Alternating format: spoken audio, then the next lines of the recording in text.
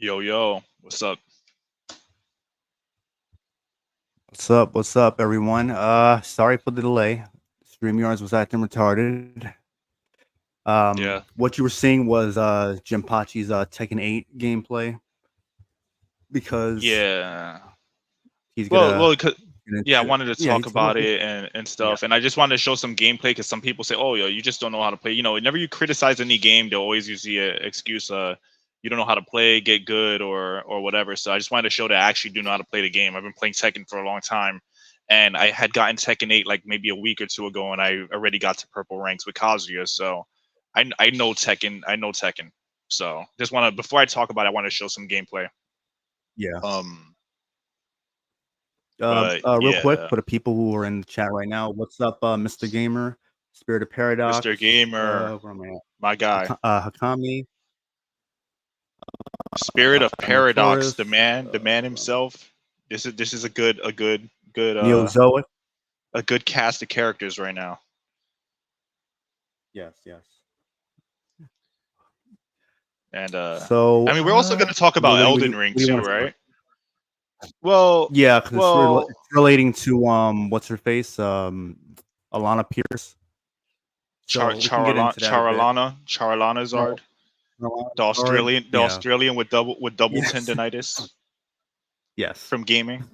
But anyway, like before, but well, real quick, people, I just want to let people know something real quick. We're gonna try to keep it to around 2 to 3 hours. Trying to do that going forward because there is a limit how long you can stream on StreamYard unless you actually pay for it to use for the premium shit, which I don't think is worth it, and I don't feel like paying for that crap. Anyway, just so people know, because if, we'll try to like keep 5 it that hours or so. Yeah, if we go around like 5 hours, like almost every time we do the podcast, then it's gonna run up the amount of time. It's like 20 hours is like the limit. A month, And right? no, it's not within a month. It's just like overall, and then you gotta wait for it But to reset. It already had reset, so we let's should be see. Let's good. well, my thing is so Revenant. You know, I agree with you because we don't want it to waste. But at the same time, if the conversation is interesting and people are into it, then Well, yeah, I'm and not like I'm not gonna then all right, then well, then what it's been about 3 then what? hours, so we gotta cut things off. I'm not gonna do anything like that. I'm just No, saying, but like, I'm just saying like if in the case that it's going well, then Mhm. like Yeah, we'll keep it going if it's we'll going just well. keep it going because it I just I makes sense, right? But Yeah, I at the also think same it's important that we make sure people don't, like, derail the conversation too much, like, kinda go on, like, tangents a bit, or yeah, take very long to get to their points. yeah. So yeah, we'll try to work on that. I was actually thinking of But putting like a also community post, getting people's feedback on like what they want to see on the yeah, podcast or improve, because the views have been dropping that's true. uh, as of late. And I'm kind of curious as to why. So if you can kind of like gauge people's opinions on things to kind of see if like what we can do to make it more interesting or improve it, or if it's just maybe some people just don't care about the podcast like that, whatever it is. Um, So I'll probably yeah, put a community yeah, post about it during the week and get people's engagement. And what I might do is that me and you can like do like a regular stream. It won't be like a regular like podcast. We pretty much just like read the comments and basically respond live and see, what people are saying in the chat as well, to gauge Well, people's feelings on it. remember too, it's also gonna be like whatever the subject is, right? So right now, Yeah, of everyone's making course. fun of making fun of that woman,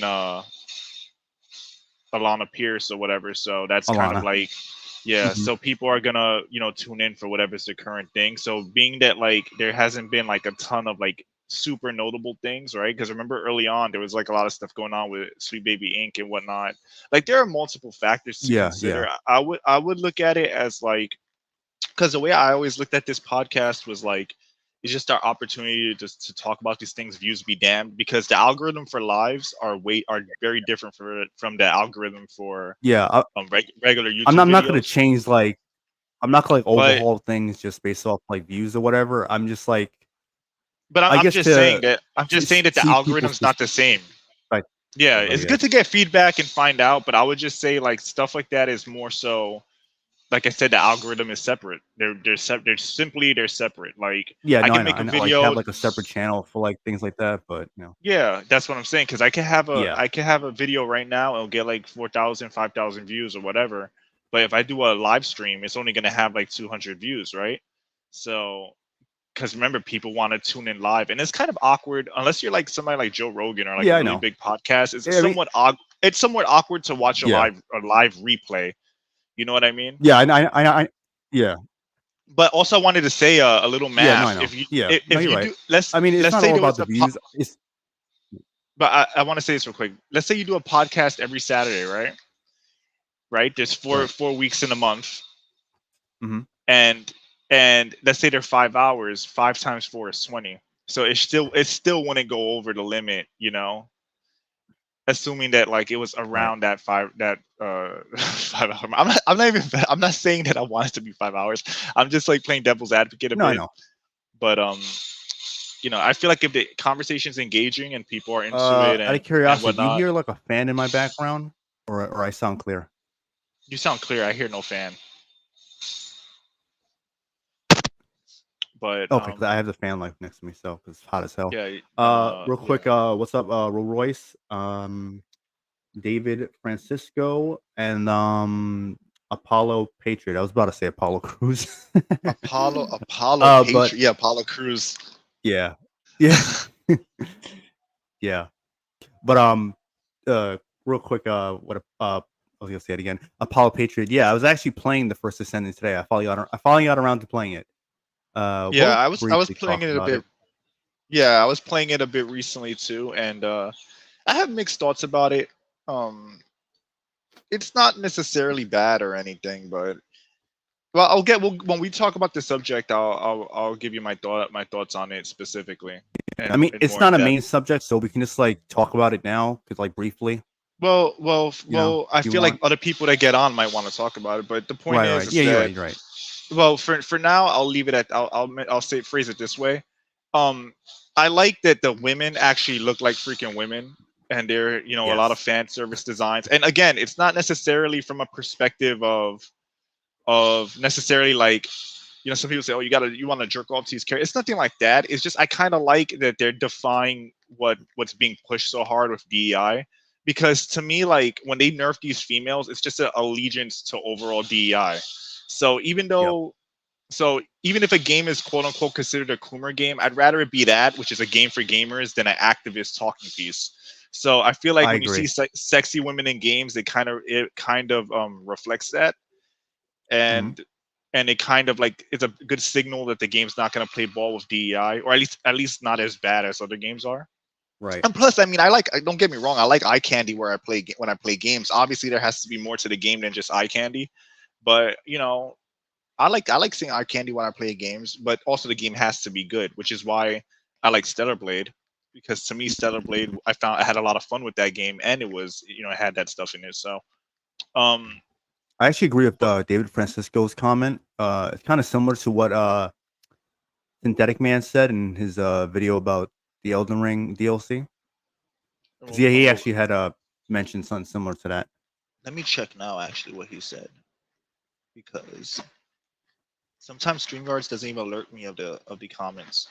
Rolls Royce is the man, my guy. All right.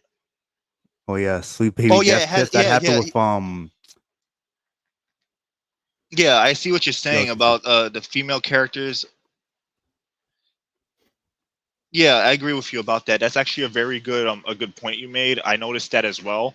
When I had initially bought Elden Ring on release, I didn't even notice the body type A and B, because not that I wasn't aware of DEI. I just didn't like think about it. I just didn't like even like it didn't when I was creating my character, I totally overlooked that it had body type A and B. Nowadays, if I saw the game and I knew it had that in it beforehand, I would be much more critical of that, because now I know about it. You know what I mean? Um, so I don't like it. I don't excuse it. But at the same time, with Elden Ring, I genuinely didn't notice when I played the game that was there, until I saw Yeah. other games putting body type A and B. And then I think you're the one, Revenant, that said, "Oh, didn't Elden Ring have that?" And I was like, "No, it didn't. I don't remember it being there." And then I went back to look at it, and it had that in the game. So um, they do play ball with a lot of that stuff. All the women are covered up. Some of the Hmm. faces of the women, they don't look like men. At least they do look like feminine faces or whatever. But at the same time, like Roderica and stuff like that. But they're still covered up. There's still like a bunch of femboys in the game, and especially with the Erdtree DLC. I haven't played it myself. I heard that I saw Synthetic Man's video where he's talking about or I think Revenant told me too, that there's something like with some gay character that he's trying to do incest with his like brother or It's it's something like it's the that. main boss of S- the DLC. Some weird That's like what it crap was. like that. And then you got to think He about it wants to this like way: the game came out get with during his Pride brother or Month. something like that. The Yeah. DLC came out during Pride Month. Like I'm gonna say this now because I'll definitely forget if I don't. I think Japan is trying to play around with DEI for extra money, but I feel like a lot of the games are trying to do it in more of a sneaky way, like with Japan, while like the West is like overbearing with it. I think Japan is like, oh yeah, we'll just put this like Mhm. little gay thing in the corner, and we'll get an extra 40K toward our game from BlackRock or whatever. I'm not excusing it again. I still think it's bad. I Mhm. still think that they're selling out, but I think that they're trying to be more Yeah. sneaky with it and more subversive with it, as opposed to like I said with the West, where they're just blatantly telling you like, don't buy your game if you don't want Mary Jane to look like Rocky Dennis. You know what I'm saying? So Yeah. Real quick. I'll put this link for StreamYard when we're ready to let people on, so you guys just hang tight. Uh, and obviously I'll send the link to a few people on X, and I'll see if they'll you if know they'll join. So it's kind of they funny. don't know who they are.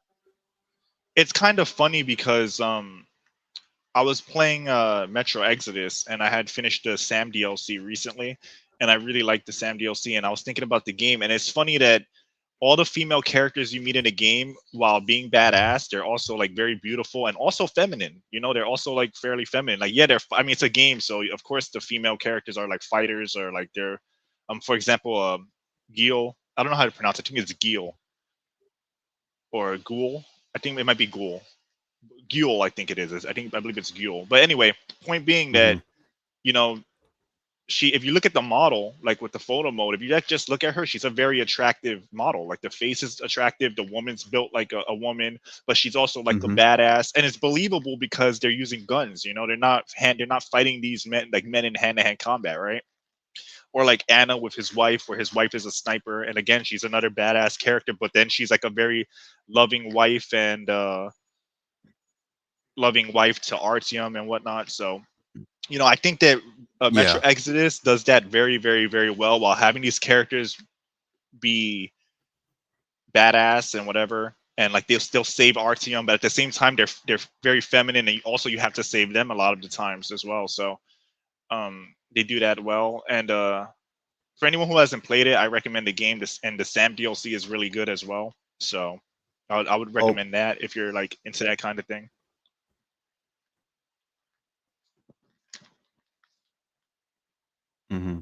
So, would you want to talk about Tekken 8 before we move on to, you know, whatever the topics may be? Well, with Tekken 8, so I'm gonna be honest. I'm just gonna try to get to the point. Well, I don't mean to interrupt you right away. You know, we talked about this a few times, you know, off camera, because you had told me, you know, about it. Even like back like Tekken 7 and all that, your issues with it, yeah, or, like, you know, grievances.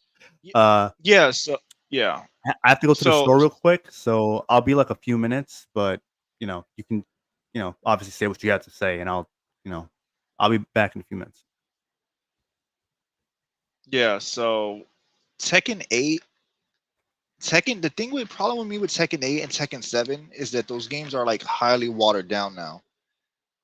Like they are extremely like watered down, and it's clearly made for people like who they couldn't rank up in like the older games. They couldn't like win matches, like, you know, having to actually know frame data, actually think, learn punishment and whatnot. Now it's kind of like a thing where like the game sort of plays itself, where like with the heat mechanics, you're constantly put into a 50-50, which means that you're always guessing. You're literally always guessing. You're like basically like the heat is built around a player never having to stop pressing buttons, and they're tied to things like armor. So before, where you would have to like look for openings, you'll have like an armored heat engager that will lead to like a 50-50. And like I feel like it's become a casino. The game is a slot machine now. It's like a lot of the skill ceiling has been like lowered.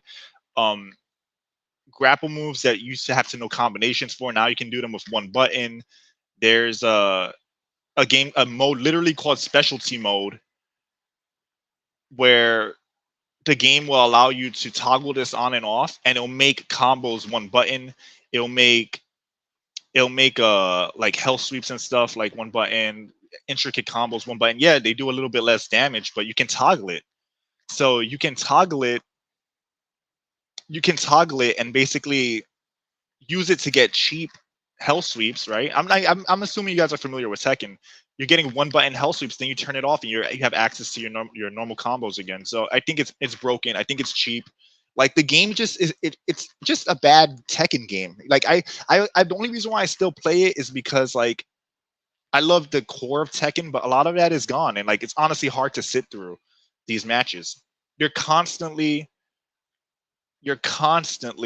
having to guess now, and the mix-ups are unearned. Yeah, I'm sure they did put it in Sparking Zero as well. They're trying to get the casual gamers in, where they basically want people who have never played Tekken to pick up the game and feel good winning matches against much more experienced players. But again, that kills the that kills the core of what Tekken is, right? So I don't know how many of you saw the gameplay I was playing in the beginning, but there's a difference between a mix up, like for example, a Kazuya where I'm wave dashing toward you, and it's kind of obvious when the mix up is coming. Because even when you have to guess, at least you're dealing with a obvious mix up. You can visually see that I'm trying to mix you up. While with other characters, you're basically have one like a stance that will have a true 50-50. You really do have to guess, right? So, and I think like the execution barrier isn't there.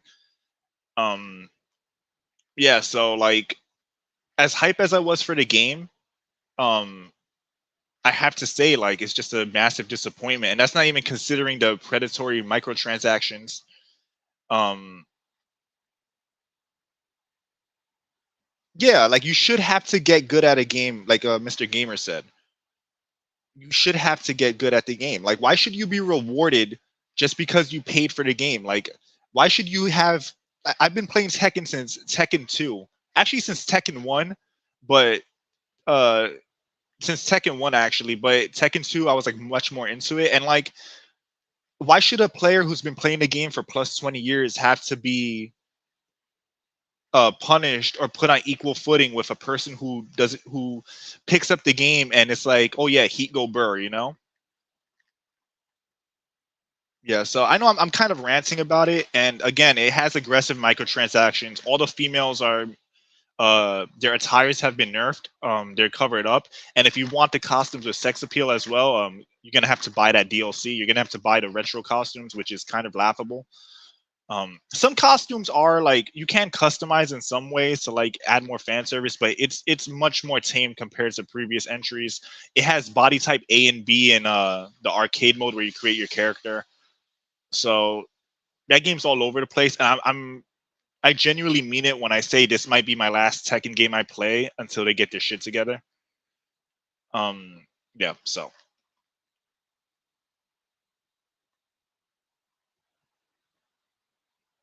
yeah, Japan hates woke game media. They do, but they're playing ball now. Rolls Royce, Neozoic. Oh shit. Oh shit.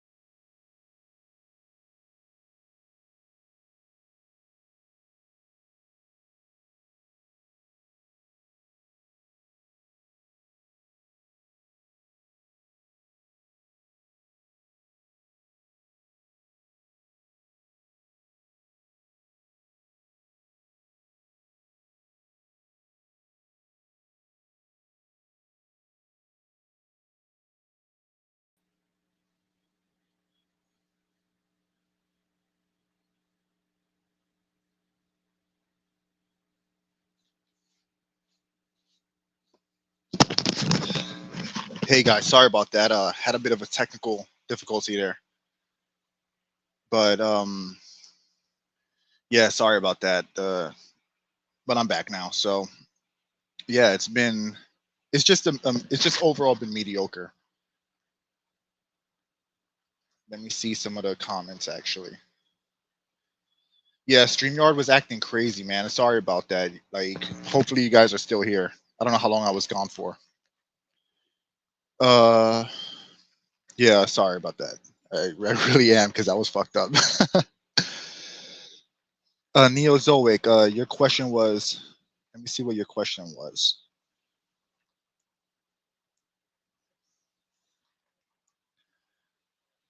So, what are your thoughts on Halo series composer Mario Donald slams video game industry over DEI? I think that it's good that he did it. I think a lot of professionals in the industry are tired of. Yeah, it's an internet go bad day. But uh, but yeah, they it's good that people in the industry are speaking out about it, and they're addressing these issues, because if it's like when the fans do it, corporate slaves, they'll say, "Oh, you guys are just complaining. There's nothing wrong here." But when industry veterans are saying there's something wrong here, where there's smoke, there's fire, right? And I think a lot of these guys just want to make good entertainment. A lot of these I think even some of the writers, they're forced to play ball with woke shit if they want to keep their jobs. So again, the more people to speak out, the better. There was a black, I want to say artist, and he was a lead designer. I forget his name. Um, he was talking about how he's forced to make like basically ugly black females in games, and he doesn't want to do it. And then he makes this claim. I think he did an interview or did like a video. Then he came out later with a tweet saying, after talking with other black creators, I'm not going to do any more interviews and talk about this subject. So basically, they got to him and they silenced him. So it's kind of crazy that happened. So hopefully, if you're still here, that answers your question, Neozoic. I think it's a good thing, and I think that more veterans will start doing this as well. More industry vets. But yeah, so like I just wanted to finish up my thoughts on Tekken 8 because it really gets on my nerves. It's like, again, you have armored heat engagers, which is like you're literally stopping time, killing momentum. You have armor, and then you steal your turn. Now you killed their momentum, and now the momentum is yours, right? Like a lot of the things in that game are built around you not having to learn it. And it's been like and Tekken 7 was the beginning of that, with like added armor moves and stuff like that. So it only has gotten far worse. It's like it's triple and doubled down on, quadrupled on in Tekken 8. And again, like I play it because I love the series, but I'm definitely not gonna, if Tekken 9 is more of this, I'm not gonna be playing it anymore. They basically like lost me until they get their shit together.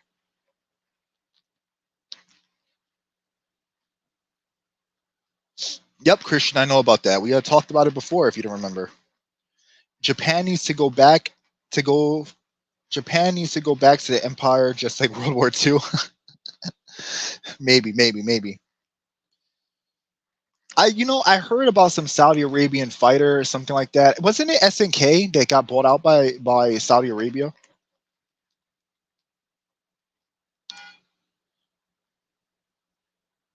Exactly. It would hold more weight. It would. It would definitely hold more weight because everyone should call it out. Every single person should call out the bullshit DEI in these games, but really, like, unfortunately, it's more, people pay attention more when industry people say it, right? Like when, like, for every YouTuber that gets good views talking about this stuff, one dev, like long-time person, like the Halo composer, saying something is like a huge, like, it's a huge, like, feather in the cap of the other argument of why it's so bad in the industry. But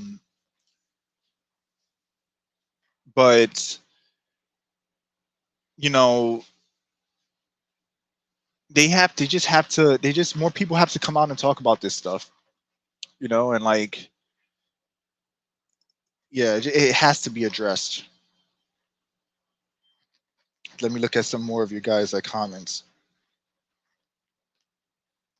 Yeah, Sweet Baby Inc. can't mess with Saudi Arabia. That's true. Saudi Arabia does not play game. Literally doesn't play games with that stuff.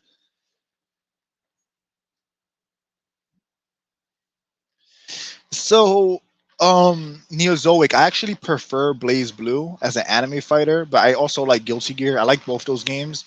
I kind of prefer Blaze Blue, but really like they're both good.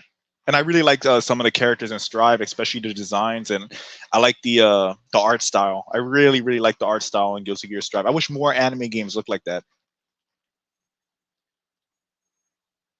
Yeah, one guy said that.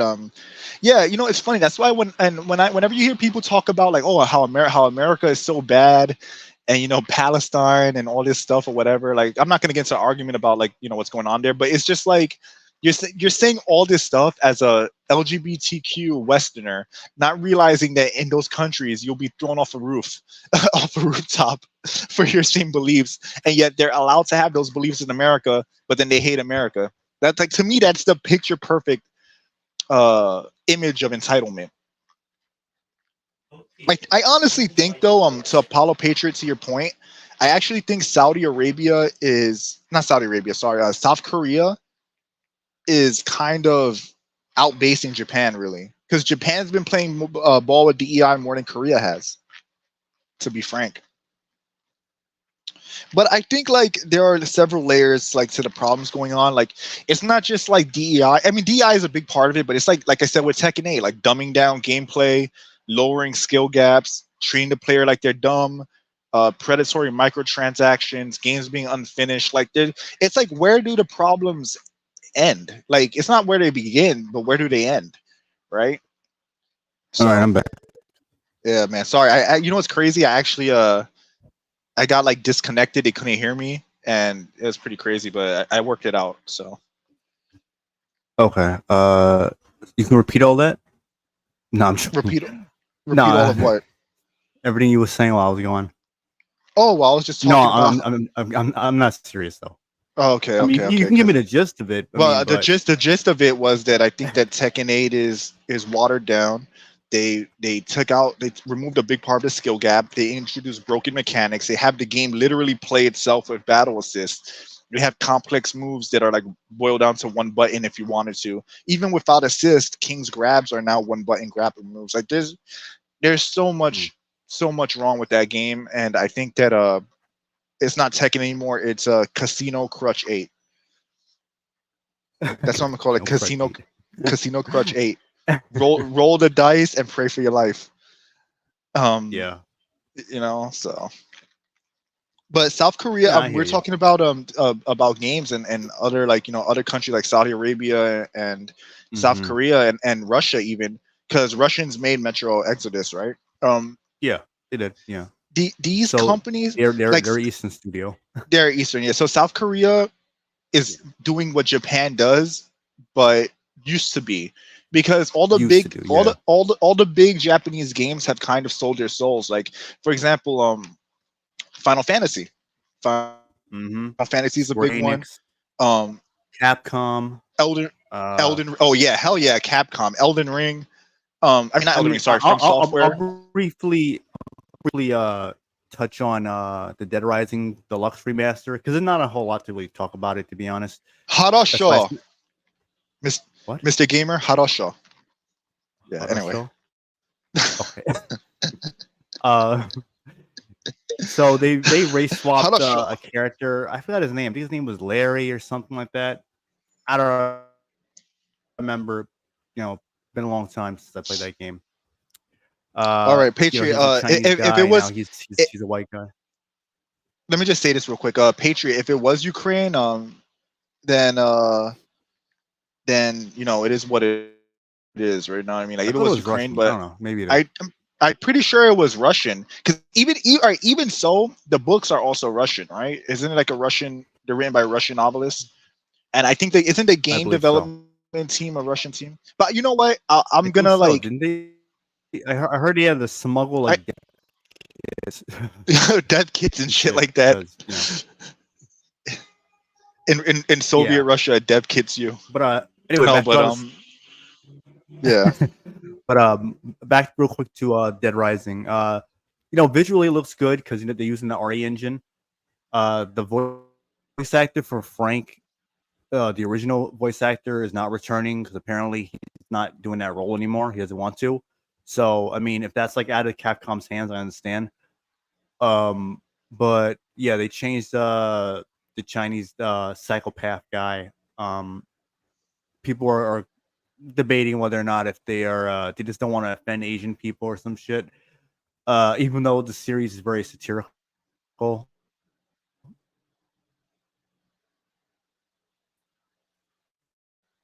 Yeah. So they changed how I forgot her name. She's like blonde hair lady. She would wear like a black dress or something like that.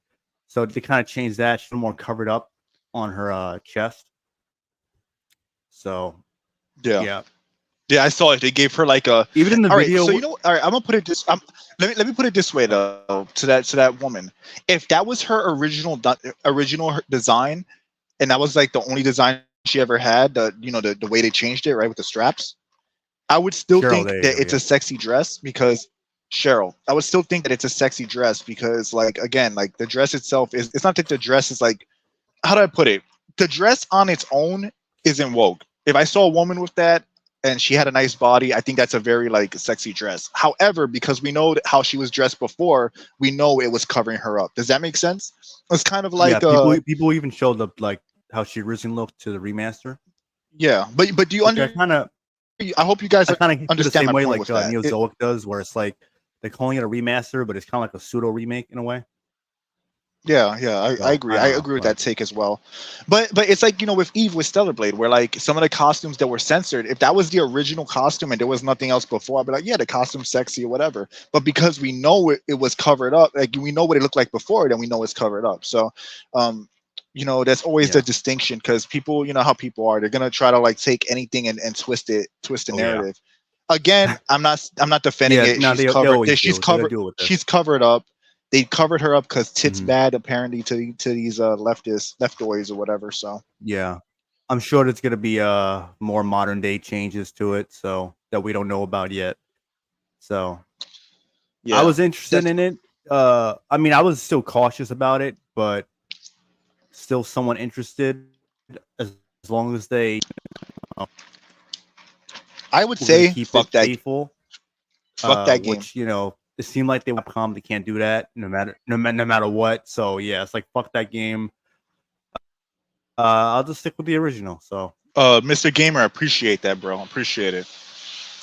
Yeah. But yeah, like the thing is, send the links out.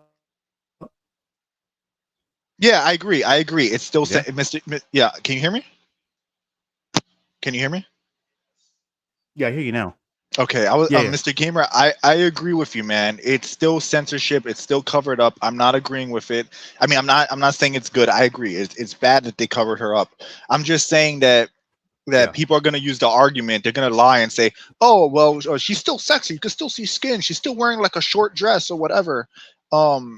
Whatever the fuck they're going to say. But in the end, it's still like you said, it's still censorship, man. And I agree with you there.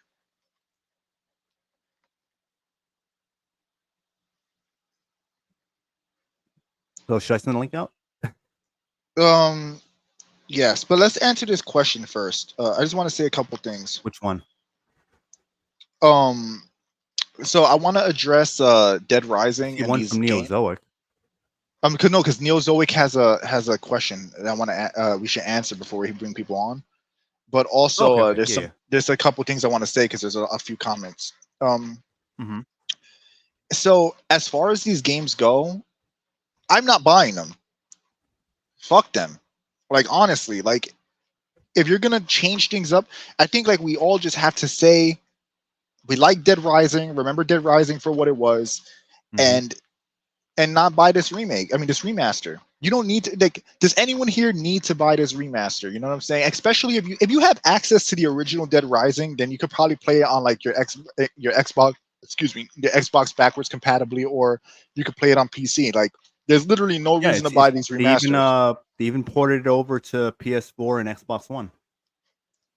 Yeah, exactly. Like, So years ago, they all yeah, supported the second one. So yeah. So screw it. You don't need to buy it. It's like why support them? Why well, it's support not even these a simple changes? port either. They actually did An enhanced version. improve the visuals a bit. Yeah, Okay. it's somewhat enhanced. Like, like they touch up on it, so it's not, kind And of, it's basically like what they did with the Resident Evil ports. Well, specifically like 4 on PS4 and Xbox. yep. And So David Francisco, you said the U.S. becoming a monarchy ruled by a king has the balls to do it. So you want the woke to be destroyed in America or in less of a decade? See, the thing about it, this is the thing about a monarchy, right?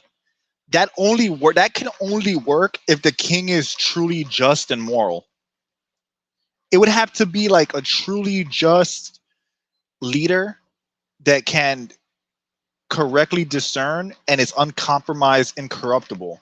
And unfortunately, the chances of a king being incorruptible, or a monarch is very, very low. that's what So I was thinking.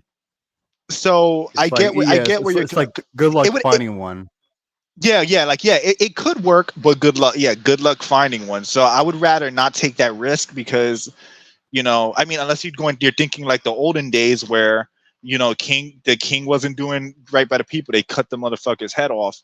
But again, like now we live in a world with like, assault rifles and stuff, like, so, it gets kind of crazy. I like, it could work, but I would generally not go for that idea just because that king would have to be like, you're gonna have to find a 1 in a million person, and the old saying, absolute power corrupts absolutely, right?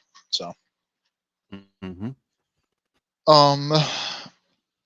Remake, I already thought the originals anyway, so I don't care about the new stuff. Yep, Emerald Taurus, I feel the same way.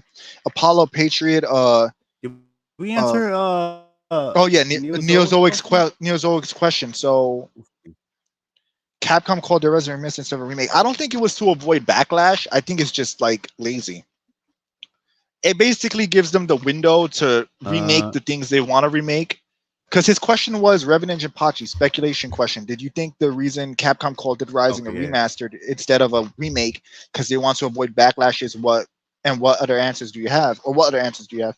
My thing is that I think specifically with this, they want to change the things they don't like, right? So for example, what's her name again? What's her name? Cheryl, right? Cheryl? Well, whatever her name is. Cheryl. Cheryl, yeah. So I couldn't hear you, cut out. They want to make Cheryl. Right. They want to make Cheryl for more woke, but so they'll call it they won't call it a remake, right? Larry. Yeah, they want to remaster it, but they don't want to remake it either because they're lazy. So basically, calling it a remaster allows them to change and censor things, but it also gives them the leeway to just improve graphics and some little details instead of having to do the entire code from scratch.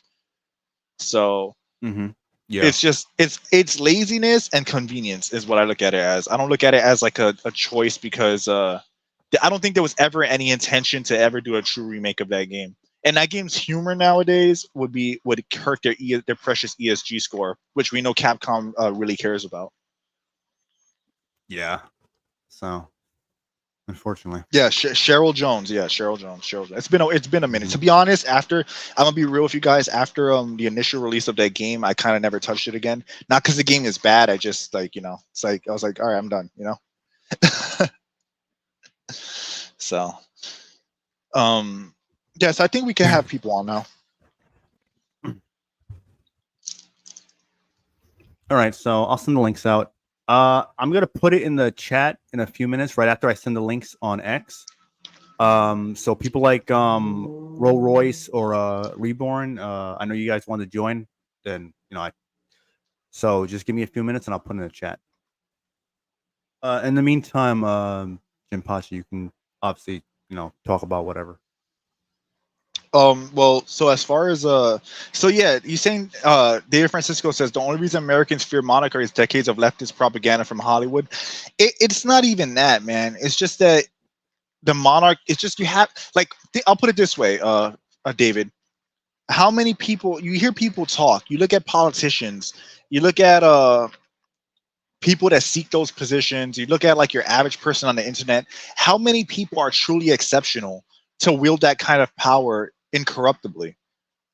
Like that's my thing with it. It's not, it has nothing to do with like movies or whatever. It's like, just logically speaking, it would have to be a very special person, a very unique and special person, in that they can remain incorruptible, which is unlikely nowadays. You can't even get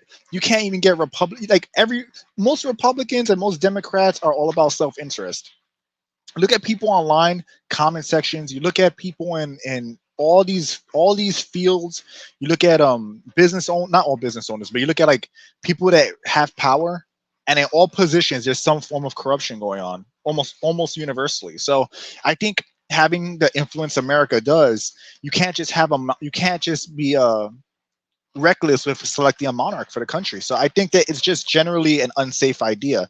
But I also get what you're saying, because, you know, if hypothetically a truly based and incorruptible monarch would fix that problem, but unfortunately that's a very, very, very high gamble, you know. So and again, with your last comment, I agree with you, David. Like, you know, what's up, Y chromosome? The Republic, you know, we're seeing that now with trying to get, like, you know, where they're trying to get voters from illegal immigrant voters and stuff like that. You have some voters voting with emotion instead of logic, right? Well, which is why I don't think everyone is equipped to vote, right? Because people they're just not equipped to vote. So it's kind of dangerous when you have like easily swayed people being manipulated into voting. Like, you know, back in the old times, you know, most of voting was done by like landowners, you know, very select people. It wasn't even just men. It was like select people were able to, like, you know, vote on certain things. And again, you know, you want the one part of the mindset is like, well, people have a right to vote who their leader is, which is true, but not everyone is equipped to vote, which is why I think that there should be an exam that qualifies you to vote. There should, you know, honestly, there should be like a test, right? Like, you know how you do your driving test and all kinds of tests? You should be tested on your knowledge of the issues in politics going on. And the test could be totally party neutral. It doesn't have to follow any specific party, just neutral, just so that you know that these people understand the issues before they're given the right to vote. And what's up, Chromosome? What's up, Gamer Wardy?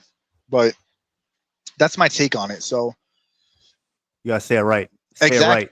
And Gamer Wardy. No, but David Francisco, again, power. You said power doesn't corrupt anyone. Power is what gets corrupted by those unworthy to wield it. But again, how you never know if the person's. A lot of times you don't know how corrupt the person is until they're given that power. And once given like that power, good luck taking it away from them. So, you know, I have to disagree on that one. I like, again, a monarch in theory could work if it was a truly just leader, but realistically it's not happening. And like, it's just not, to me, it's just not a good idea. It would be overall, the risk versus reward is way too great, in my opinion. Excuse me. What's up, Christian? How's it going? Did you hear about the Marvel vs. Capcom collection coming out? I did. Well, I have some terrible news. Yeah. For the re-release of a Punisher in the collection, the World Trade Center has been digitally removed for censorship. Again, pointless censorship. Pointless. Yeah, it makes more sense if it was done in like 2002. Capcom doing it again. I agree. Mm-hmm. And you know what's the thing, man?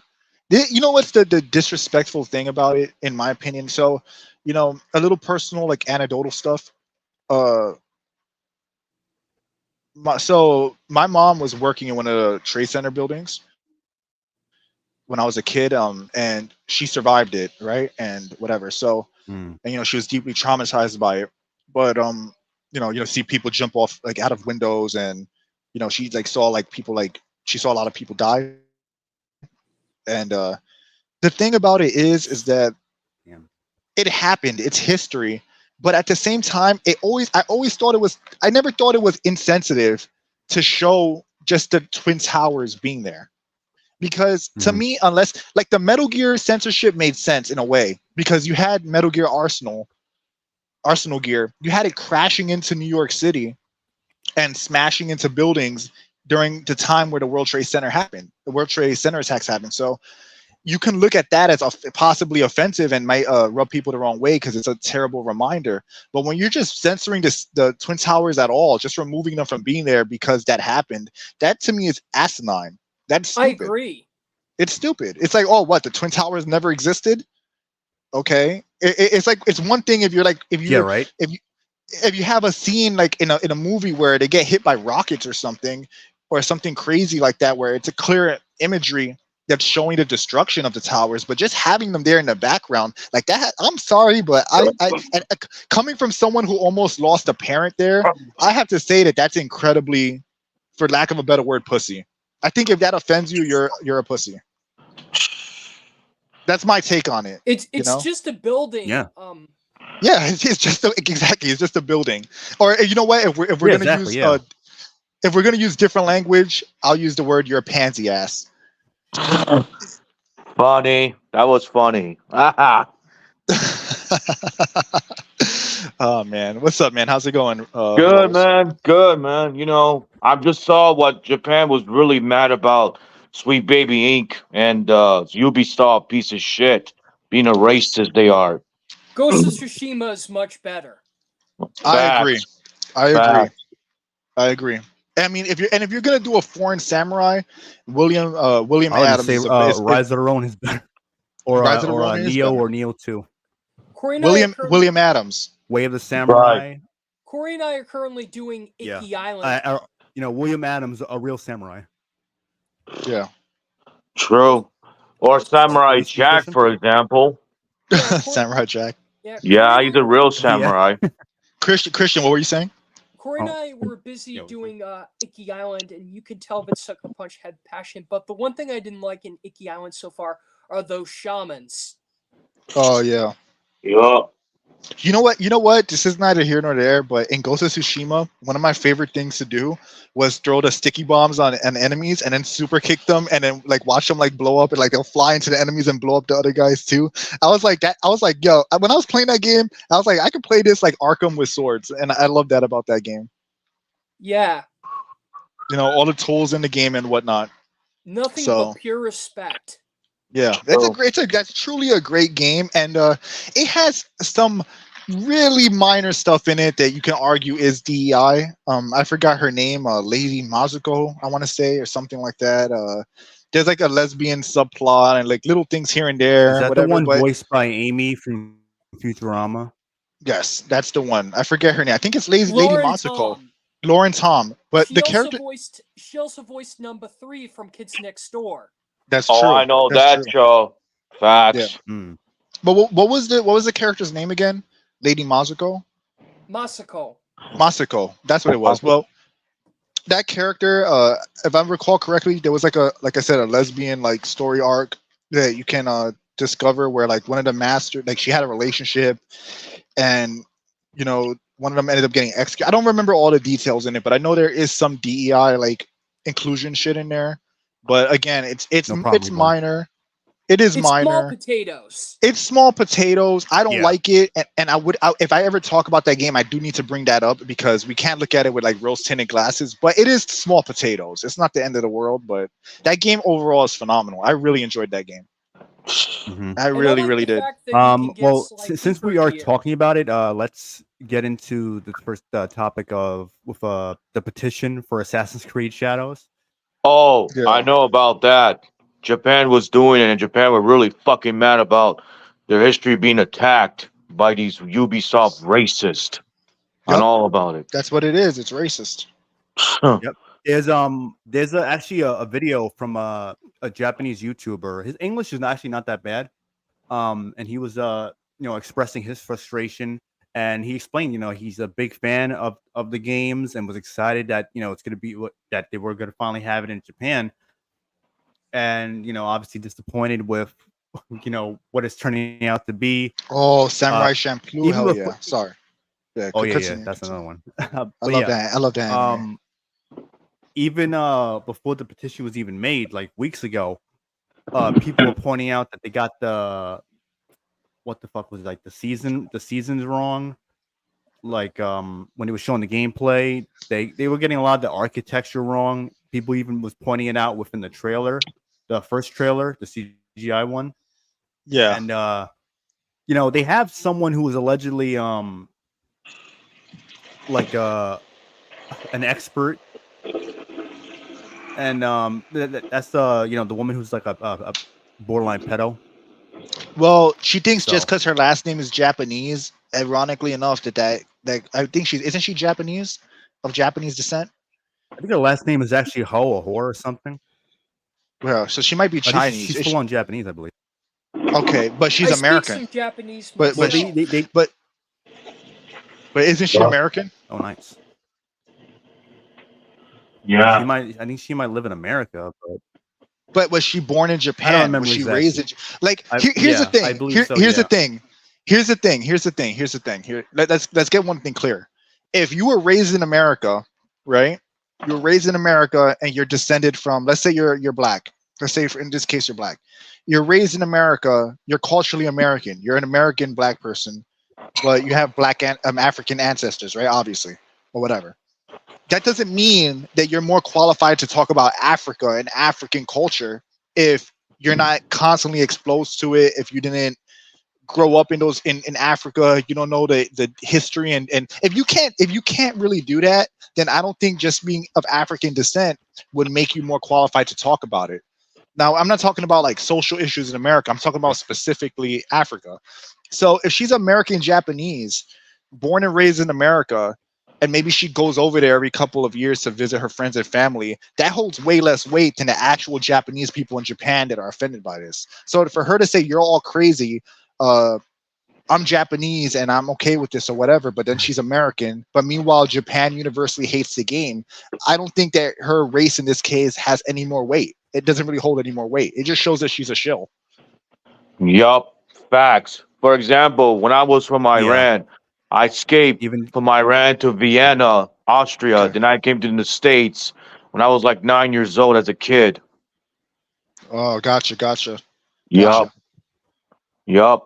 Because I hate Iran. Now it's fully corrupt. And I hope Iran can change soon in the future. Yeah. Yup. And hopefully, yeah. Because and that's let me see. I had a feeling. I had a feeling that you were like from that region. Green Rant. Yep. I was thinking that Has too. Ubisoft heard of Afro Samurai? I'm pretty sure they have. Afro Samurai. Afro Samurai is kind of sick though. I like Afro Samurai. Man. But here's the thing. Afro Samurai. My God. Yeah, it is. Afro Samurai is not telling you that this is a real person that was in Japan. It's obviously fictional. Like there's a motherfucker shooting revolvers that can like let's not get it twisted like a Jack, yeah, exactly. What was his name again? Justice? Justice was freaking cool, man. Mm-hmm. That was a cool ass character. You guys remember Justice from Afro Samurai? Mm-hmm. Yeah, I heard about that. Yeah. Damn, that guy was cool. Yeah, that was a cool character. Adaptation. That was good too. Like again, man, like I heard the second one was not very good though. They keep twisting around the argument to be like that they're trying to make it seem like people don't want to see a Japanese character in Japan. Like I'll give you another example. I don't know if you guys are familiar with Naruto. Oh, I know Naruto. You remember Naruto games? One of my favorite characters is Dadawi. You know who Dadawi is, right? Yeah, I heard of him. Mm-hmm. And I love that character. I think he's badass. But here's the thing about him.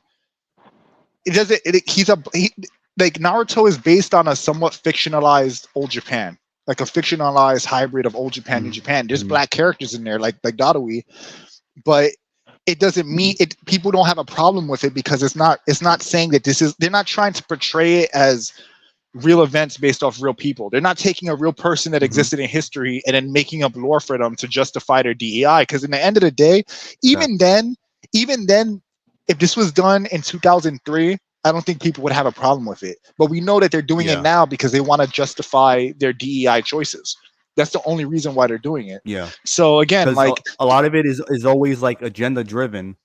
And exactly. It's like they're repeating the same patterns. Like you always like it's like pattern recognition. You notice the patterns, because it's been done to death now for years, and people still want to defend it or question you for for what you're seeing, what you're hearing, because you can read between the lines, especially when they say, oh, we're gonna modernize it, and like, all right, we already know what that means.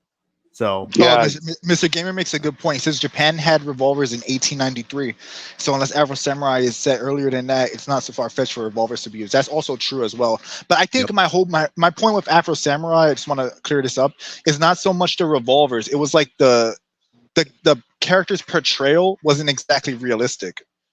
Like he was almost supernatural. Yeah. You know what I mean? So my point is that Afro Samurai is not meant to be realistic.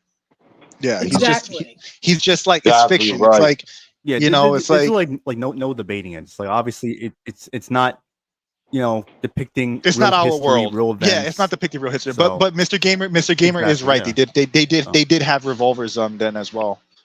Yeah, so, yes. He actually knows a lot about it too. So. Yeah, he's right. He's actually right there. They do have revolvers. It had revolvers back then.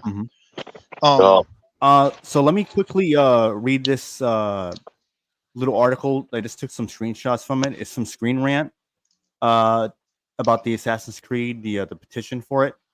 A petition to cancel Assassin's Creed Shadows has reached 50,000 signatures, criticizing its historical accuracy and cultural respect. The petition accuses Ubisoft of Asian racism and calls for the game's release to be canceled until the studio shows sincere research and respect for Japanese history and culture. Creed Shadows currently set to launch on November 15th. The Change.org petition petition by Shimizu, I'm probably gonna pronounce this guy's name wrong. Shimizu Toro states the lack of historical accuracy and cultural respect has been a serious issue regarding the upcoming game Assassin's Creed Shadows by the game developer Ubisoft. The game is based on Japanese samurai and ignores the fact that samurai were a higher class of warrior class and should have been Gokin. I don't know. Maybe I'm pretty sure I'm saying that wrong. Or servants of nobles. It then goes on to say that the game is a serious insult to Japanese culture and history, suggesting its creators' intent may be linked to Asian racism before calling for where am I at? Before calling for before calling for the game's release to be canceled until Ubisoft shows sincere research and respect for Japanese history and culture. So you know what? Well, it's kind of funny because some people who were defending it were saying that they weren't seeing Asian people really upset by it. People were even saying, it's the pre-orders are doing really well in Japan, and then you have this, and it's not even just the petition, because there was people.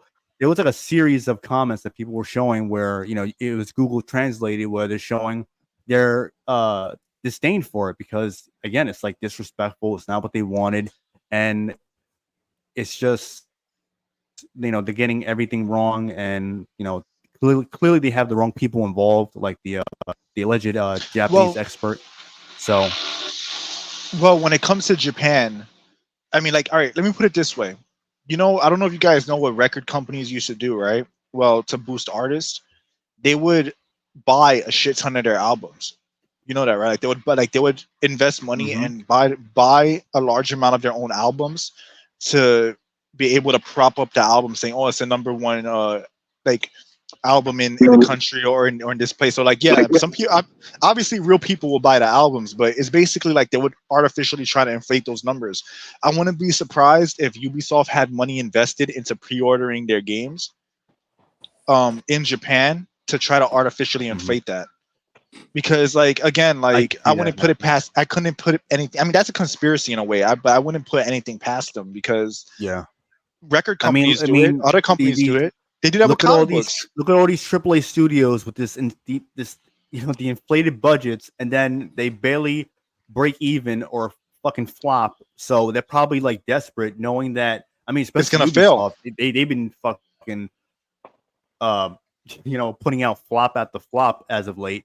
They're not doing well, so they may look at this where it's like, it's Assassin's Creed. It has to sell well, otherwise, they're fucked because they clearly banking on Assassin's Creed, with all these like different, Assassin's Creed games coming out so close to each other and all that.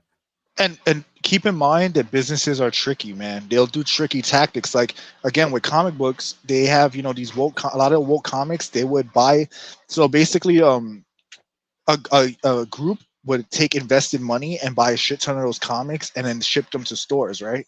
And that counts as like sales. You can see like that counts as numbers. Like they don't go by like the sales of the books themselves. They go by how many stores are carrying a certain amount of books a lot of times. So you can basically what I'm trying to get at is that a lot of those numbers, if they even are true, are likely artificially inflated. And and I wouldn't put it past Ubisoft at all. And again, like they're talking about with Japan and like how they're trying to say that the game's doing well over there, ignoring the obvious like loud Japanese communities that are against this stuff, who don't feel like it represents their culture. It's like they don't care because you know what it is? They don't care, and they're gonna continue with their lie because Japanese are much more civilized overall. What people don't understand about Japan is not that Japan is polite. I mean, it's not that they're nice. People say, "Oh, the Japanese people." I'm not saying that they're bad people. I'm just saying that people talk about how nice Japanese people are. It's not about niceness. It's about politeness and civility, right? Yep. Like a lot of Japanese, if you ever like do any research on it, a lot of times they don't want anything to do with people they don't know, especially foreigners, but they're polite because that's their culture. It's not necessarily that they're particularly nice, but the thing is, it reminds me of Batman Begins. I don't know if you remember that movie. I mean, I'm sure everyone does.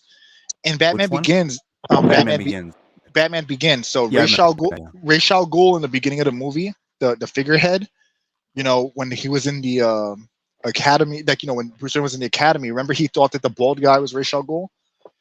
Ra's al Ghul is Arabic in the comics. He's like of Arabic descent.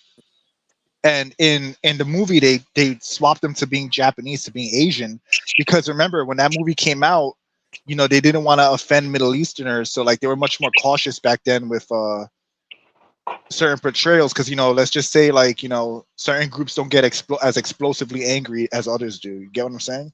So to me, it's not a thing of like. To me, it's a thing of they don't care because they know Japan is not going to take any like aggressive action toward Ubisoft. They're not going to listen to people that aren't like that they don't consider as a threat. Let me answer.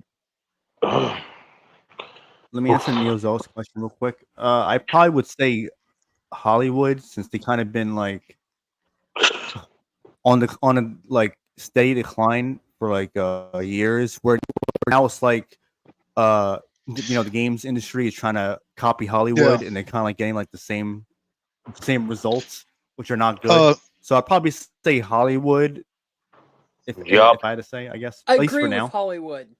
Yup, Hollywood is panicking right now. It's like 1999 all over again. Hollywood for sure. The game industry is the biggest industry in the world, in the entertainment industry in the world, outside of pornographic material and gaming are the biggest entertainment industries right now. Yeah, I want to address something Mr. Gamer said. It's pronounced Raz. Yeah, I've heard it pronounced both ways, Ra's al Ghul and Ra's al Ghul. In Batman the Animated Series and Arkham Knight, the Arkham games, it's pronounced Raish, but I've heard it pronounced Raz as well. But I want to say I want to say one is wrong and one is right, because I've heard it pronounced different ways in official Batman media. So you mean Talia al Ghul's father, right? Yeah, I know who he is. Yeah, I've heard it pronounced Raish and I've heard it pronounced Raz. I've heard it pronounced both ways. So. Yep. So what are you saying, Christian? Yep. I remember that there was a Batman Begins video game, and I was able to archive the making of videos that had the cast of a movie voicing their roles, so that way when people check out the documentary on IMDb, they'd be like, "Huh, I didn't know there was so much passion into this." Yeah, I love Batman Beyond is seriously underrated. Because it's Batman Beyond is dark and deep and good story writing. We need like that in this horrible decade. You know what used to freak me out about that show when I was a kid? Remember that character Ink, where she would like yeah. Yup. I know what you're talking about. She would restrain Terry, and then she would like try to like go into his mouth and like suffocate him from within. I was like, that's such a sick and twisted thing to do. Yeah, that used to freak me out every time. She would always try to kill him like that. Bro, like, that's like so disgusting. I'm like, dude, that's a heavy horror, holy shit moment. Something like that. I remember just being a kid and like seeing him pinned down, and you just see like her head. And then the worst part is she went like head first into his mouth. I was like, that's fucking sick. Like, that's disgusting. Oh my god. Let me quickly give my thoughts on the petition before I let Christian and Royce give their thoughts. I think it's good. It's not like, I'm sure people will be like, oh, I thought you guys were against canceling this or cancel culture or whatever. The reason is because they have a legit reason to be upset. And, a lot of times when people want to cancel someone or cancel something, it's usually for some really like petty or real like a outright dumbass reason. Usually, again, I'm not going to mince words. It's usually from like leftists. They're usually the ones who want to cancel something, change history or burn books, shit like that, where they want to destroy something, take something away, make something disappear and replace it with whatever, falls in line with their ideologies, which is usually some delusional nonsense. Never forget that wokeness is like a religion, bro. And what you're saying about the burning books, but that's the Crusades, burning books and spreading religion through the sword. So wokeness, the heavy leftism is a religion. This is their like twisted version of a crusade, in my opinion. You mean the leftards that Javier Milei said? You got a point. Yeah, pretty much. Shit, I'm tired of these leftards. They need to shut the fuck up. They're the minority. What? Yeah, that's the thing. They're a loud minority, and they need to shut the fuck up because they don't live in the real world. They live on social media. That's why, games like Tales of whatever the fuck from that studio. Well, good thing I'm a laid guy off a bunch of people that has Sweet Baby Inc. involved, and the main developer. What was that? Unlike other people born in 1997, at least I live in the real world. Yup, you do. Yeah, you live in reality. That's true. Living in reality scares the shit. It shakes them up. Whenever you live in reality, leftists can't handle it. Because their worldview is built on. This is what their worldview is built on. Everybody just wants to be nice to each other. Everybody should do whatever the hell they want with no consequences. And reality, it scares the shit out of them. If you tell them on average men are physically stronger than women, it scares the shit out of them. If you tell them that you should vote on emotion and logic, you should not vote on emotion, instead vote on logic and reason, because numbers is what's going to be better for the country as a whole. Obviously there's a little emotion in there. You want to be somewhat compassionate, but you shouldn't be voting fully on emotion. If you tell them that, they lose their shit. If you tell them that you're not going to want to call a man a woman, or a woman a man, because it's wrong or biologically incorrect, or that it's a lie, they freak out, because to them everything is like, the only way to be nice is to enable everything. If you enable everything, then that means you're being a good person, which is not what that is.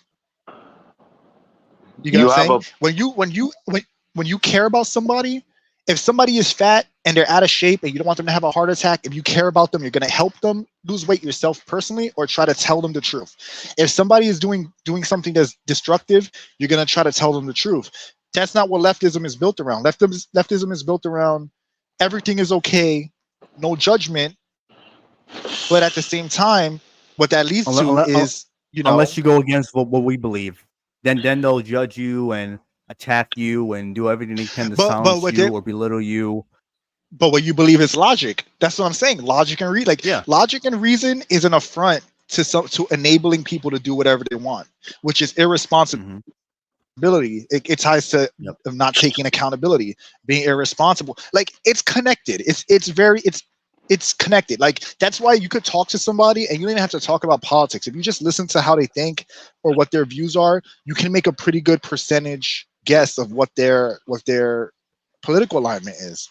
You know, like, or how they vote. Because again, it's like if I see some fat person, all right, let me put it this way. If I never met this person in my life and he has rainbow hair, he's homosexual and is obese, what are the chances that's a Republican? None. Right? Zero. Right? Yeah. Right? Yeah. But again, leftist logic is, well, you don't, this is again the leftist logic. You don't know that for sure. How you know? You never spoke to him. What do you mean you notice a pattern? No, you don't know. All right, but all right, they'll say all that, and then you ask him, all right, so what alignment you are? I'm a Democrat, but that's not the point. You know what I'm saying? Like, yeah. And let me give you their example. Fat phobia. Oh, skinny privilege. I'm like, what the fuck those words come from? These people mentally retarded.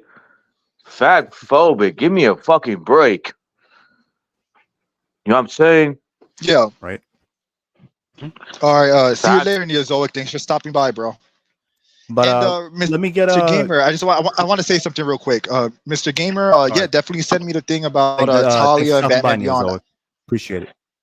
Yup. I mean, not Talia. Sorry.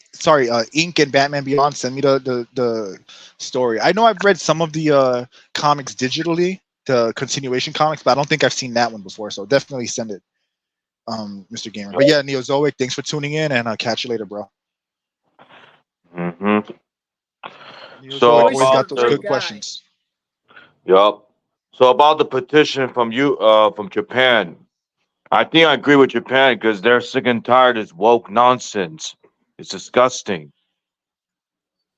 Well, you got to remember, to Japan, to Japanese logic and culture. I mean, there are some leftists in Japan. They are like people like that, but like generally, they look at it as crazy talk. They look at it like illogical.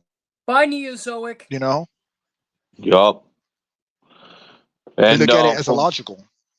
Yup. From what I heard, is they're putting some hip hop music in Assassin's Creed Shadow. Ubisoft was mentioning that stuff.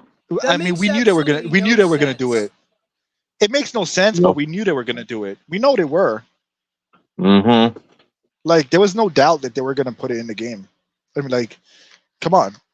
Like, why wouldn't they? Like, everything that you think they're gonna do, and then they're gonna tell you that you're making assumptions, but then it's true. Because again, you know, this is the thing that people I can't stand about people, that they don't get. Yes, there is nuance in the world, and not everything is as it appears. That is true. But you have to understand, humans have evolved to see patterns for protection of themselves and their groups and their clans and their communities, right? Like their people, their tribe, whatever word you want to use. So, you know, if you're walking through a forest and you're seeing dead bodies, and the further you go, you see more dead bodies, your pattern recognition is going to say, I should not continue further because there's a lot of dead bodies. I'm going to be one of them, right? You have evolved to have those self-protection programming built into you. So when people say things like, oh, you don't know for sure, whatever, it's like, it's a modern Ubisoft game. It's a French-Canadian game. French Canadians are heavily left-leaning. That's first and foremost. They changed the game. They have the game in Japan, and you're going to be making decisions like Odyssey and Origins. So of course you're going to have bisexual romances. Of course, you know it's going to be there. You know, they've made the main character black and tone deaf Montreal Ubisoft. Tone deaf Ubisoft. Of course you're going to add hip hop to it. You know, it's not a debate of if, it's that they will. Yeah, right? Come on, bro. That shit fire. That shit fire, yo. Come on, man. Yup, exactly. Exactly right. Yup, exactly right. Even the Ubisoft CEO is attacking the gamers. Like, what the fuck is wrong with this idiot? And Ubisoft is catering to the group of people where their response to any criticism is, nah, bruh. I bet Strong Bad he'll be like, what the crap is going on with those companies? The cheat? Boycott them. Facts. Yeah. But you know what worries me about Japan though, and this is why I'm worried about them I'm worried about like them because in a way like the selfish reason is because I enjoy Japanese media and I don't want it to be tainted, but I'm also worried about them as a culture because Japan is heavily corporate. You know, And Zaibatsus are like Japan has a lot of infrastructure problems as well. Like, you know, a lot of it has to do with like how people work versus like trying to have a family in Japan versus cost of living and stuff like that. So a lot of that has to do with the heavy corporatism. And when you look at companies like Square Enix, Capcom, all these big major Japanese companies, they're playing ball with DEI because it equals more money for them. They're thinking about it from a very corporate standpoint. So I think that I'm for that reason alone, I'm worried about them. And I think unfortunately South Korea is going to be the thing that unfortunately is going to take their spot overall. I mean, Japan will always have their big series like Resident Evil and Silent Hill and stuff, but I think overall, like South Korea, once it establishes itself as a maker of this entertainment, I think it's going to kind of steal the show from Japan. And also, even with manga, they have manhwa. Manhwa is manga. It's Korean manga. So I think that I really think that I really think Japan is gonna start playing ball with a lot of it, and because of Japan's society, I think that they're gonna like the people, a lot of the civilians, they're gonna eventually be forced to adopt this stuff because their society is you know, a lot of the mentality is don't complain, do your job. You know, shogunai. I don't know if you guys ever heard that before, and they have that mentality. So No, I think that it's unfortunate, but I think the civilians are going to be forced to adopt this stuff, and because of they're more likely to accept it than to protest and to like fight back, you know, physically or protest. I think it's unfortunate. I think that's just what's going to happen with them. I know, and not only that, you know this what's been going on. BlackRock bought some company in Japan, like full of mangas and anime. They bought the company BlackRock by Larry Fink. Damn. You see what happens, Larry? Yeah. Yeah, I just found out about this. Yeah, fucking BlackRock piece of shit. How the hell they got a lot of money? Oh, I know, because they have fucking 10 trillion. Go ahead. Go ahead. I don't want to cut you off. Go ahead. No, they always got to get that. No, I was just gonna say that they always got to get their hands in everything. Everything, I know. Dude, BlackRock has their hands literally in everything, down from like the paper towels you buy, the company that makes the paper towels, to the companies that freaking make cars. Like BlackRock has GDP the size of countries. Like it's a Blackstone. It was a Blackstone. Either way, the Yeah. point is that they have the GDP of a country. They are a country without a. They're like it's like a corporate country basically without a place to call their own. They're like it's globalism, you know. That's what it is. They're globalists. So you have to understand that, like, even now, no matter how much people are against them, we're unwillingly supporting them because we're buying products that they're invested in. So even just buying your day-to-day needs are funding BlackRock. And most people with 401ks, they have ETFs. Guess what? A lot of those ETFs are Vanguard and BlackRock. It's crazy. I know. 10 trillion. Let me asset. Let me get Christian Frady's thoughts on the petition for Assassin's Creed.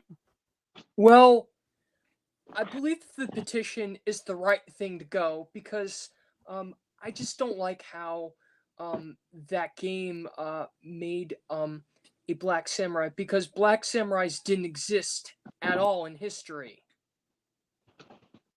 Well, from my perspective, what Christian said, he has a really good point. There were no Black Samurais in history. I agree with him 100%, Christian. That's a fact. You're right. There were no Black Samurais in that timeline. You know what I find funny though about what you're saying? Yeah, this is something they've been recently trying to do, where it's like they're trying to like push Yasuke as like, oh, he was the first Black Samurai, and he was so meaningful and important, and it's like why didn't we hear about the guy years ago? Why wasn't he even implemented in like movies or games or anything, or like anime or whatever? He was in some games. He was, to be fair, he was in Neo 1, I believe, right? And I think there's wasn't it Dynasty Warriors? Not Dynasty. Why am I saying Dynasty Warriors? There was another game he was in too, I think, right? Well, I'm referring to like games like from like over 10 years ago or so, not just like over the last like few years. Okay. Well, but here's my thing about it, right? About this whole Yasuke thing. They make up all these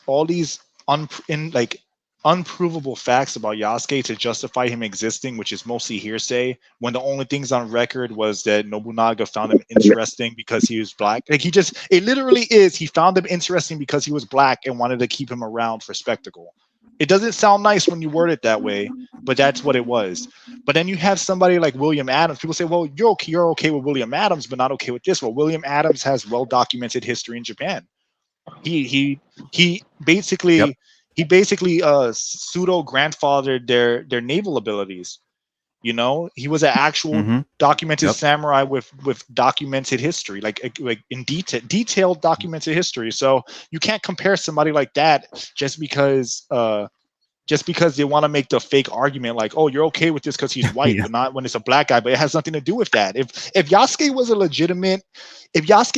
legitimately there was legitimate historical records of like all these feats and accomplishments, at least it would make more sense. But it would still be DEI, because why are they waiting till 2024 to do this when there's a company just happens to give out money based on ESG? All of a sudden in 2024, they're like, hey, maybe we should do this. So even then, it would still be DEI and it would still be disingenuous. But at least he would have more history to work with. While with William Adams, you actually have documented history. So I think that argument is disingenuous. And again, like even you have to understand about these leftists, even if you point this out, they're not going to listen to it. They're just gonna say, oh, you're just using that to mask your racism. It's like, all right, so I'm using logic about something that I objectively don't really like. I'm not really like, don't get me wrong, I'm interested in Japanese culture. I think it's cool and all, but I'm not like, I don't have a stake in it. I don't have a personal stake in it. It's just real quick, it's the reality of it. I don't mean to cut you off. I just want to address what Emerald said. My feelings on it with the petition, I don't think it's a problem with them having it. I think it's a good way to let their voices be heard and kind of like make it very clear where they stand as far as like the people within Japan. I don't think it's gonna make Ubisoft cancel the game or really make any alterations at all. But I think it's a good way for people's voices to be heard and to kind of crush that like that false narrative that people in Japan like have no issue with it. When you have like 50,000 signatures currently, and probably going to be even more. It's probably even more now, but that's pretty much it. Well, I like, for me, to Emerald Horse's comment, I don't even think it matters. I don't think it matters at all if they do the petition, because, like I said, they have their agenda. I think that this game is about agenda for them. But I also think that if people just don't buy the game, it's going to hit them hard. And like, as you said before, flop after flop is unsustainable, even with BlackRock money. So I really think that if it doesn't sell well in Japan, then that's going to, even if the game sells well globally, which I don't think it will at all, I think it's going to flop. But even if it did, as long as it fails in Japan, that tells you all you need to know about it.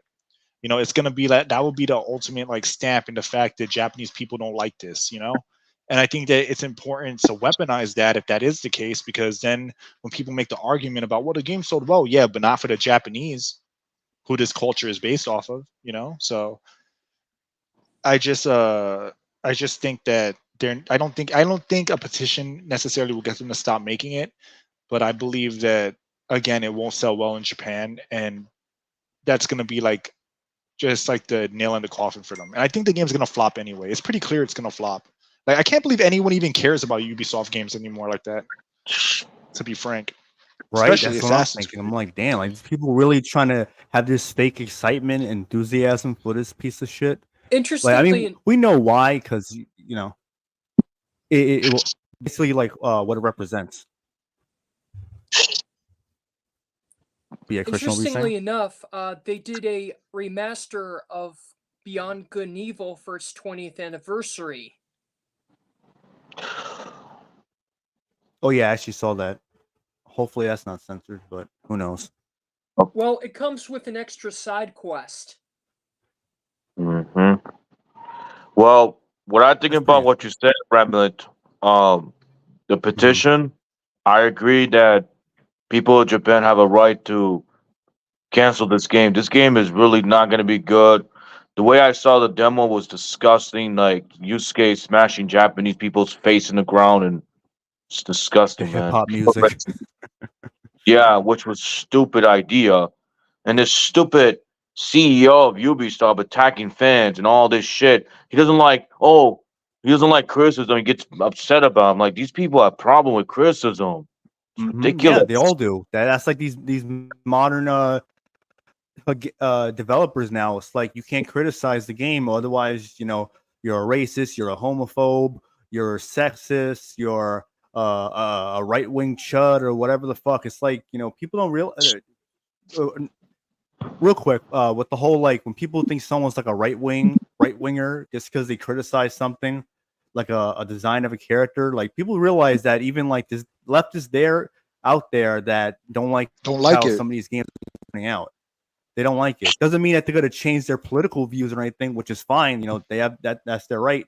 But that doesn't mean that they're going to like have the same exact views point for point as, say, another leftist that's all for all this like bullshit going on. So you know what? People have a right to criticize the games.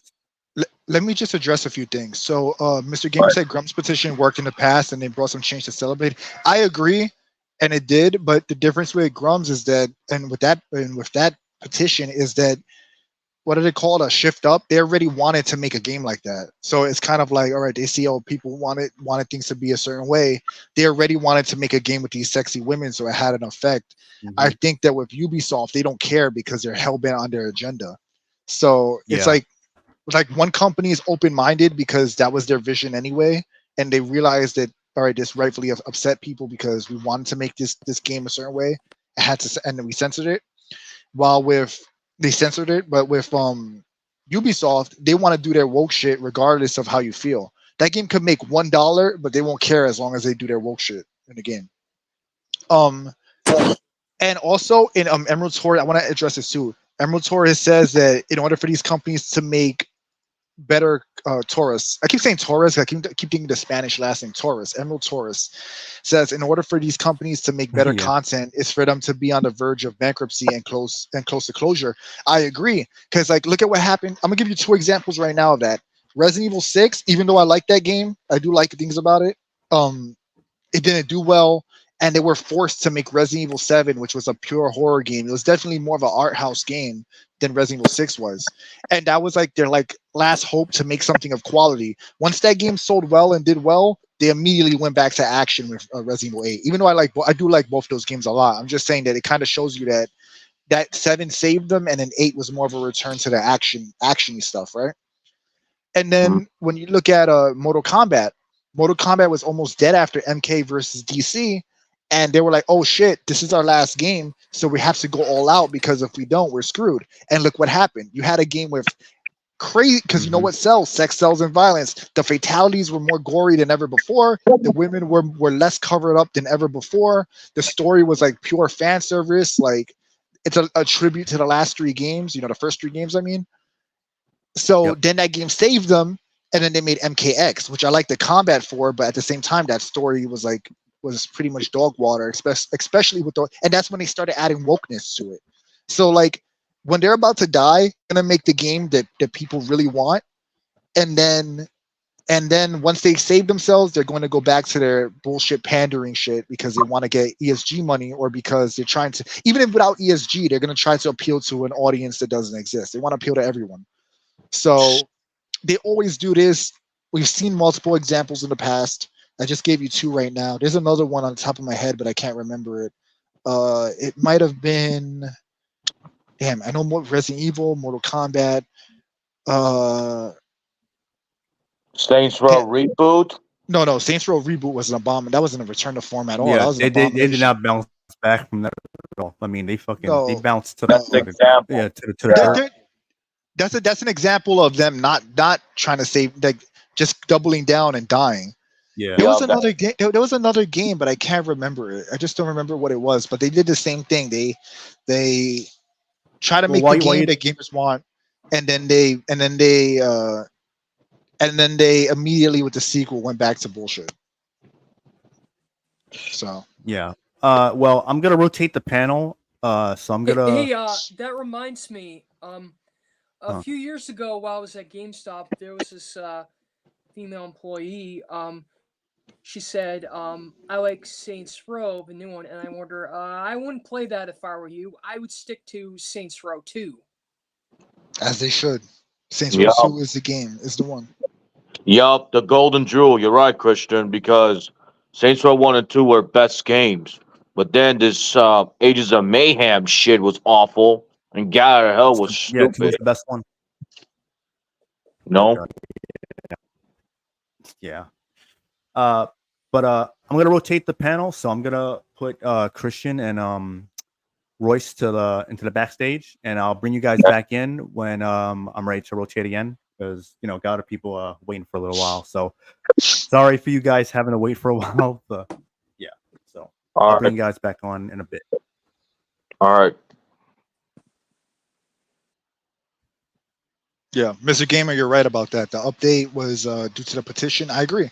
Everything you said is true. My whole point with that is just that they were more open to giving back some uncensored costumes, while, like I said before, with Ubisoft, like Ubisoft just simply doesn't care. They're not open-minded to changing. They're hell-bent on their agenda. But Shift Up became Sony's bitches because they stupidly signed a contract where they should have had a caveat on the contract that Sony couldn't force them to censor their game. The best thing they can do is if they don't have a multi-game deal with Sony, is make the next game also available on PC. And if they do that, you might be able to get an actually truly pure uncensored version of the game. But yeah, I agree. They became Sony's bitches, sadly. And again, it barely helped, but Grump's petition barely helped, but at least it helped. It did help. To some extent, at least, yeah. What's up, Mr. Gamer, Melita-chan, and Spirit Paradox? Good morning. Hey there. Good afternoon. Hi. Good morning.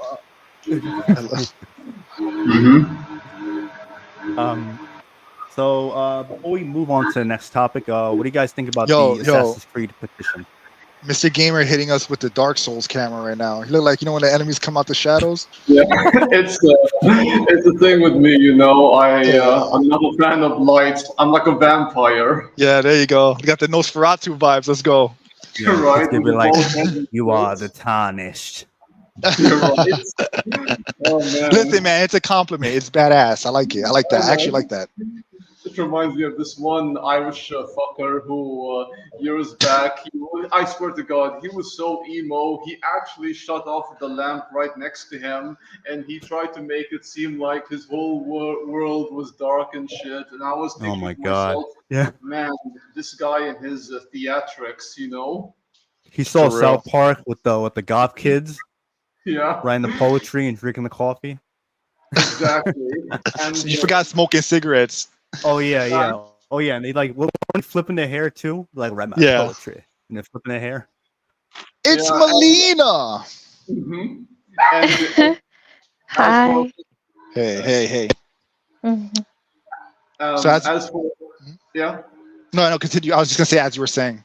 I was just gonna say, as for Assassin's Creed Shadows, I have nothing to say about it. It's meh.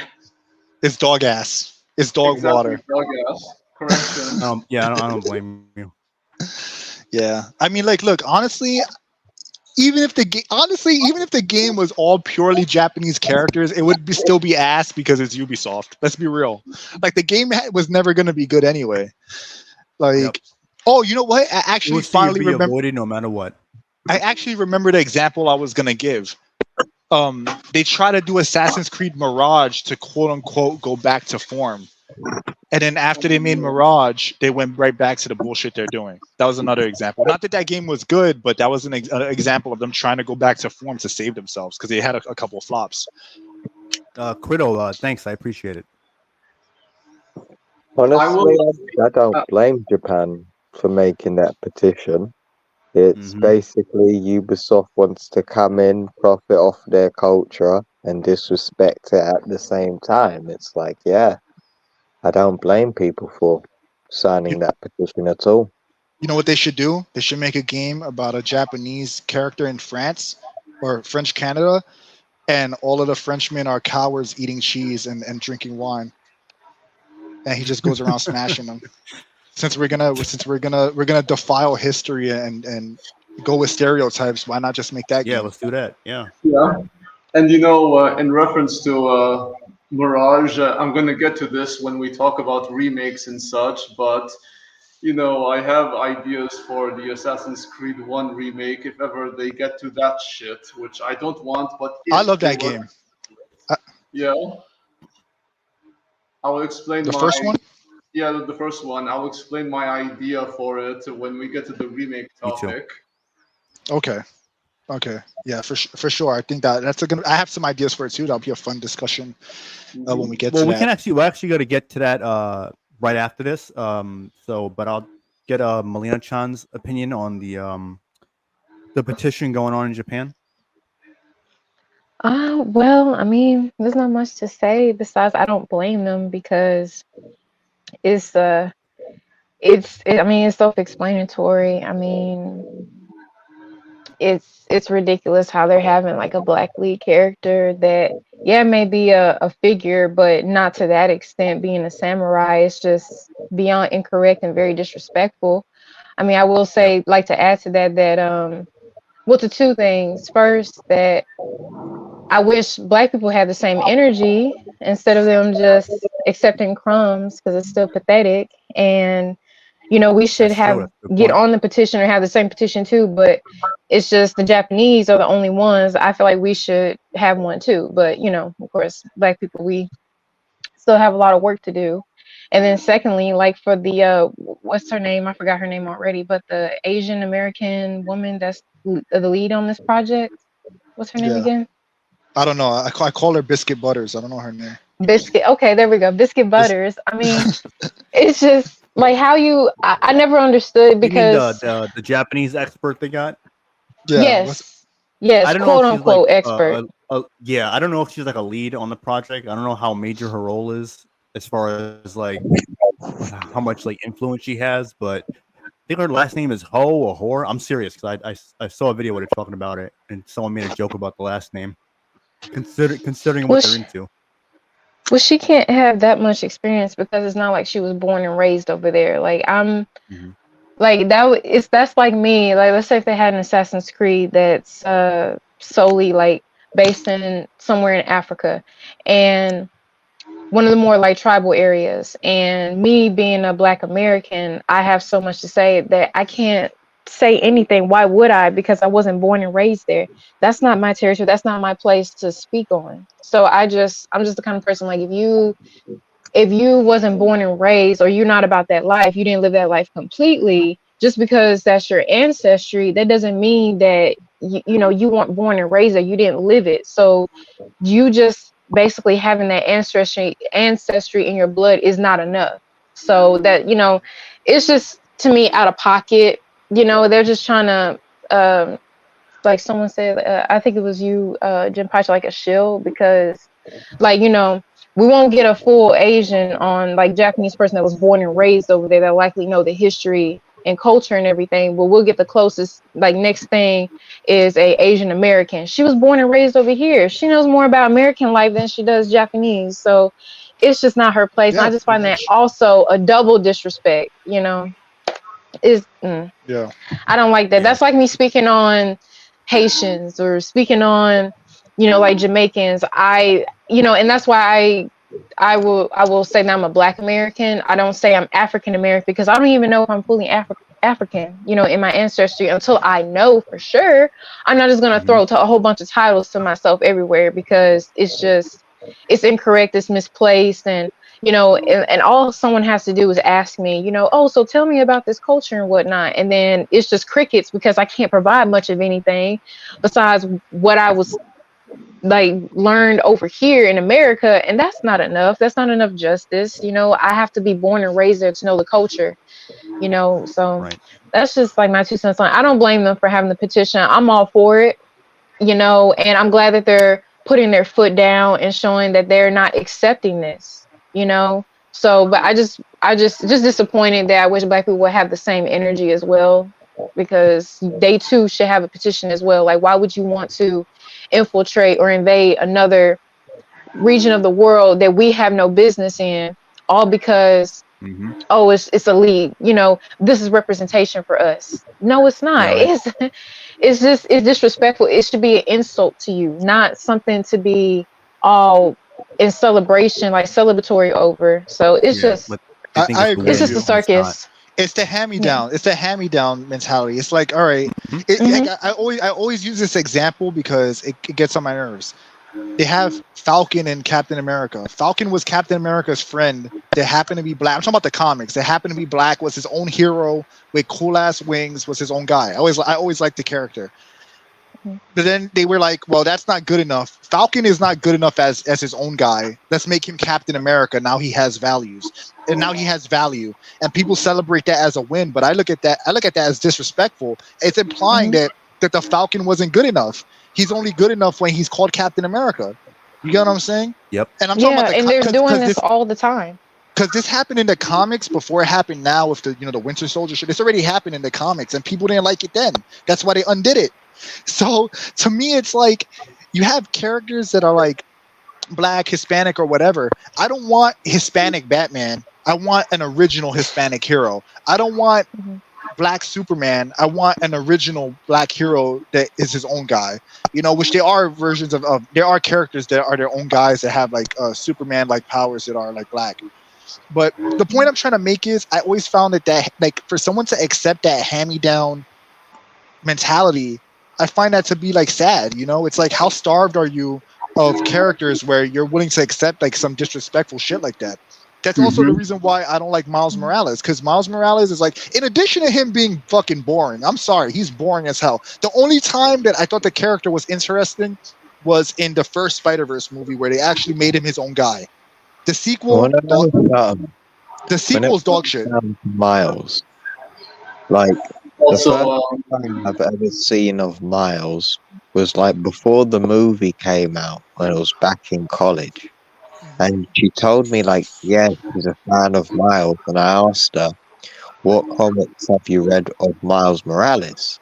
And she said she hadn't read any comics about Miles. And at this point, the movie wasn't even revealed yet. So that was my first experience meeting a Miles Morales fan.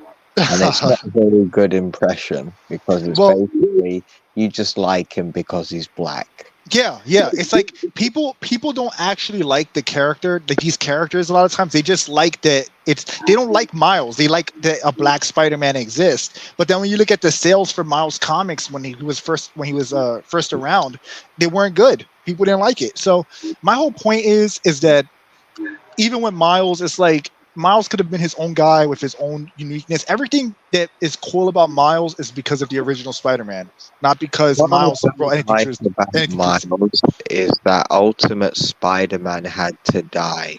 And it's I fucking hate when Marvel do that crap. It's just you could just have both. Like, why do you have to lose one to get another? All you do is piss people off. But you know what they could have done though too? They could have had Miles be his own character that had Spider-Man like powers, but he's not Spider-Man. He's his own guy with his own thing. Because in the end of the day, I think that like what really makes him egregious is that he replaced Spider-Man when he first arrived. Like he was literally a replacement for the character. So I think I'll be real. Spider-Man fans aren't very good at making judgments because like they've been buying Amazing Spider-Man comics and it's been shit since 2015. And right now we've got Ultimate Spider-Man. You got to go back, bro. You meant 2013, but I agree with you.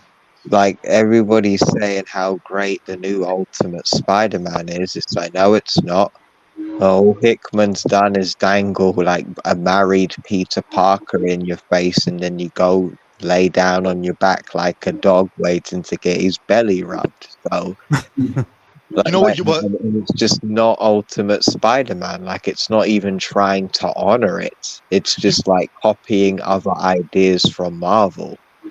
But you know what they're gonna do with that? They're gonna undo that eventually anyway. They're gonna take it away to give him quote unquote fake character development. That's gonna be stripped away from him.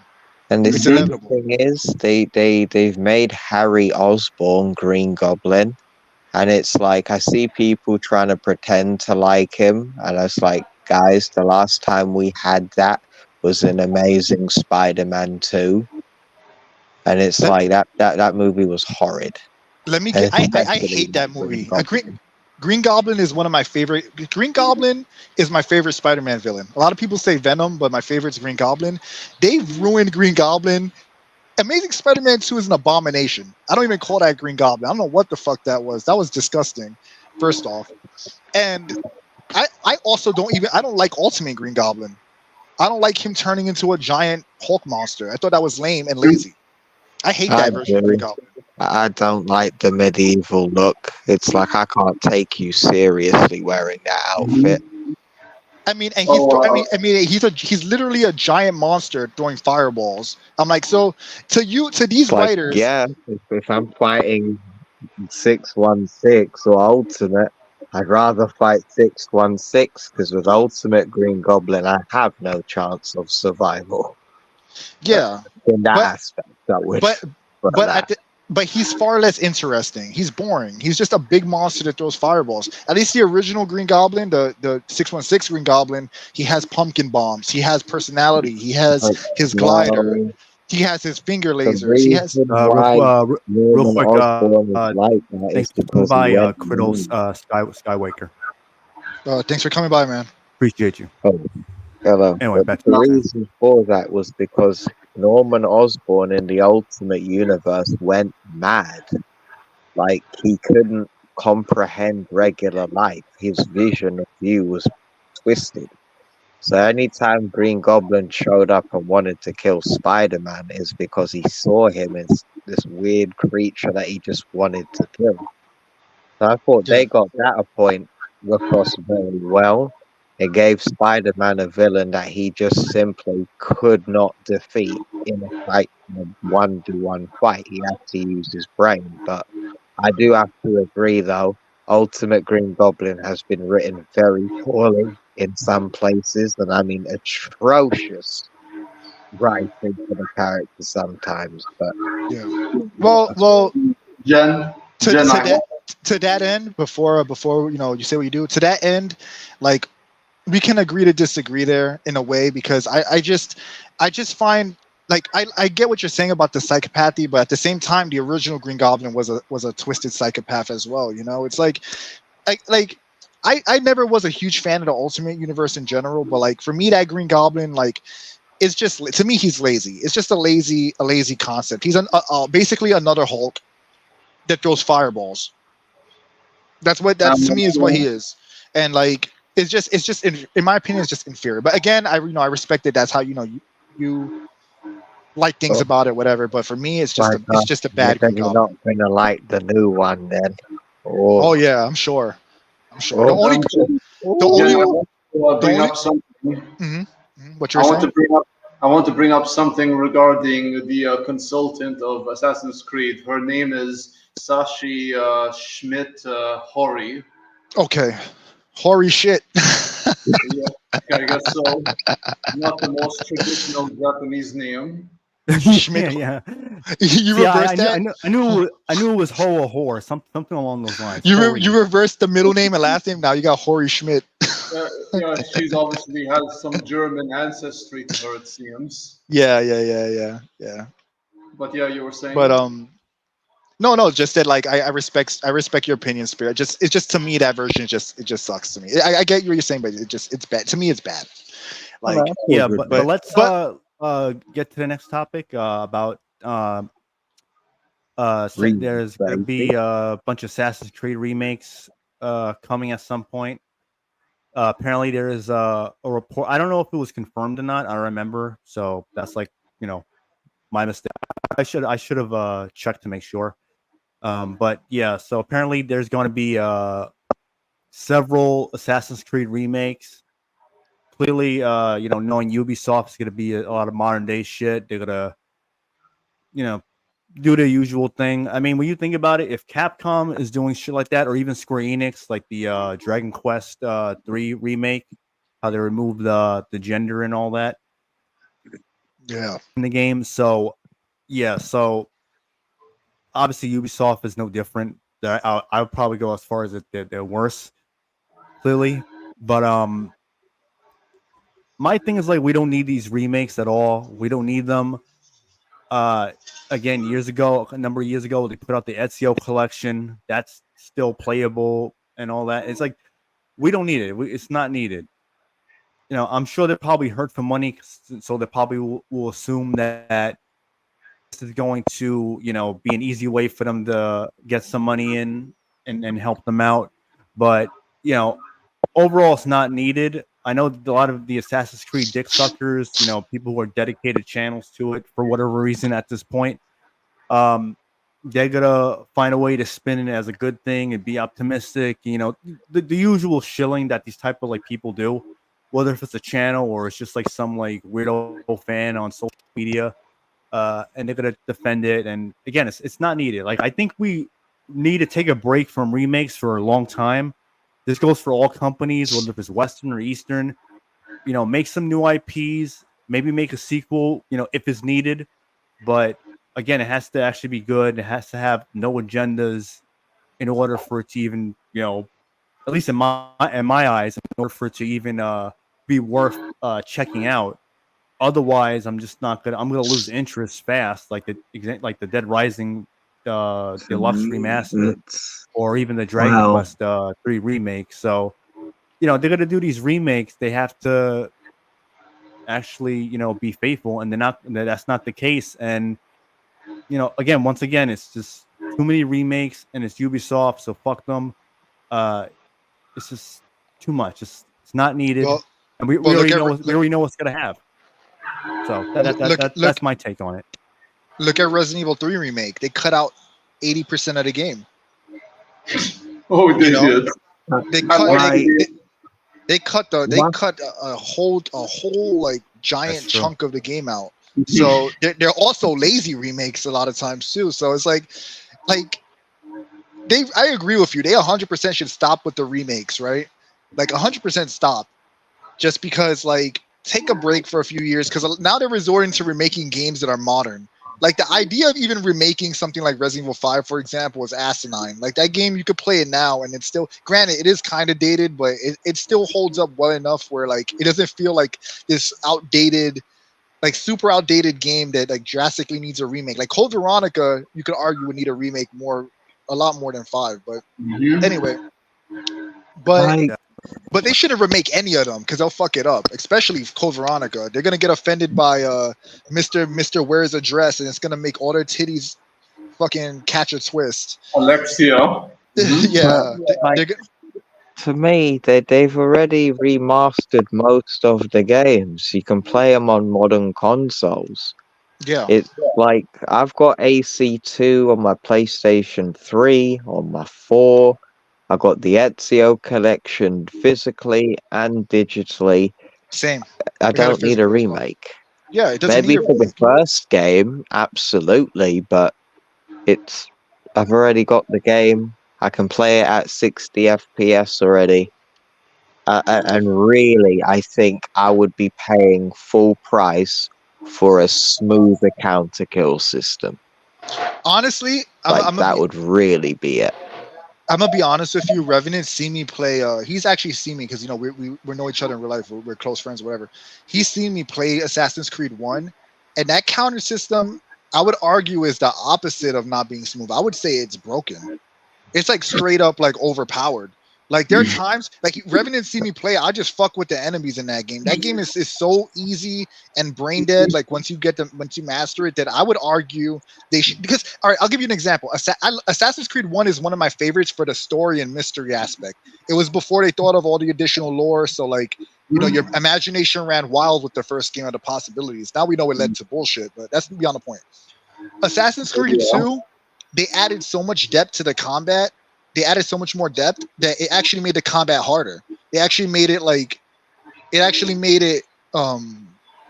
actually gave it more depth and made it like less smooth, but in a good way. Because in the first game, I just fuck with it. I'll stand in the middle of the combat arena and I'll just counter them all forever, and like it takes zero brain power. So I would argue that instead of it making it more smooth, they should make it that you're more underpowered to make the combat more interesting. That's the way I would go with it. What I mean by smooth, I mean by animations. Okay. But even then, like I was like the animations are pretty smooth though. Like I was playing it like maybe a year ago or so, and it's like, I mean the graphics definitely are like blocky, like but there is smoothness there. Like I don't remember it like looking particularly jank. The only bad thing I would argue is that there's not a good variety of animation, so you do see the same kills over and over again. But honestly, I would say AC1 is probably the only one that truly deserves a full-on remake, but I agree. I think it's just Ubisoft are desperate because they've got no other IPs that are financially profitable right now. Yep. So they can't put the franchise on break, which I think is the option they need to go with. Just put the franchise on a 5-year break, but they can't do that. Yeah, long hiatus. They had Splinter Cell and Prince of Persia, but look at how they fumbled those. They fumbled the bag with both of those. They still can't figure out how to make an open world grind fest RPG. That's why they haven't brought them back. Yeah, get ready for if they was to do that, it would just be Ghost Recon. Yeah, and if you don't like that, you won't like it. Yep, I agree. I was just about to say if they bring back Splinter Cell, it would borrow heavily from Ghost Recon's. What was the last one that came out? Breakpoint. That Breakpoint. one. It would have breakpoint mechanics, and those games are ass. No, they do fucking suck. They suck bad. But Splinter Cell is one of my favorite game series. I would argue. I love Metal Gear, but I enjoy playing Splinter Cell more than Metal Gear. As far as like, a stealth simulator in a way, because I felt like Sam Fisher was much more grounded, and like the stories felt much more like believable as like, military fiction. And I really enjoyed those games. I like that he had different outfits for different areas. I even liked Conviction as broken as that game was in some ways. My favorite, Chaos Theory. I love Chaos Theory. Yeah, that's the one I got into. You know what's funny? You say that Chaos Theory is my favorite one as well. My least favorite is Pandora's Tomorrow. I'm not like a big fan of that game. I also don't like Lambert being the guy from the unit, which is like the Allstate. Like what's this? State Farm, Allstate, whatever. Allstate, yeah. You got the Allstate spokesman as Lambert. Yeah. But anyway, I love Splinter Cell, but Ubisoft, I don't even think they're capable of making games like that anymore. I think whatever devs... You have to bring back Michael Ironside. Yes, I agree. But my point with this is that... If you ain't bringing him back, I'm not interested. All the people that develop those games, a lot of them are gone. And now you have these new gender studies college students programming the game, and we see how broken they are. So I don't even think they'll even be able to make. They're either gone, or the ones that are still there are so indoctrinated where they just have like woke brain rot from the other activists that are in there. So it's like they don't have the same mindset or even the same capabilities as they did before. So no, they don't. So they'll have that same spiel of like, we grew up, we're mature now. We do things differently now, and modern day sensibilities. That's all you got to get from them. So. Yeah, you just can't handle it. And as far as Yusef, you know this because I'm sure you're a big fan of Assassin's Creed 1 as well. I love that game. I don't think they'll be able to handle the content either. Like even the content of the game, I think will be like they would change it to be inoffensive because Assassin's Creed 1, let's be honest, is pretty crazy and edgy with what especially for the time. with like what they were like going for with the story. And I think modern Ubisoft sensibilities don't mesh with that.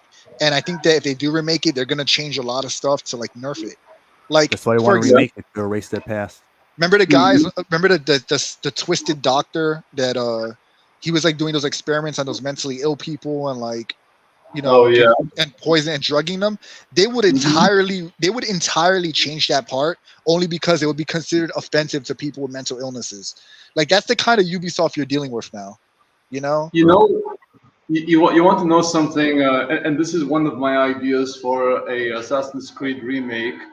You know, you can have Altair, who, by the way, in a remake, they would make him a Muslim and not an atheist, because his father is a Muslim and his mother was a Christian, and he's Syrian. I am part Syrian from my grandma and mom's side, and obviously I grew up in the UAE, but I have that part Syrian, aspect to me. But he would encounter a young kid who, is trying to steal some food because obviously he's hungry and shit, and he prevents him from prevents him from getting his hand cut off, because it is a thing where if you steal something, you will get your hands cut off. And honestly, you reap what you sow when it comes to punishments like those, especially when you know the consequences of stealing. But he would stop the guy from he would pull basically in Aladdin, where he would stop the guy from cutting off the kid's hand, and he would pay him some money to make up for the food he stole. And then he would take the kid with him, and then he would tell him, the importance of not stealing, and that what he did was wrong, and that he saved him because obviously he was still young, but that he wanted him to know what he did was wrong. And he finds out later, I wish to feed my family, but we are continuously robbed by some douchebags, some bandits or whoever. And then he goes out to put a stop to them, and then all is well. And whatever they do after, the boy learned a valuable lesson in not stealing. And of course, Altair would find out that the situation in Masayaf is a lot worse than he suspected. And also, him being a Muslim will also play a part in his guilt in what happens with his friend, him losing an arm, and him being dropped from where he was to down here. And I prefer that aspect to him, and also having it, play a part in his evolution as a character, as a man, Yeah, I like that, but that would change him a bit, because he wasn't in the first game. From what I recall, he was kind of like an atheist. He was an atheist, so he would contrast, and that kind of was why he was safe from Masayaf's influence. I mean, we know now. Go ahead. Sure.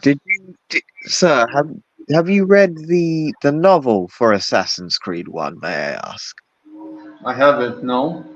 No, because it's very good. Because a lot of that actually was a very good novel. I got that back in school because I was really crazy about AC when I was a kid, and basically, a lot of that was explained in the novel. And again, I absolutely agree. I would like to see more of Altair's personal life if they are going to do a remake, because if you really think about it, they only show like a very small snippet of Altair's life in AC1, and then we didn't get to see like snippets again in Revelations. Yeah. Exactly. And Brotherhood, I think, right? Bloodlines, right? No, Bloodlines was the one on PSP. That was also very good. Loved that game as well. Wasn't there another one though? Yeah, Revelation. That was Revelation. But didn't Brotherhood have moments where you saw how he met his wife and stuff like that, where he was like chasing her down? Oh, SAC2. SAC2. Okay. Yeah, and you know what's funny is that I actually want to see more between him and his friend Malik. Tariq. I was trying to say his name properly. Oh, right. Malik, right. I want to see more between those two and just their camaraderie, especially when I saw this one part, and what's funny is that I had the hairstyle, it's so similar to theirs. And what I like about, Altair is that folks have this misconception about Arabians being brown skin and all of them having beard and such. But me, I got a lot of my whiteness from my grandma and mom. I'm more close with my grandma, but I got a lot of that from them. And so seeing the look of Altair and Malik and back when I had hair, it reminds me of myself. And I was like, man, You felt like it was more relatable. Yeah, exactly. Yeah, and it doesn't have that beard shit like in Mirage. I'm sick and tired of this beard shit. You know, really, it's just it's a trend which in America, which I'm getting really bored of. Hey! I had a beard before that trend started. Revenants know me long. Yeah. I had that beard long before that trend. So hey, yeah. it ain't changing. I get it, but it's true. Hey, well, I'm jealous. I can't fucking grow one. As soon as I was able to grow a thick beard, I was like, all right, this is me now. So I don't follow that trend. But anyway, but I agree with you. I like your points. The only thing I would change is him not making Muslim, because I felt like that was a key factor in his relationship with Al-Mualim. It led to him being controlled by Al-Muallim. And that's how we say it. Okay. Al-Muallim. It's like, teacher, or like Al-Muallim. Yeah, it's the equivalent of sensei, mentor, basically. Did I say it correctly now? Al-Muallim? Yeah, you said it correctly. Okay. Well, I feel like it affects their relationship, because his whole thing was, I felt like the subplot of one of the sub ideas in Assassin's Creed 1 was that because Altair was more open-minded and he wasn't dogmatic about religion, it allowed him to see what was going on more for what it was. So it's not necessarily a thing where I don't want him to be Muslim, because I just don't want him to, because like I told you, my mom is Muslim, but I don't have any problem. Yeah, I had no idea about that. So I don't have a problem with Muslims. My whole point is that like she's Hispanic, but she's religiously she's Muslim. But my whole point is that I just feel like that it's a key point in the story that if they change that, it will affect the story. Like it will affect the dynamics between the two characters. So I would keep it that he's still an atheist, but everything else you said, I agree with. I think would be really good. Oh yeah, and speaking of Hispanic, I know this one lady. She was actually my nanny growing up. Her name is Lori. She's also Hispanic and from the Philippines, and she's very Muslim. So it's not uncommon for Hispanics to be Muslims. Like I would say do both, because there have been records where like assassins even had to question their religion when they joined the Creed. So I wouldn't be surprised if at one point Altair was Muslim and became atheist. So to me, I think that sounds pretty normal to me. Yeah, and the thing is, you can have a Christian, a Muslim, or like whoever, and they question certain like aspects. Certain teachings and aspects. Teachings which have been altered in a way to manipulate others, and it encouraged them to do deeper research into their beliefs and where and what was actually taught by their prophet or whoever. Yeah, I think it could work. I guess for me, I like the idea. Like the idea that Altair had a unique perspective, because he was an atheist, but he was very dogmatic when it came to the assassins, their guild, but not with religion. So the tactics that Al-Mualim, like I said it correct again? Mm-hmm, yeah. The tactics that he would use to like convince the followers were more like a politician. But also like a preacher, like a zealot. And then you find out toward the end of the game that he doesn't even believe it, because he knows he has the apple. So he's a hypocrite. He's just using it. You find out that yes, he is using this to control people, and the apple is like a literal manifestation of like, to me it was like an allegory of like dogma and religion controlling people. That's what the apple represented to me. Especially with the way the story was presented. Yeah, I wanted to ask you about this, because when it comes to anything which is presented in media, no matter what it is, it doesn't matter if it's Christianity, Islam, or whatever. I want it to be depicted with absolute faithfulness and respect. But do you think Assassin's Creed has crossed any lines with regards to how it depicted faith, specifically Christianity? I think I'll give you guys a little backstory about myself. I grew up. Right now. I'm not religious. I believe there's a higher power for sure, but I don't believe in I'm not particularly religious. I believe in God though, right? So let's leave it at that. But I believe that God is because I have to preface with this. I believe that God is beyond human comprehension. That's my take on it. So I don't think that I think that morally, most of the things that are morally correct, you don't need to know. You don't need religion to tell you, right? You don't need to. Why don't you like stealing? Why shouldn't you steal? Because you don't want to be stolen from. Why shouldn't you kill? Because you don't. I don't feel like you need religion for that. So I think whatever God really is so far beyond human comprehension that you're better off living your life, being the best version of yourself you can be, and try to do the right thing. I think to me that's my views on things. That being said, I grew up in religion. I grew up with Christianity, Catholicism. By the time my mom became Muslim, I was no longer religious. I was already older, but I grew up in all kinds of religions. And for me, it was very clear that in Assassin's Creed 1 that they really wanted to paint Christians in a bad light, because again, the Christians were, they did bad things. They spread religion through the sword. They had their crusades, like I mentioned earlier. So, but I feel like that it is more balanced in the direction that the Christians are bad, the Muslims are good. It's pretty. Yeah. Personally, for me, I've never had an issue because Assassin's Creed 2 is my favorite, and if you haven't played AC2 at the very end, you know Wagwan and who you see. So for me, I've actually just never thought of that. I've never been offended by AC. Well, I don't find it offensive. To religion. No, I mean to Christianity. I mean, cause I grew up in a Christian household, Christian family. So for me personally, it's nah, I've never felt disrespected. Honestly, though, the depiction of the Templars couldn't be more disingenuous, because you speak about these fuckers speak about nuances and such. Do they even know anything about the Crusades or the Templars, or why they were made, the different variations of the order, like the Teutonic Order and the Templars, and there's one which Vlad III Tempest was a part of before he left and became a serial killer. But yeah, and it's and these are, and it's again, it goes back. It doesn't. I told even my wife's. Sorry, my God. I told my sister's husband. It doesn't matter.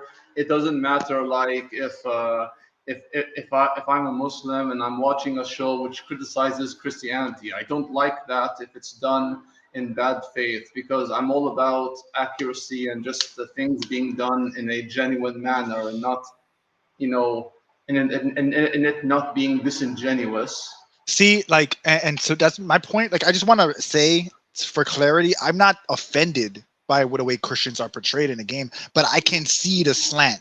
You get what I'm saying? I can see it doesn't offend me personally, but I can see that there's to me, the way the information was portrayed within the game, based on the lore and based on the story, it's very clear that they want you to consider the Christians more. I mean, it's great to some degree, but the Christians are more of the bad guys because they are the invaders. They are the I'm talking about within Assassin's Creed 1. And the Muslims are more of on the defensive in the game. So it's clear to me that there is a biased slant there in how they portray it. I don't personally take it offensively because, again, I'm not religious, right?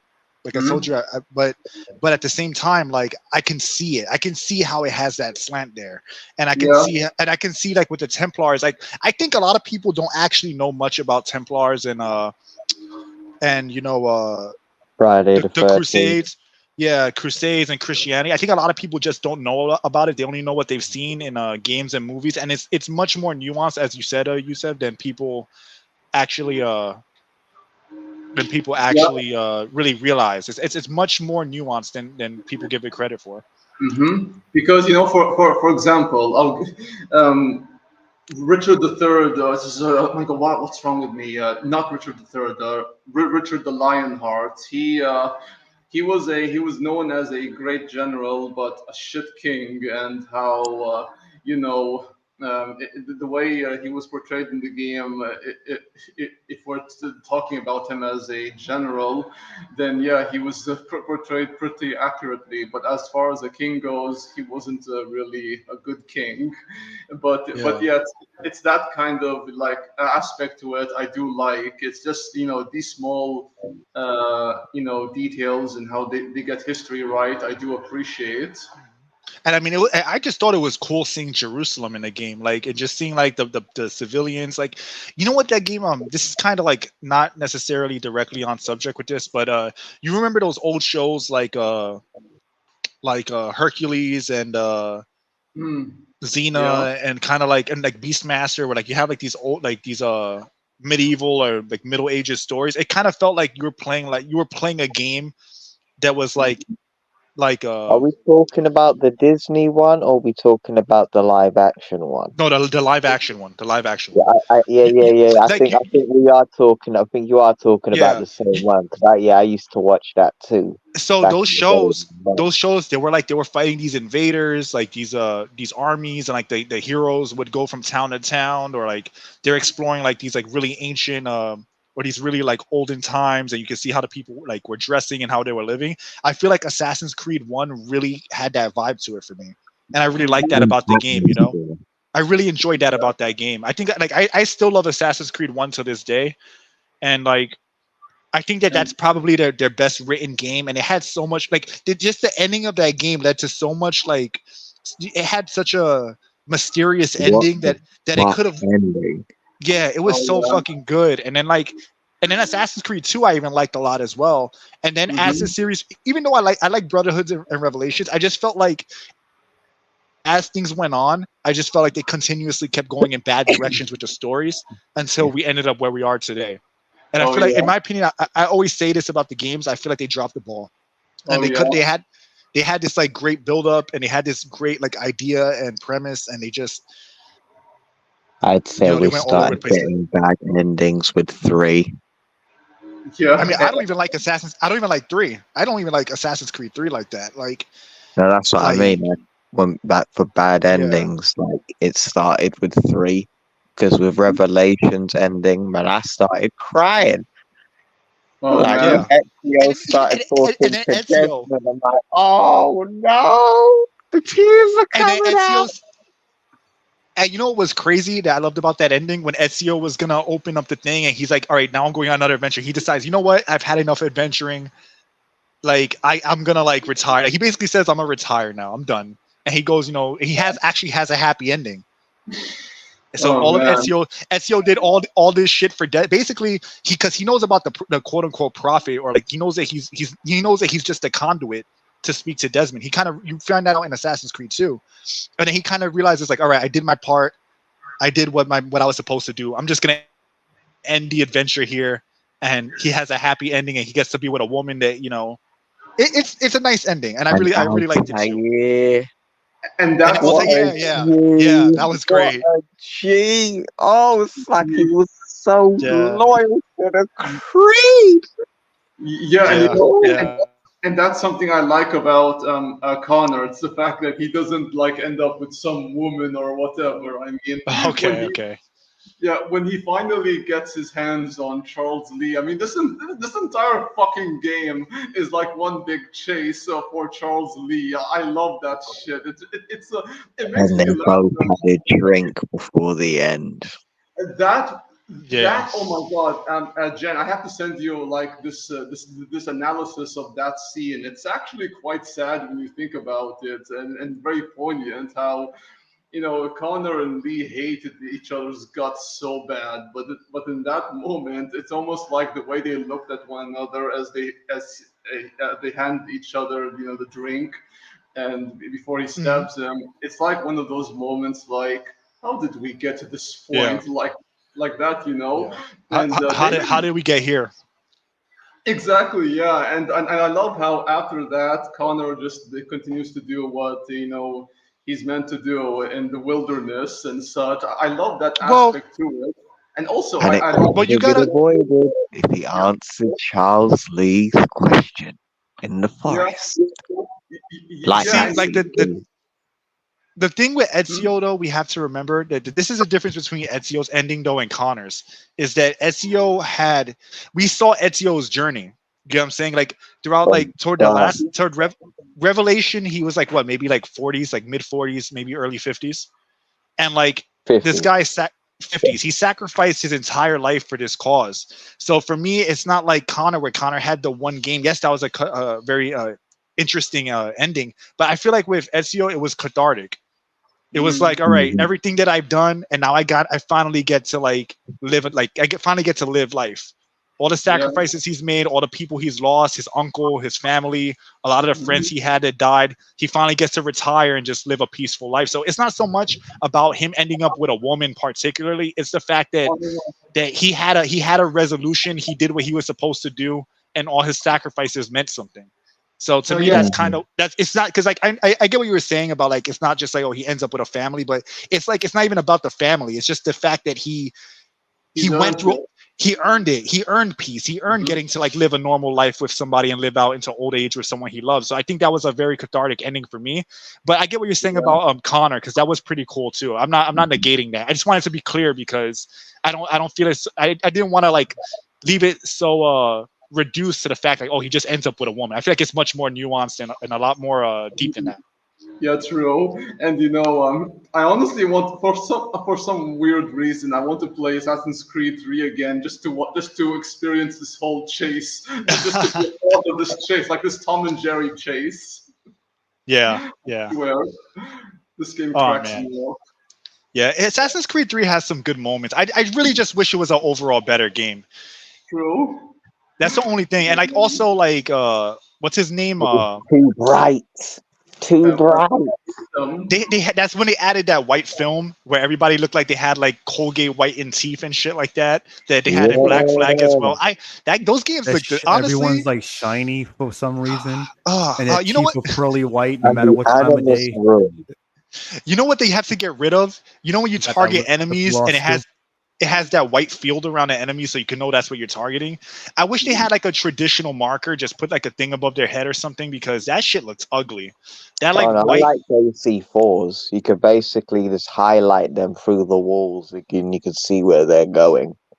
Yeah. But I don't mind the highlights, like if they're through walls and stuff, but like when you're talking to a character and you can't, and it's auto targeting on them and they're fucking glowing with like digital shit floating off of them, it's very obnoxious for me. Like it takes me out of it. For me, I've always thought that was like Animus. It is Animus, but it looks ugly. It just looks ugly to me. Like yeah. Like if I'm talking to the character already, why is it still there? Mm-hmm. I want to get Melina Chan's opinion on the possible remakes before we rotate the panel again for the last topic. Oh, she left. Maybe it's probably bad connection. Maybe. Oh damn. Honestly, though, if ever they were to remake Assassin's Creed 3, I want to see a mission with George Washington going all mad and shit, and he's like telling those damn red shorts. She's back. I'm gonna cut you. We please get the captain outfit, the real one. Yeah, I'm gonna cut you down in the same way I did that damn cherry tree, or something like that. But you gotta admit though, that character, what's his name? The teacher, I keep forgetting his name. Achilles. I found that part so obnoxious. Mm-hmm. Where they went into like this whole thing about racism and stuff. I'm like, it felt like the obligatory, this is the time of slavery, we have to address it. And I just felt like it was pointless. It just didn't really like, it just what didn't need to be there. And it was obnoxious for me. Yeah, and he's saying that he called her a Native American. What was that? You guys cut off. He's saying that to Connor, a Native American. Yeah, exactly. Yeah, right. And he was smoking crack when he was like, "Oh, Connor can pass for white." I'm like, this guy will not pass for white anywhere. What crack are you smoking? This guy looks like so like very native. Yeah, You know, see, one Japanese dude confused me for like being American because of how white I was. I had to tell him, no, I'm not American, and he was like, "Oh, I'm sorry, sir." Yeah, I could see that, but like, come on, you seen Connor? Who's mistaking this guy for like a white guy? Exactly. Like even Italian is a stretch. Like he's like, oh, maybe Italian or whatever. I'm like, no, just stop. Yeah, since she's back, Lena-chan, what do you think of the several Assassin's Creed remakes that are going to be coming? It's not necessary at all. I though I have not played an Assassin's Creed game, I do know the original, and I would just prefer I prefer what was like good back then to stay good. Like just leave it alone. Don't touch it. It's perfectly fine. It doesn't need to be remade. It doesn't need to be fixed. It doesn't need to be brought back and seen in 4K. It's perfectly fine. Please leave it alone. There's so much is ruined enough, and this is bound to get ruined as well. I just look at it as a cash grab because so many of the Assassin's Creed titles are just like boring, bland, and failing, and they're trying to hop on everybody else's cock of the whole, oh, let's try to make money, and then nostalgia bait fans of the more popular games in their series, so we can make more money, but add sprinkling some activism in there, you know. So it's just like certain things they just need to be left untouched. Not everything needs a remake, you know, because I agree. It's like not everything, and it's the ones that don't need a remake that are getting remakes, and the ones that need remakes aren't getting remakes or remade or remastered. Really, it doesn't really need to be any remakes. It just needs to be remastered.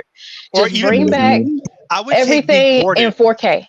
I would take being ported onto modern consoles just in like HD, because then I know they can't change the content. They can only port it on there instead of like because even with remasters, you know, they'll censor shit. Like with Tomb Raider, where they tried to censor they censored Lara Croft, and they censored one of the shirts because it had like a naked woman. They censored posters and like on a locker and stuff. So like with a remaster, they have to access the files, and they can even then they can change stuff. So I would say like just port it. I would take a port, even if it's just like enhanced resolution, so it doesn't like look blurry or stretched. I'll just take that because at least I know the game won't be changed. See, you shouldn't have to do all that just to get the original material. It should just be left alone. And then it's like, again, we buy these games to enjoy them as an escape, to play them. I shouldn't have to have a PC. I shouldn't have to go through all these loopholes and channels just to get an uncensored or the original costume with this character. You know, I shouldn't have to do all that. And then on top of that, again, like I said with Stellar Blade, I'm not getting my money's worth. Y'all are scamming me. Y'all are gypping me. So if I paid for a female, like a woman character that with all of her skins and there's cleavage, I expect that. I don't want no censored cleavage. You know, I get the whole, you know, well, you got it. So like there's still cleavage there. She's still sexy and whatnot. So just be fine with that. It's like, that's not good enough. That's not what I paid for. That is not what was presented to us. So if that wasn't advertised, if that wasn't the original, you know, concept for this character, okay, I get that. But if the original concept was cleavage and like all this, you know, tidbits and stuff like that, and then when the game comes out for over here for us Westerns and we get the censored version of that it's a lie. So it's scam. So it's just, I'm not gonna accept breadcrumbs. This is what I paid for, this is what you presented to us, that is what I expect. That's what everybody should expect. So I just don't get the whole argument of, well, I mean, just be grateful for what you got. Okay, so if you go to a restaurant and if you don't want ketchup, mustard, or mayo on your burger, but that's what you got and it was a mistake, so you're just going to sit there and eat it, or you're going to call them back and be like, can you please fix my order? You know, I don't get this. Everybody just want to settle for crumbs these days, and it's ridiculous. And then everybody's lazy. Yes, it's defeatist mentality. Like everyone's lazy, like all these remakes and stuff, like it's literally a trend. Like everyone's doing it. I can't remember the first company that started it, but just the whole trend of remakes, Capcom. and it's Capcom. It's getting boring now. It's getting stale, you know. And you're not even prioritizing the games, like the titles that deserve and need a remake or like remaster. And it's just it's pathetic to me. All this for cash, and it just goes to show that there's no creativity anymore. Everybody wants to be censored. Everybody's scared. Everybody is tiptoeing, walking on eggshells, and it's like nobody has a backbone, and it's infuriating to me. And that's why I don't play any new games that are coming out. I just stick to the old, and I'm content with that, because back then they had humor. There was dark humor, and I could laugh at that, and I won't feel offended, you know. I'm not so easily like butthurt, or I feel like I have to have a woman character that shows male attributes to prove that she's with the guys. You know, there wasn't any of that stuff. I just can't take it seriously, and it's a joke, you know. And I was a kid and I grew up with these games, and I'm an adult now, so it's just, or I've been an adult, so it's just the transitioning is different. So like none of that needs to be remade. It's just like there's certain stuff you just don't need to touch. It's a fine enough title on its own as is, and just leave it at that. Yeah, that's all. We're in a generation of soulless corporate, heavily corporate, soulless cash-in games, and they're, like you said, they're meant to be inoffensive. There's no soul to it. It's just product. It's lazy product, you know. And again, like with Capcom, they've been trying to capitalize. Basically, every company's like, we have an old game series that people like. Time for us to get on the remake hype train. Because they had 24. They had not 24 years, but they had like 15, 16 years to do these remakes. But they only want to do it when Capcom is successful. It's kind of like the superhero movies with the multiverse shit. Nobody wanted to do multiverse shit until they saw Marvel was successful with it. And now all these movies that have nothing to do with like anything like that, they're trying to add in a multiverse or a shared universe or whatever. So they're just capitalizing on trends. And when they're doing it, it's completely unsuccessful. Like Mortal Kombat 1, for instance, that is a shit show of their take on the multiverse. It's like, hey, if you can't thoroughly, and y'all have months, and as generations has gone, it is taking a lot longer for these games to be remade. I'd rather you take so many years that you make sure you check behind every single detail, play testing, everything like that, make sure that the script is on point, like the story makes sense. I'd rather you take forever than for you to rush out a product, put it out so people can buy it, and then still work on it as you go and just update it. And you know, I get sick of that, and it's like I can't play a game because it needs to be updated right quick. And it's just finish the whole damn product first before you release it, and then make sure, like, what is the point of having all these developers? Like, there's like one group of like a title of like a team, and you have like a team of 10 people, and it's like, aren't y'all supposed to go back over each other? That's why there's rough drafts for a reason. And it's like, y'all all just greenlight it. Are y'all just a bunch of yes men? That's what it seems like. You can't expect quality assurance from these modern companies. They don't have good QA anymore. They don't know what that is. You crazy?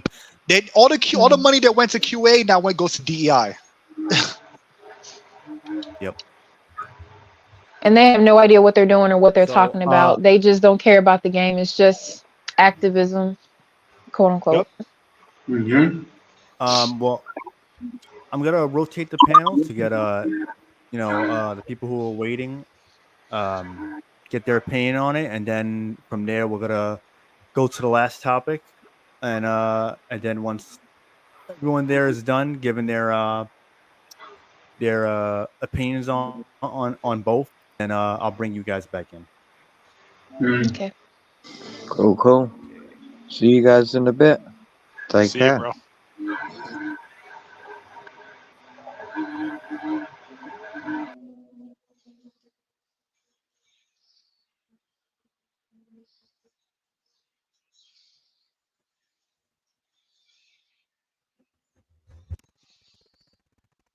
I know Octo Commander was here. I mean, he's free to come back in. I know he had to wait for a while, but apologies for that. Reborn's here. Christian Phrase was here too. So, If any hello, them want to come everyone. back, Chris, Reborn, what's up, brother? I'll let them on. So Yeah. Hold on. Can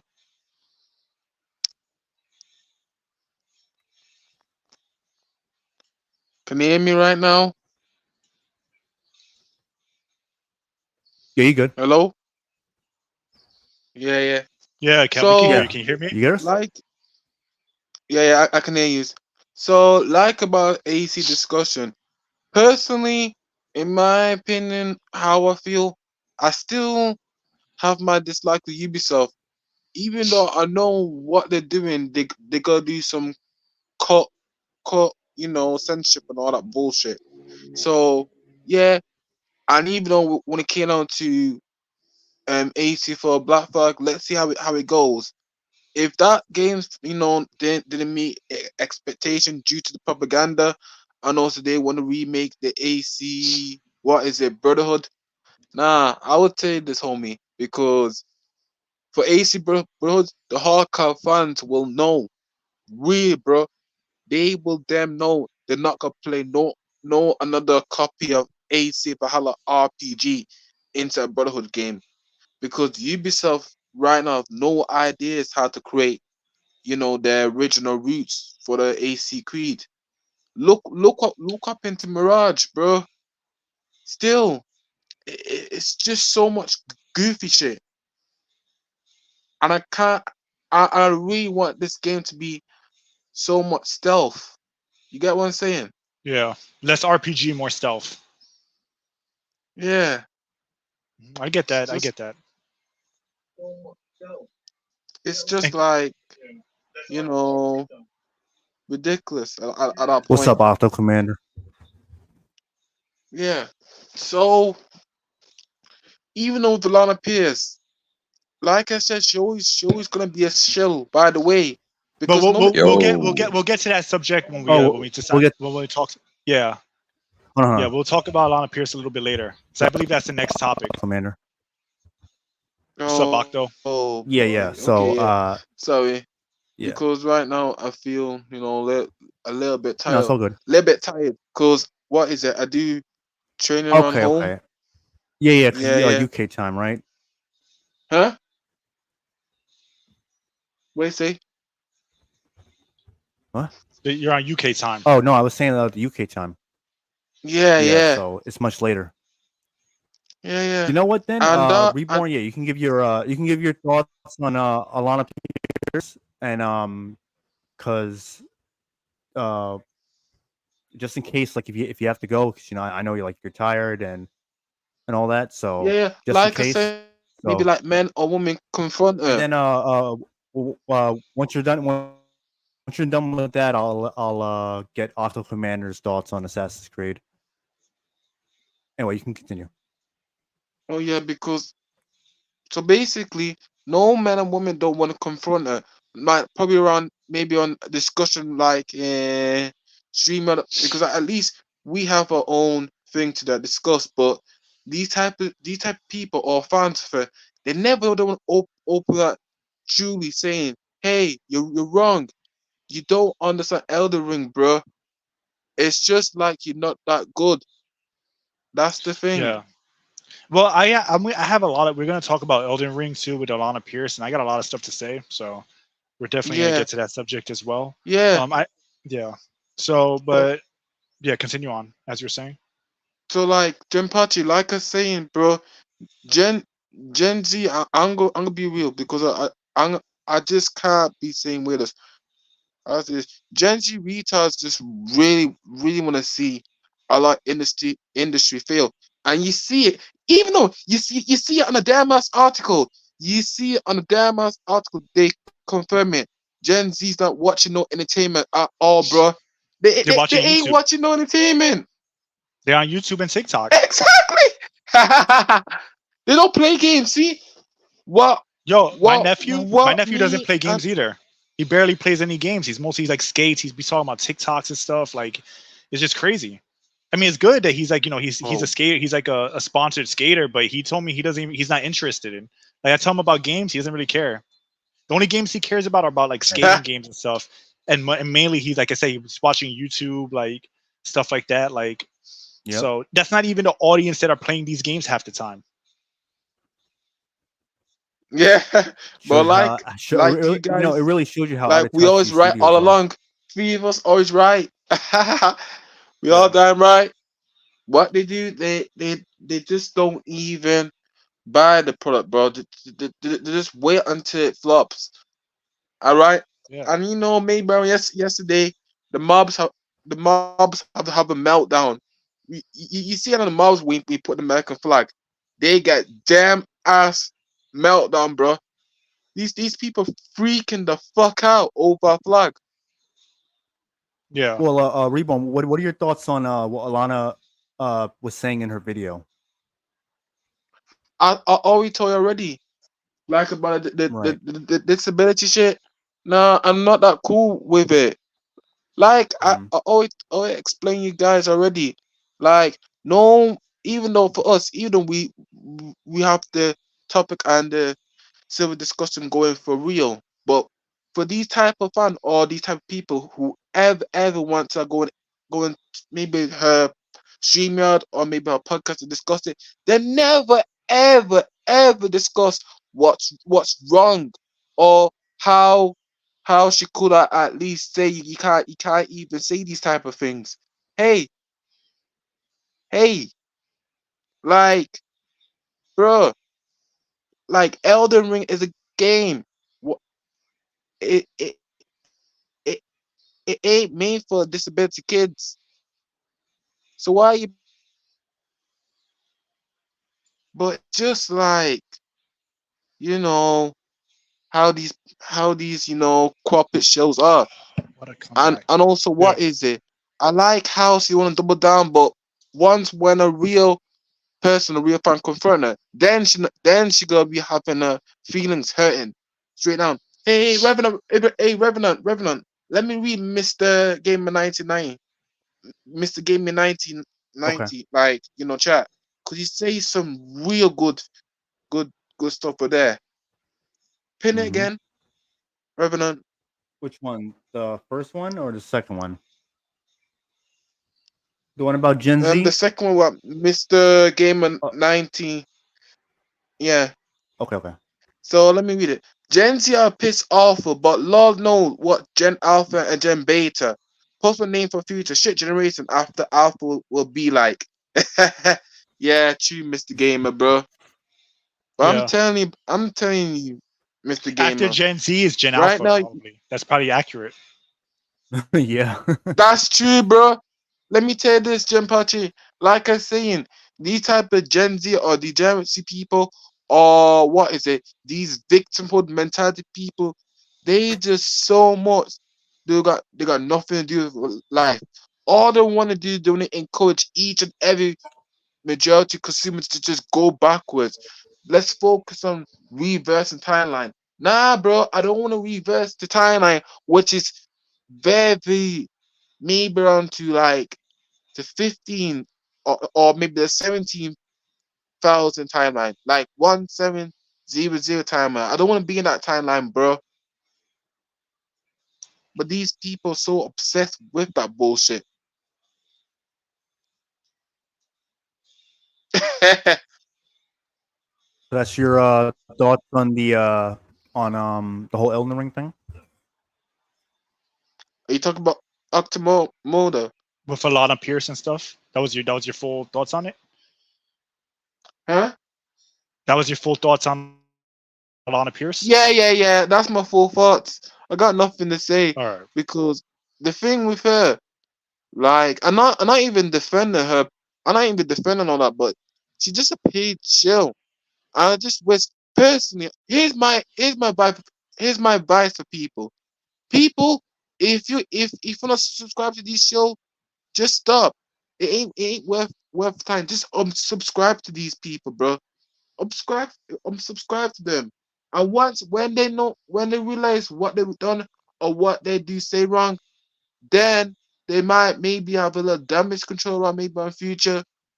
But I just I just don't really have the clue.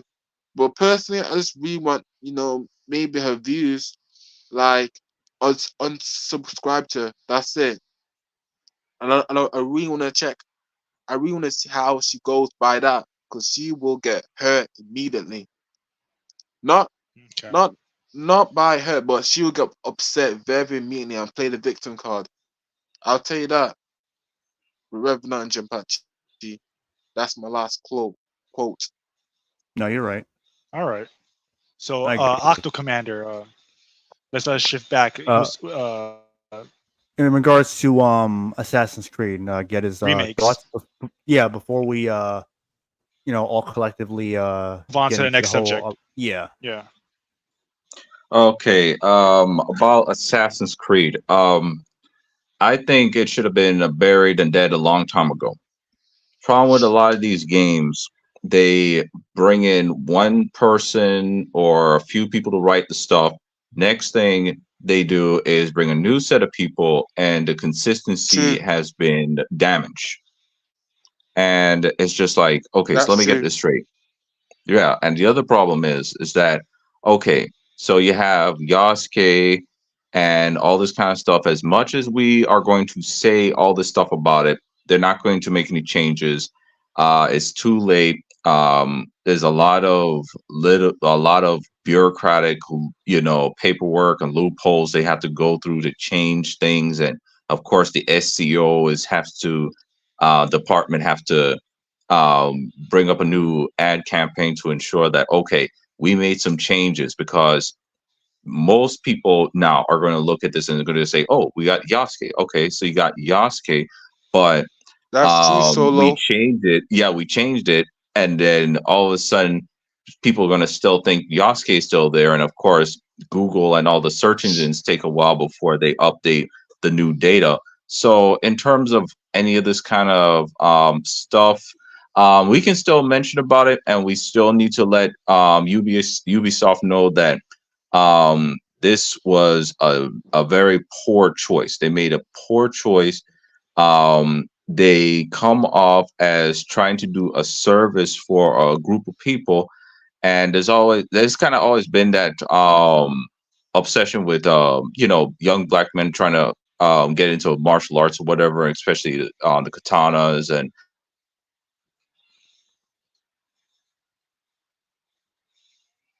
Yeah. Hey, Jimpachi. Well, I mean, service, but they remember this picture. Yeah. Yo. Hey, what the Jimpachi Revenant had this guy, black guy kick this Asian guy, modern day, and then all of a sudden, Assassin's Creed, black guy kick the Asian guy, and it's just like wait a minute. So let me get this straight. You're going to tell us that Japanese are going to look at immigrants as a bunch of angry foreigners ready to attack us. And Yasuke he's not a heroic figure. He's just somebody he's just a thug. Yeah. And bad enough, he gave him a club. And the club is usually affiliated with Unnies. Unnies, the ogres of Japan, and all of a sudden you give it to a black guy. Yeah. Good job, guys. Proud of you. So proud of you. Yeah. Tears in my eyes. Well, I think that the problem isn't like the black characters liking Japanese culture, like the Japanese like martial arts or samurai way. I think if this was a fictional universe with a new fictional character, I think people would have been more open to it. Like we mentioned before, Afro Samurai. I think the problem is that they're trying to use a real life figure to justify their DEI shit. You know what I'm saying? And it's a justification. It's a justification of why you're playing as a black guy in a game in Japan. But the real reason is they just wanted you to have a black protagonist, and they know that people have been waiting for Assassin's Creed in Japan. So that's the game that's going to sell, has a higher chance of selling well, according to their. I mean, if you're looking at the optics of it, people have been wanting a Japanese Assassin's Creed since probably the third or fourth game, and they finally do it. So they know that, hey, it might sell very well. So then they're like, all right, let's add a black. They want to do a black protagonist, and they're putting it in that game because they know that along with a female protagonist that looks pretty. Because manly. in their mind, they're like, this is the game that's going to sell. This will be a big hit for us. So let's do the DEI with this game, and that's what all of it is to say. It's just justification. Right, and the other problem, it's just justification. Yeah. justification, DEI checkpoints, and the other thing is they could have, if they were going to do this, the only way that they could probably do this if he was some kind of liberator of people in villages in Japan, like the peasant class and all the lower class people, and they could have made him like this kind of John Wayne legend where um he's trying to find his way in the world, and then all of a sudden he's encountered a problem and something compels him to deal with the problem. No, he's this guy that's walking around with a suit of armor, sneaking around, bopping people in the head like they're gophers in a whack-a-mole. And it's just like it just comes off as like, this is what you got. You can't make a folk hero, you can't make a legend, you can't make somebody that is it's just one of the things that just tell me that these people are just straight up ignorant. I think I mentioned this last time, was the idea of him walking around with his armor. If anybody looked into history or the portraits or whatever, if you're walking around a village, you are most likely not going to be wearing your armor. You're most likely going to be wearing your armor in a fight. If you're going to be walking around a village, you're supposed to be wearing a hakama, kimono, all the just basic, dress attire, because when you're wearing a suit of armor in ancient Japan, that means you're down for a fight. Yeah, you're ready for battle. Yeah, the horns, and actually the horns are actually supposed to be pitchforks. And the other thing is like, if you have the war flag that's telling people, hey, I work for this clan, and the colors, even the colors of the strings that attach to armor plates, the colors represent a ranking. So when somebody sees you with a certain set of colors, that means, oh, you're a high ranking samurai, other than just how much drip you got. And so you like I said, you have him walking around with a suit of armor. That's like that's like a Secret Service agent walking around dressing up like a Delta Force operator or Navy SEAL with tack vests and grenade belts and a rocket launcher on his back. Secret Service is going to walk around with his or her suit, just low profile, right? So that just shows how ignorant these people are, and That's true. it's just I don't know. I just that's I'm hyper fixated on that one particular game. That can be true, okay. This person said, Kozo said, hip hop music. Yeah. Like, why? I'm sorry. Go on. Go on. No. You're doing good. You're doing good. Right. Because like one of the things I was kind of thinking about next thing to do is something with ancient Japan and stuff like that. But just got I read books. It seems like these people don't read books. They just probably went to a museum and watched some documentary on YouTube, and they say, "Oh, we got this," and it's just like they just don't understand that also with Japan, a lot of these figures have tall tales. A lot of these people, some of them might have nice looking armor and they left behind, but there's people with no recorded, no restored armor or preserved armor, and they have a better story. Like Musashi, Hattori Hanzo, and all these different figures like Nobunaga, and like Nobunaga would dress up like an idiot occasionally just to troll people, and and he he was the first person to almost took over the country, but he was the guy that dressed up like an idiot. And so it's just like there's so many things that these people just don't understand. and of course they had the rap music. But like I said, I was hyper fixating on this one game. But to be honest, the first game of the Assassin's Creed series I ever played was Black Flag, and that was, you know, I loved it.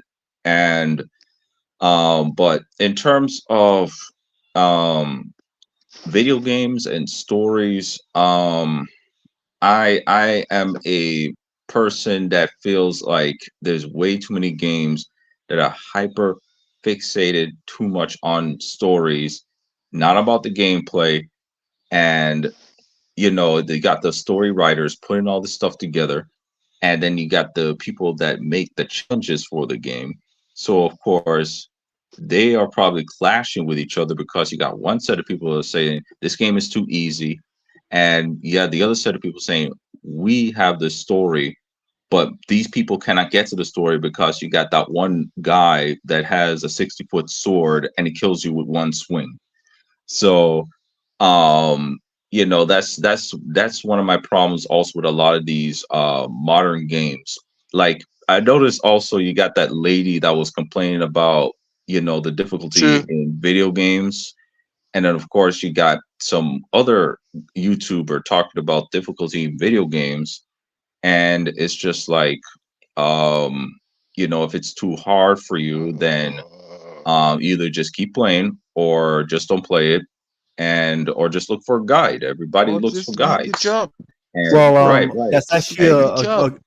a good segue to the final topic, which is Alanah Pearce or charalanahzard, whatever the fuck it is. Australian feminist Her video. 4688. Yeah. And she lost. Yeah. She lost So through a her boxing match too. her comments about Elden Ring accessibility, what was it, situational disability and whatnot. So I'll Mm-mm. let you Octo Commander give your thoughts on that, since okay, when it comes to the Which is stupid. idea of her trying to convince companies to spend millions of dollars to try do R&D research and put technology into producing a product that's supposed to be cater made for a not even a percentage of the population. She is asking for a lot. She's really reaching, and it's not going to work because the other problem with that is her problem is a unique problem. And of course, you're going to have people with other issues. You got people with probably with With arthritis, or even crazier cases, if people were to have oxalate poisoning. And diversity mentality. you know um it's just like so many different things going on. So um okay, so it's unfortunate that she cannot play the game that she wants to play. And for me, honestly, like certain games like Neo and Elder Rings and stuff like that, those kind of games, I'm not really too much of a fan of those because um they request a lot of attention from you. And even though I'm not a They fan, do. those things should not be banned. Those things should not be changed whatsoever. And for her to have the audacity to go around and try to tell people, because one of the things I've always keep saying, they'll go for small little things like female character design, like cleavage or whatever. Then they move in a little bit closer, and then they start telling you, oh, we need to change the narrative. We need to get rid of the damsel of distress. Oh, bras Hey, can't say bras need to save themselves. And it's just like, okay, what's the point of the male hero? Okay, get rid of the male hero. Make the hold hero on, now hey, looks like Octo me. Commander. hey, Octomine, Hold sorry, on, Reborn sorry to cut has you to off. go, I just so want to I'll say let him this. give his Yeah, outro, right. and so Yeah, right now I'm gonna go. Thank you for inviting me, like Revenant and also Eugene Pachi, and keep up with your stream. You're doing great. I like I said about the remakes. To be honest, it's gonna be like the same type of stuff which we're gonna see from Ubisoft throughout the years. I don't know, but times will tell. Maybe if change coming, we have to see in 2 years. If it's not, then I don't know. To be honest with you, and also for the log, Yeah. Alanah Pearce, what she got for the last thing, it's all about diverse mentality. That's how these motherfuckers always on online and also on the keyboard. They focus on diverse mentality. Nothing about story. Diversity. Which I'm getting sick and tired of this through my shows and through my TV, shoving through my throat for goddamn 30, hours. So I'm just not I'm not just a fan of it. But by the way, yeah, thank you for everyone that's supporting me. My name is Reborn6H19. I do like, music extended. Also, I discuss about games and also other topics, and also something around real life and more. And also, I do podcasts with Reverend Japati. So if y'all can check out my channel and subscribe, you will definitely enjoy it.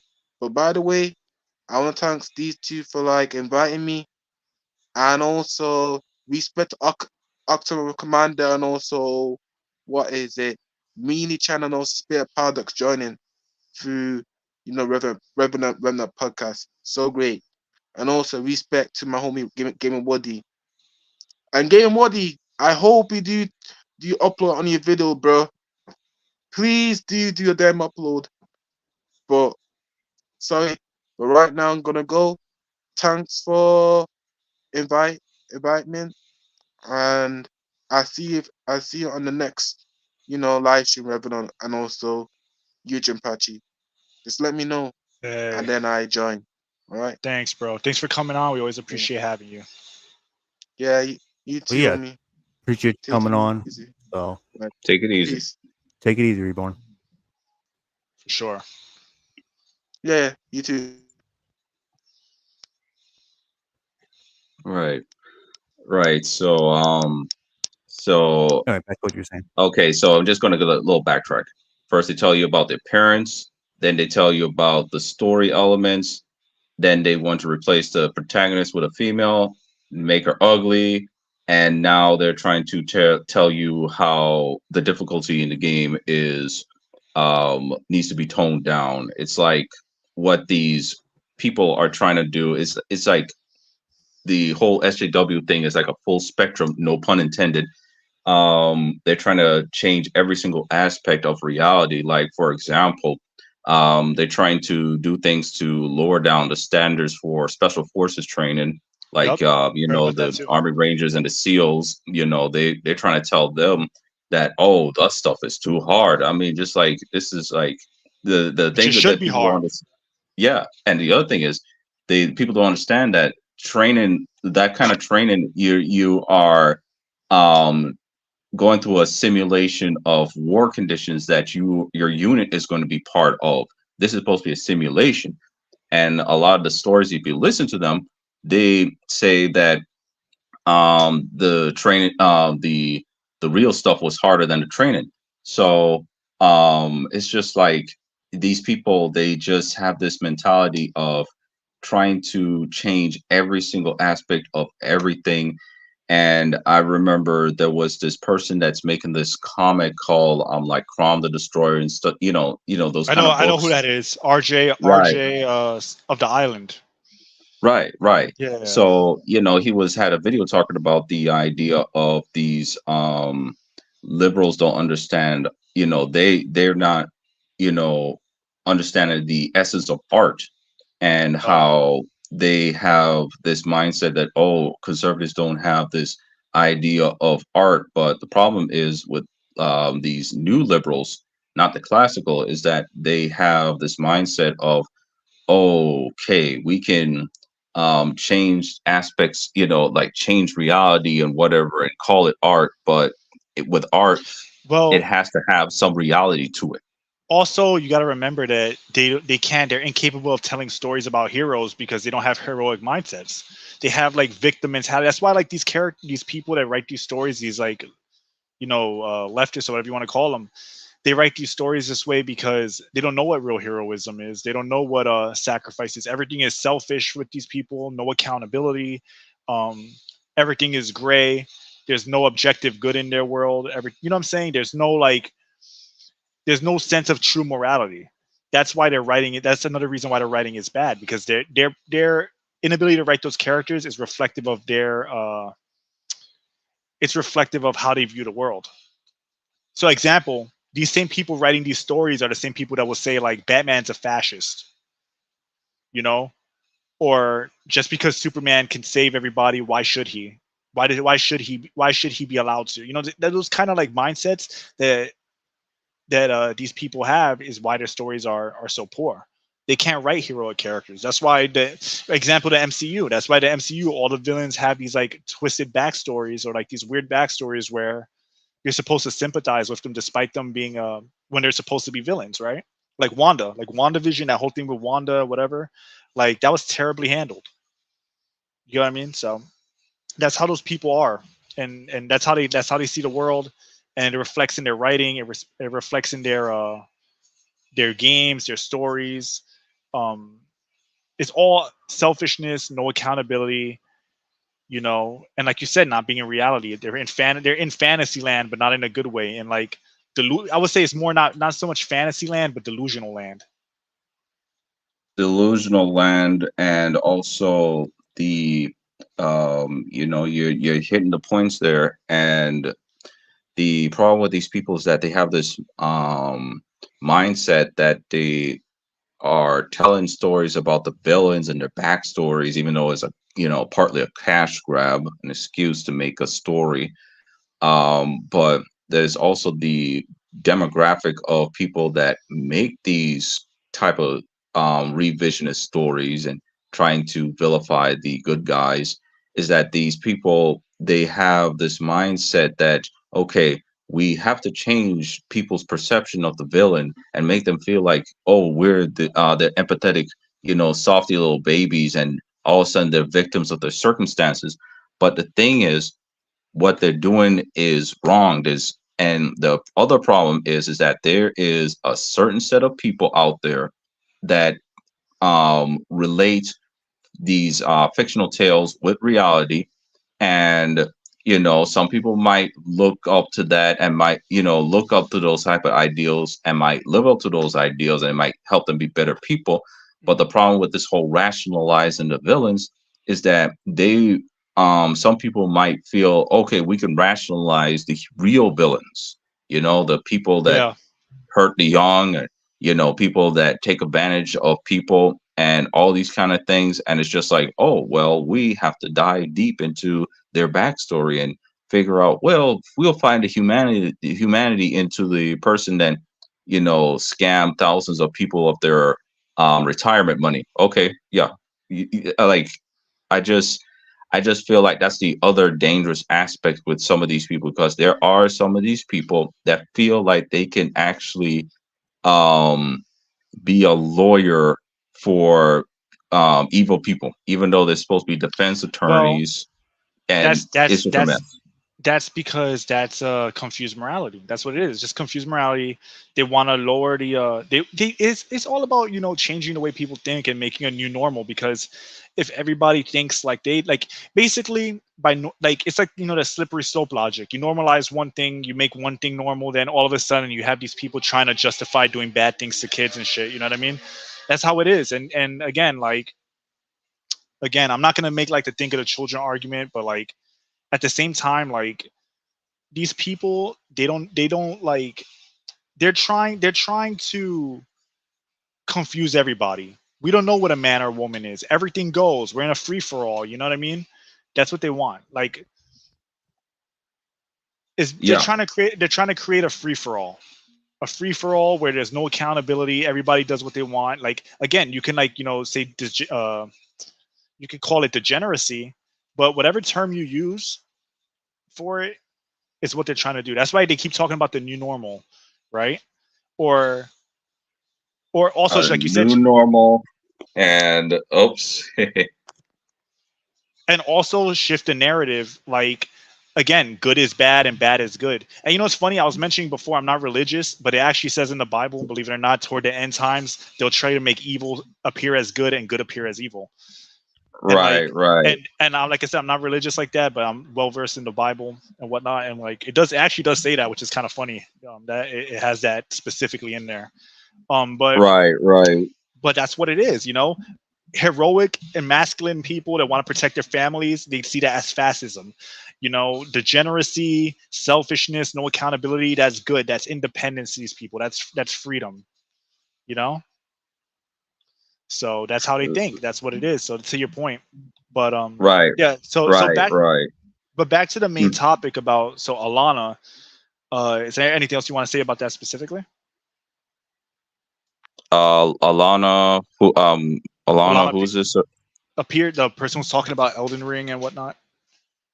Well, yeah. The thing is, it's just that, like I said, it's just a certain set of people that feel like they have to, make this thing of, I have to change things so that it can improve my situation. It's like the fat people on the airplanes. You're going to change all the seats so that a certain set of people that don't want to be responsible for their bodies, to have a bigger seats. And of course, it's not rational because she's just not accounting for the expenses that it takes to make those kind of overall changes for something. And even if they do make a limited amount of, specialty controls or change the settings, it's just going to waste too much time. It's too much money. And people just feel like they just feel like they want to complain about things, so, there's not really too much I can say about that. I just remember the thumbnail, and, I kind of find it funny that nobody really mentioned about it. And just like another thing. So just a little off topic. I found out later this week that the guy that made, that's in charge of Street Fighter 6, he's interested in getting Sub-Zero into Street Fighter 6. So, that's the only thing I can soy boy about. But you know what, though? As cool as that is, unfortunately, it's happening. And if that does happen, it's in the wrong era. And I still have to, unfortunately, because that sounds so cool. Because I'm thinking about like Street Fighter with like Sub-Zero, but in the end, I have to remember that it's current. No pun intended. It's current Street Fighter and current Mortal Kombat. So unfortunately, I'll have to let it fade away and classify as obsolete. Some people might get that reference, but because it sounds cool, but I'm not supporting. I'm not supporting either Modern NetherRealm or Street Fighter. Because Street Fighter 6, don't let what with Street Fighter 6. Don't let the sexy women fool you. That game is woke. Don't let it fool you. Yeah. Yes, there's stick that's why I bought used. All of that stuff is in there, but it's 100% woke. And Mortal Kombat, I don't need to say no anymore about it. Everyone knows about that MK1. So Sub-Zero and Sub-Zero being in Street Fighter, if that happened in the mid 2000s or 90s or even like the early 2010s, hell yeah, all for it. It's happening now. Fuck those games. I'm not buying them. Right. And but my thing is, I just buy those things used. What they should have done was they should have add Johnny Cage to Street Fighter 3, Third Strike. That's what they should have done. That's one of the things that could have saved the game. Was having Johnny Cage in that game, because he would have worked so well in that, and because he comes off almost like a Street Fighter character more than a Mortal Kombat character. And also, even though there was Soul Calibur out, and that game just completely destroyed everything. I mean, I remember one time my mom walked in and she's seeing this and she just kind of stopped, like, is this a video game? you know, just for a Dreamcast game. And so it's but now back to the lady, right? We're gonna go back to the lady and this whole culture of changing things. Like I said, I remember this one guy that was complaining about these games being too hard, and he wants to experience the stories and stuff like that. Like, I'm sorry, pal, you're playing a video game. You know, it's like you gotta play it. You gotta. It's a game. You play games. Right. There's no lore in chess. You know, the queen is not divorcing the king and cheating on him with the rook. You know, there's no soap opera in chess. It's just who is going to win the game, and it's just you versus the bot. And if you can't beat the bot in the game, then just find a different game. You know, let me interrupt you there. So I'm gonna go on a little bit of a rant here. The shit that she wants with Elden Ring and the shit that all these accessibility people want, the shit that all these people that want easy modes want. Hold on.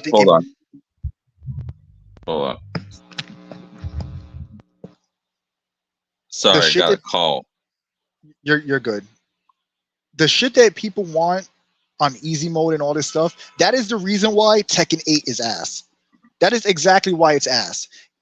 Fuck learning the game. Learning the game is hard. So we're going to introduce mechanics that break the flow of the combat. They freeze time. They have armor. You have a one-button super move that takes half your health bar, and you're about to kill somebody, and you have to literally stop what you're doing because they might press one button and do an armored move that takes half your bar. All of this is easy mode shit.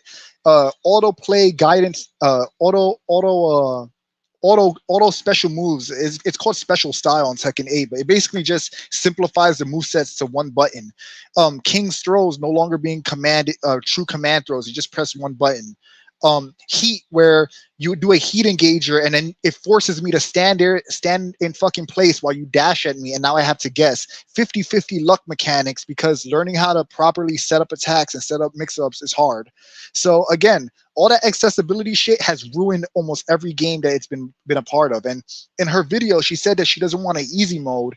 But again, if you have a newborn baby, like she said, with being a parent, why the fuck are you playing? If you know you have a newborn baby in your house with you, and that baby's small enough where it needs your attention immediately, why would you choose to play Elden Ring? If you have a broken arm, why would you choose to play a game that requires you to be hyper reactive, especially something punishing like Elden Ring? So to me, that her whole argument about it needing a pause mode, for example, is retarded. It's asinine.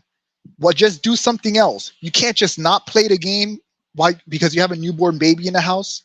You have a newborn baby, and your priority is like, well, I gotta play Elden Ring, so I'm just gonna, I'm gonna play Elden Ring, knowing that they have a infant that requires that much attention. And you know what? Funny enough, with the accessibility, this is the reason why you should have both parents. Because guess what? When you have a mom and dad, they could take roles.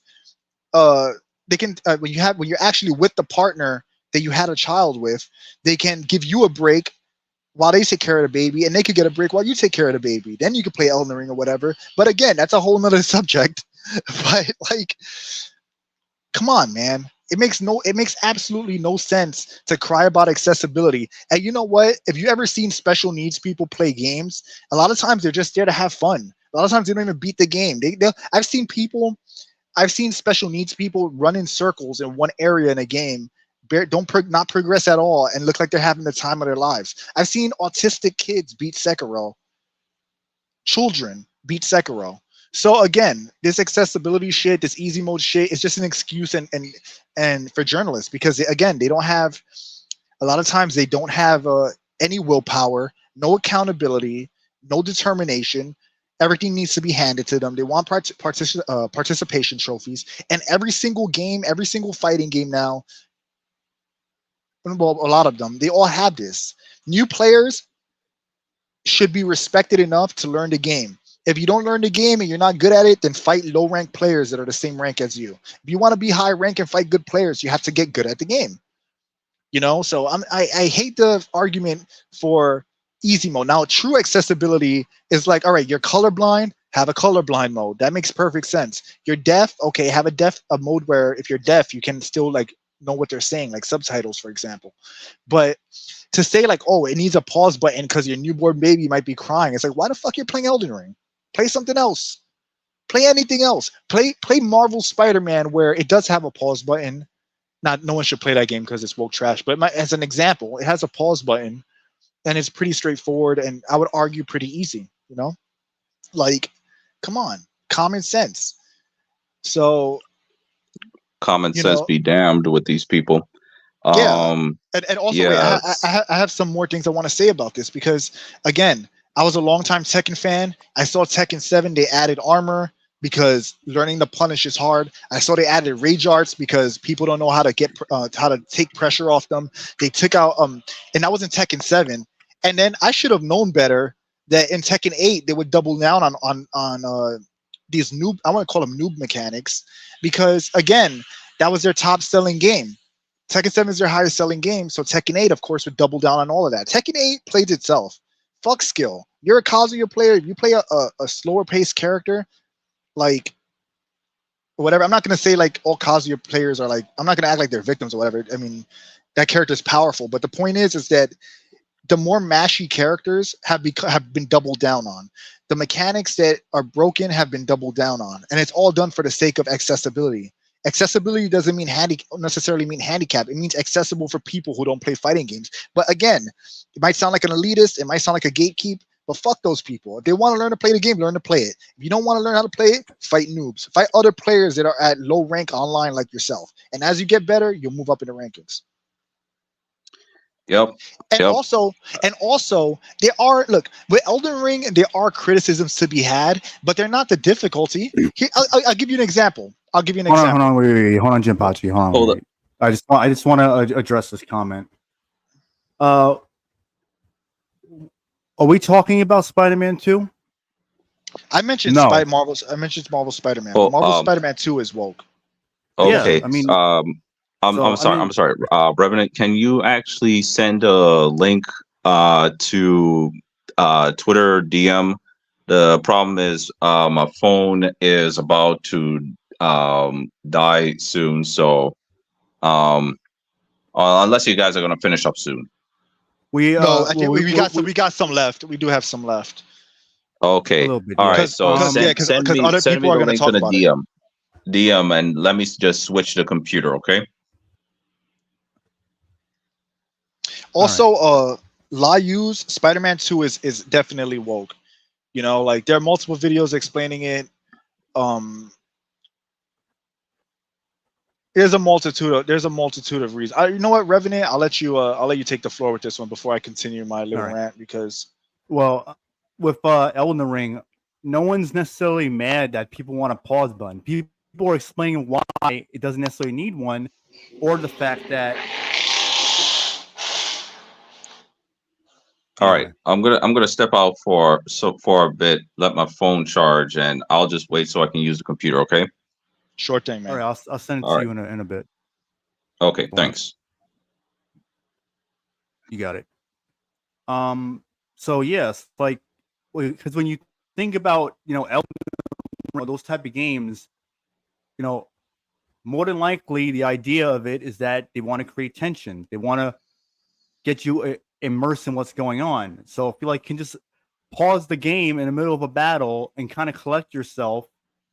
Sure, you still have to beat the boss, but then that kind of takes away the tension and of what they're trying to do and the design. So and against their design. Of course, we don't know that for sure because they didn't outright say why there isn't a pause option. But if it's not, it's clearly to create tension. Plenty of other games that don't have that pause option. So play that, and you don't see a ton of videos or people asking for it. Look, this is the bottom line. Yeah. This is the bottom line. A game, the vision of the game from the people making it shouldn't have to be compromised because you personally can't handle it or can't handle the options that are the lack of options or the options that are in there. Play something else. Not everything is for everyone. If fighting games are too hard because you have to learn, then guess what? Maybe learning isn't your forte, as fucked up as that sounds. play something brain dead. But again, other games should not have to be compromised because you cannot handle it. So if no Dark Souls or Elden Ring games or any Souls games had a pause button, then they shouldn't put one now, just for the sake of a few people who probably don't even play the games anyway. And remember, if I'm playing, let's say I'm playing Elden Ring right now. I still haven't finished the base game. If I'm playing Elden Ring, I'm not going to play it while I'm having responsibilities, because I know that that's not a game that you can do that with. I accept that about the game. Not everything is made for everyone. You have to understand that. Period. They're not. So again, you can sit here talking about how Spider-Man go out of their way to try to please other people, which is a small group of people. If you have a child, you have to take care of your child. Take care of your child before you even go to play a game. And if you have a child, you have all these responsibilities, and you got to watch them, or spend a certain amount of time, watching over them, taking care of them, making sure everything's all good. As a parent, why are you playing that game to begin with? Why are you playing certain games like that? Exactly. It's like if a parent was, if someone became a parent and before they let's take a mother for example, before she gave birth, she used to before she got pregnant rather, she would go out and party every weekend. When you're a parent, maybe the best thing to do is not go partying every weekend and adjust your lifestyle to your child. That's the same with video games. If you're playing online like Gears of War, Halo, or Call of Duty frequently, when you have a child, maybe you can't do it anymore. That's just how it is. Or wait till they're older. Responsibilities. Yeah, exactly. It's selfishness. It's selfishness. It's no account. Where you feel like, you know what? I want to do all these things that I used to do before I had a child, but I can't do it now. But I'm gonna want to do it anyway. That's selfish of that person, and that makes them a bad parent. So like Mr. Gamer said, Mr. Gamer said something. He said it's not. They're confusing disability for responsibility. That's exactly what it is. Yep. A responsibility is not a disability. And again, and look, here's the thing. I'm not. There's me and Revenant did multiple videos about how Spider-Man 2 is woke. I'm gonna be honest with you, I don't even feel like explaining that shit right now. Anyone who doesn't believe that, for a pause button, then so be it. If that's something they really wanted to do, then fine. But if their response was to cave into a minority, then yeah, people were saying, oh, they caved into a minority of people, then yeah, they deserve to be criticized for that because they didn't have to do that. And if it compromises their vision for the game or what they're trying to do, then yeah, they should be called out for it, and rightfully so. Yeah. Yeah, and when you think about it, you have a child and got all these responsibilities, and you do a pause feature. Is that person for sure going to beat the game? Probably not. True. But also for the sake because they want to play it. But do these people even finish these type of games? Do they even care about it like that? Also, though, because I want to address that other point. Like I said, if you're asking how is Spider-Man 2 woke, me and Revenant have multiple videos talking about it in detail. You can watch those. Yeah, I don't feel like fucking explain. Where I talked about it solo. There's times where I talked about it with you. We talked about it here on this podcast, among other people. Multiple videos. So yeah. I'm not gonna waste. My point is that I'm not gonna waste time explaining that shit to you now. And plus, if you can't see why, if you can't see for yourself why it's woke, go watch the past videos. If you can't see, we're not gonna waste our time explaining it here. If you can't see for yourself, if you can't see for yourself why it's woke, then even those videos won't convince you anyway. So it is what it is. But again. Back to Yusef. Yes, say what you were gonna say. I apologize. Go ahead. And Jen, I was 10 years old. I was fucking 10 years old when my one of my twin cousins, he was still a baby. He pulled the plug, of the game during it. And this is one of two times, by the way. The first instance, he pulled the plug. Real quick, thanks for stopping by, Emerald. You take it easy. And you want take it easy, Emerald. And you wonder what I did? I comforted him. The second time, it was during a boss fight. I swear, during a boss fight where there was no pause. What did I do? I dropped the motherfucking controller and went to him. I comforted him. Even like his big sister, my other cousin, was surprised by how like caring I was. This is what a mother should do. And I was fucking 10 years old back then. Yep, I believe it. And also. Yeah. It doesn't matter if Spider-Man 2 sold like hotcakes. That's not the point. I want to say this about Spider-Man 2. Spider-Man 2 sold because it was Spider-Man. In terms of the budget. it didn't make as much as the budget was. So yep. I'll go into detail about that. Spider-Man 2 sold. Laid off a number of employees after. I'm gonna get into everything right now. Spider-Man 2 sold well because it had the name fucking Spider-Man on it. Right. That's it. The brand sold that game. Period. Again, that game didn't sell like hotcakes because if your game costs $300 million to make and you only make $350 million back, that's a huge loss. That's a loss. You lost money. And on top of that, it did so well that they fired employees. You could say, oh, they were non-essential or whatever. I mean, if the game is doing well, if I have a company and my games are selling millions, I'm trying to keep everyone on board, every single fucking person, because that means that I want the next game to be of quality. So use your brain and think, you know, and as far as again with the pause button stuff, why the hell should game companies have to cater to you because of your personal responsibilities? Remember, people forget, because you know what it is? People are so addicted to media, they forget all of this stuff is leisure. It's entertainment. This is not mandatory. You don't need to beat Elden Ring. If the game is too hard for you, play something else. You don't even have to play it. There are legitimate criticisms of Elden Ring. I'll explain some now that don't involve difficulty. One of them is you guys have played Elden Ring. If I'm going through fog, an enemy shouldn't be able to stab me while I'm slowly walking through fog, right? Again, that's not really a difficulty complaint. That's just a thing of like nonsensical programming. The enemies shouldn't be able to hit you while going through a fog. Or for example, you have enemies that they slice you through pillars and they slice you through their hitbox clips through like a wall or something. That's not a fucking game mechanic. That's a bug. So little things like that are you can criticize, but that's not the same as saying you want the game to be easier. Those are two totally different arguments. So exactly. Yeah, and see, it's like me wanting them to like, you know, completely drop the deflecting in Sekiro and them adding instead like shields. It wouldn't make any sense in Sekiro, you know, just to cater to me. Yeah, exactly. There's a disparity. This is the define like the define woke. Yeah, there you go. There you go. Typical retardation. Yeah. The fact that you're talking about sales and you can't bring up any other point just shows that you're closed-minded and you have nothing to add, like any of value to add as to what we're talking about. And you're asking what define woke is. You know what's funny? Exactly. You know what's funny? I could post the definition below, and I could actually post the actual long definition below, and you would still make excuses or be like, I remember I posted the definition like, you giving me this cut and paste dictionary shit or whatever because you people are fucking idiots. That's what it is. You're a dumbass. That's what you are. To define it, if you want the definition, you give them the definition, then it's not good for them. But there is no or the person's interpretation of what it is. There is no definition that's good enough because the truth is you just like Spider-Man game go burr. I'ma defend it because I'm fucking a corporate slave. That's what you are. If anybody is triggered, we're triggered by your lack of intelligence. Yeah, that's what it is. We're not bothered by what you're saying. Your questions on the chat alone. How are you gonna act like anyone's triggered when you're writing a sea of text within seconds apart from each other?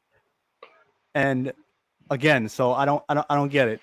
Like a whole fucking book, right? Is not there. Yeah, like he about to write a Harry Potter book with all this shit, man. Yeah, the same people who say this man blow his gasket. He talks about being triggered. Yet when we briefly mentioned Spider-Man being woke, and that's when this guy lost his fucking mind. So you want to talk about triggered? Yeah. There you go. Like you brought it up, and everyone's commenting on it. Yeah, and these are the same people who can't define what a woman is or what's racism. But and I like to add to the Alanah Pearce thing. Like, okay, so let's try a different scenario. Let's say if you work a 9-to-5 job and you're playing Elden Ring, but you know it's time for you to go to work. So are you going to continue to play Elden Ring because there's no pause button, or you know that you got bills to pay? You got to prioritize going to your 9-to-5 job. Otherwise, you won't have electricity to continue to play Elden Ring. So what you're going to do? You're going to die. You're going to leave the game alone. You're going to go to work. And then when you get off, you come back, That's another responsibility. So I don't get this minor cater. And then again, Revenant and Jinpachi already said, play something else. That's all I was screaming until I was rotated back on the panel. Why don't you play something else other than a game that does not have a pause button?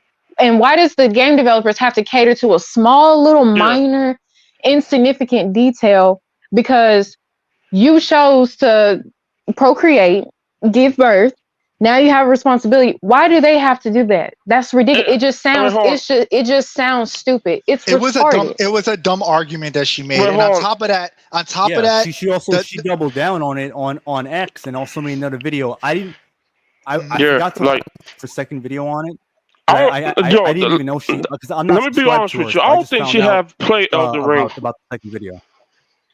But she claimed that she did. She explained it, so maybe she has. I don't know, but the underlying arguments where she's talking about, I have to ice my wrist because what was it, tendonitis or some shit like that, or what was it? See, look, whatever it was. She has the hill shit. She has tendonitis in both hands, and she says, "I have to ice my hands." So games that are mashy, I have to press and hold the button in, right? So she says she doesn't play. She's hard for her to play fighting games because she has to mash. So that's the answer. Don't play fighting games. Play games that you can handle. And think about it this way as well. What fighting games you was playing? Let's say you have a mechanic that requires you to mash in a Dragon Ball Z game. Like, let's say, like, I'm using that as an example. Let's say you have like a beam clash, right? And you know, traditionally you would have to mash or spin the analog. If there's an accessibility option where you just hold the button down, isn't that unfair to the players that have to mash the button while you get to just lazily hold on the button? It might be an accessibility thing for you, but it actually disbalances the game. It's an accessibility feature that can hurt the balance of it can make the game disbalanced. So again, like, if you can't handle it, don't play it. Like I said, right now I'm playing through Elden Ring and I'm fighting Malekith. Malekith is a hard ass fucking boss. It's annoying. But guess what? Eventually I'll beat the boss, I'll pass it, and I'll move on with my life. I'll learn his patterns and I'll kill him. But if it's too if you can't do it, or if you can't beat it, or if you can't beat it with the options done in the game, they shouldn't have to nerf it or change the game to suit me as a player or to you as a player. It should just be like, all right, well, I'll play something else. I definitely agree on that. I'll usually a lot of people drop those games. How many times you hear people, they'll get to a certain point and they'll literally drop the game because maybe in their mind they're like, all right, it's not worth it for me. So for those people, then don't play it. That's it. Yeah. And just far to the point that you had to level up. That's what I usually do. And here's the thing. I hated Dark Souls for like a long time until finally I was like, I'm just going to give it another chance in the same way I did Sekiro. And guess what? I got fucking good at it. As the like saying goes, get good. And this is the whole thing with these games. Pierce is not made for these games. You can want to play these games, but has she even played one Dark Souls game before? I doubt it. Because she's bitching about. I think in the video she had mentioned that she had liked like Bloodborne in them, so maybe she has played them or be in them. Most likely, it could be that she's trying, because again, she's like a big advocate for accessibility. She actually created an accessibility award show. She gets paid for it. She has a vested interest. She also works for Tony Santa Monica. I know. God of War Ragnarok. She was one of the writers for the game. And I'm sure she helped with the accessibility in that game. I know she did a cameo in Cyberpunk. Cyberpunk, she was an NPC in the game as well. Honestly, I think she has like an invested interest in all this. And I feel like it doesn't matter what game it is, she's going to be preaching about accessibility because... by the way, her acting skills in that game was... Sorry about that. Her acting skills in that game was pure dog shit. I'm not surprised. You got other YouTubers in that game that probably would dog shit too. But listen. And let me explain something though, because this is important about Alanah Pearce. She's worked on 7 games with accessibility.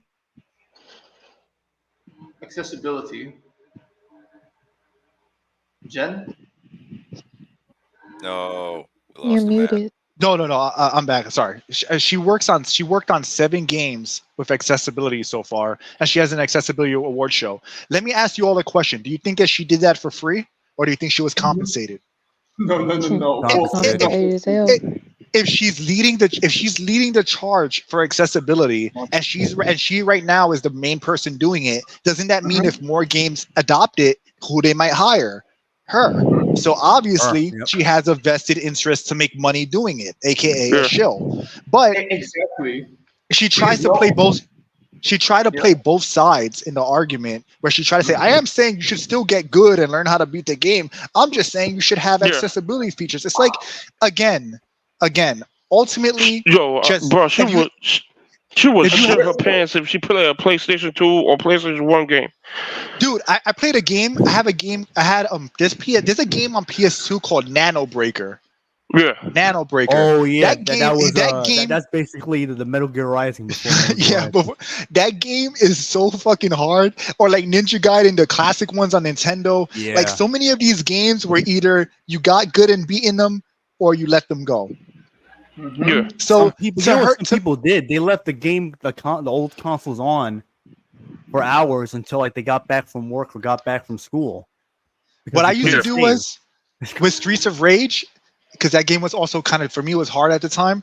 I was a little kid. I would pause the game, go to school, do whatever I had to do, and then turn it back on. That Sega Genesis was on fire when I turned it back on, but that was like a means to the end, a means to an end. You know what I mean? Like, wait. Let me share my thoughts about the whole chart that. That chart that she had about the disabilities and shit. Yeah. What the fuck is that? Like, that's some bullshit. I really looked at it and I'm like, chart made up. These people never talked to a real person before. You could tell that those people is situational disabilities is being a bartender. Yeah. So imagine having a fucking job like accent, because right. But Gamer perfectly worded it. She's conflating immediate responsibility with disability. These are not the same thing. They are not the same thing. Situational disability does not exist. I don't care what people say. It does not fucking exist. There's only disability. Just like mansplaining. Yeah. Look. Here's a good example. If all right, let's say I get blinded, like somebody throws fucking like pocket sand in my eyes. Technically, in that situation, temporary, like temporary blindness, but. Yeah, temporary blindness. If I'm temporarily deaf, but even then, it's temporary, and of course, it's not an actual. I'm not actually disabled. Like, it's a temporary situation, but you can't complain like being temporarily blinded or temporarily like deafened to a disability that someone has for life. These are not the same thing. Yeah. See, when I was a kid, I had a sprained ankle. It was something which I viewed as an inconvenience, but it didn't stop me from like doing some activities such as walking or some running and whatever. I had to know my limits. Is basically. What I'm trying to say with this woman, I swear it's not just in real life, but like in the past Soul games, which honestly, I mean, I don't consider those who only play Elden Ring to be like Dark Souls fans, because the players of those games, my man, in the same way, life and the difficulty of life, they would eat Alanah Pearce alive. They would eat her fucking alive, because she is clearly a snowflake who can't handle, tough shit. She really just can't. Yeah, that's why she's making these baby games, bro. She's trying to play both sides. So, all right, let's say she did beat Elden Ring, she did beat those games or whatever. Yeah. Fine, right? Like, cause here's my like, this is like where actual nuance comes into play. All right. So when all those Souls games, everyone knows about elitist, right? Yeah. So all right, they added the mechanic, for example, like mimic tiers, where you make a clone of yourself, and that shit is powerful. Or you have like all these mechanics they added into the game, which was them adding a easier quality. That was them adding easier shit without actually putting an easy mode, right? So elitist would say, "Oh, you beat the game with a mimic tier." Like they'll try to like, you know, be elitist about it, whatever. So to those people, I do understand the fuck you mentality because the game is inherently ridiculous. The bosses aren't fair, so why should I play fair? If I use a tool that will help me win, I'm gonna use it. So that to me is like a thing where I agree with elitist. That's a good point. With elitism, I agree with that. But that's not the same as an actual easy mode, accessibility, and things like that. And again, it's like I mentioned before, there are actual things in the game that are truly need to be fixed, and they have nothing to do with an easy difficulty. Back to the example I said before. If I'm fighting a boss and there's a pillar in front of me and the pillar is thicker than the boss and he slices the pillar, I'm behind the pillar, his sword should not phase through the pillar and kill me. You know what I'm saying? That to me is fucking bad. Like that's bad. Or another example, like I said, when you fight a boss in Souls games, you have to walk through fog. But unfortunately, the bonfires or the sites of grace are far away from the boss door, so you have to run through the enemies. It's not feasible. It's not feasible to fight all the enemies every time you want to fight the boss, because not only does it take time, you're going to risk losing health. So if you run past them and go straight to the fog, your character slowly walks through the fog. The problem is that your character is still vulnerable, so the guys come behind you and fuck you up while you're mandatory to the fog. Literally, one time in Bloodborne, I went through the fog. The enemies were clipped on the fog, and it's like their weapons were still like swinging at me. So when you find the boss, I'm up against where the fog is, and I'm getting hit from behind because the enemies are still there, swinging like crazy. And it's like it shouldn't even be like this, but it's like it's poor design at the end of the day. Exactly. So stuff like that, I can argue, all right, fix that, but that's not making it easier. That's just removing like illogical shit that's clearly like an oversight, or like I would damn near argue a bug. But exactly. It's funny too. It's funny, and when it happens, I laugh because it's so ridiculous. Like, and there's another boss in the game called the Godskin Duo. So it happens, and you're like, of course. You're fighting the Godskin Duo. You're fighting two bosses from the game at the same time, and they're jumping you. And I'm okay with that. But here's the thing that makes me laugh. It's like one boss will throw a fireball, and it will phase through the boss in front of you. So if they're lined up, they both throw fireballs. The one behind him, his energy attack will phase through the boss in front of you. There's no logical reason why it happens. It just happens because the game is like, fuck you. If they're gonna hit you, so move out the way. But logically, it should stop at the enemy, right? It shouldn't phase through him. It should hit him. And even if it does no damage, it should stop there. And therefore, that would add to the strategy of fighting both of them, where you might use one to shield yourself from projectiles from the other one, right? It makes sense visually and logically, but that's obviously not the case. So my point is, like, I'm not saying the game should be easier, because I think it's fine the way it is. I just think that the real problems the games have are never addressed. Like I said before, the clipping and stuff like that. So that's what people should be asking for. And you know what the other thing is? This lady's complaining about I like somebody's comment saying that, oh, having a child is a disability. Well, she should raise the child to avenge her. Let me add one more thing, and then I'll shut up after this, because I just want to say this one last thing. Here's the thing. This problem, it's kind of like, I don't want to be like too like political with this, but think about it. If you have a baby, and the baby, like I said before, has a mom and dad around, dad wants to relax and play the game, mom's with the baby. Mom wants to relax and take a break and play with the game, dad's with the baby. You cannot do this if you're a single parent as well. So kind of more reason, like, hey, if you enjoy doing things in your life, you might want to choose better partners, or choose people that are actually going to stick around that, you know, you spread your legs for. Because again, that's going to also affect your quality of life. Like Revenant said before, you probably shouldn't be going to clubs if you have a baby. But again, if you were married or with someone you loved, you wouldn't want to go to a club anyway, because you'll be with your family. You know, so it's also like somewhat trickled down of that. And the thing with her is that she should have known that when she was going to have a kid, that, you know, it comes with a lot of like responsibility, a lot of commitment. She clearly lacks all those and fails as a mother. and the fact that scumbags like her exist is what infuriates me the most, because it always comes back to the kids and how this affects them, and it's just like, imagine having a woman child for a so-called mom, it's just it's not really it's not. You know what's the sad part though? Yeah. You know what's the sad part, Mr. Gamer? Yeah.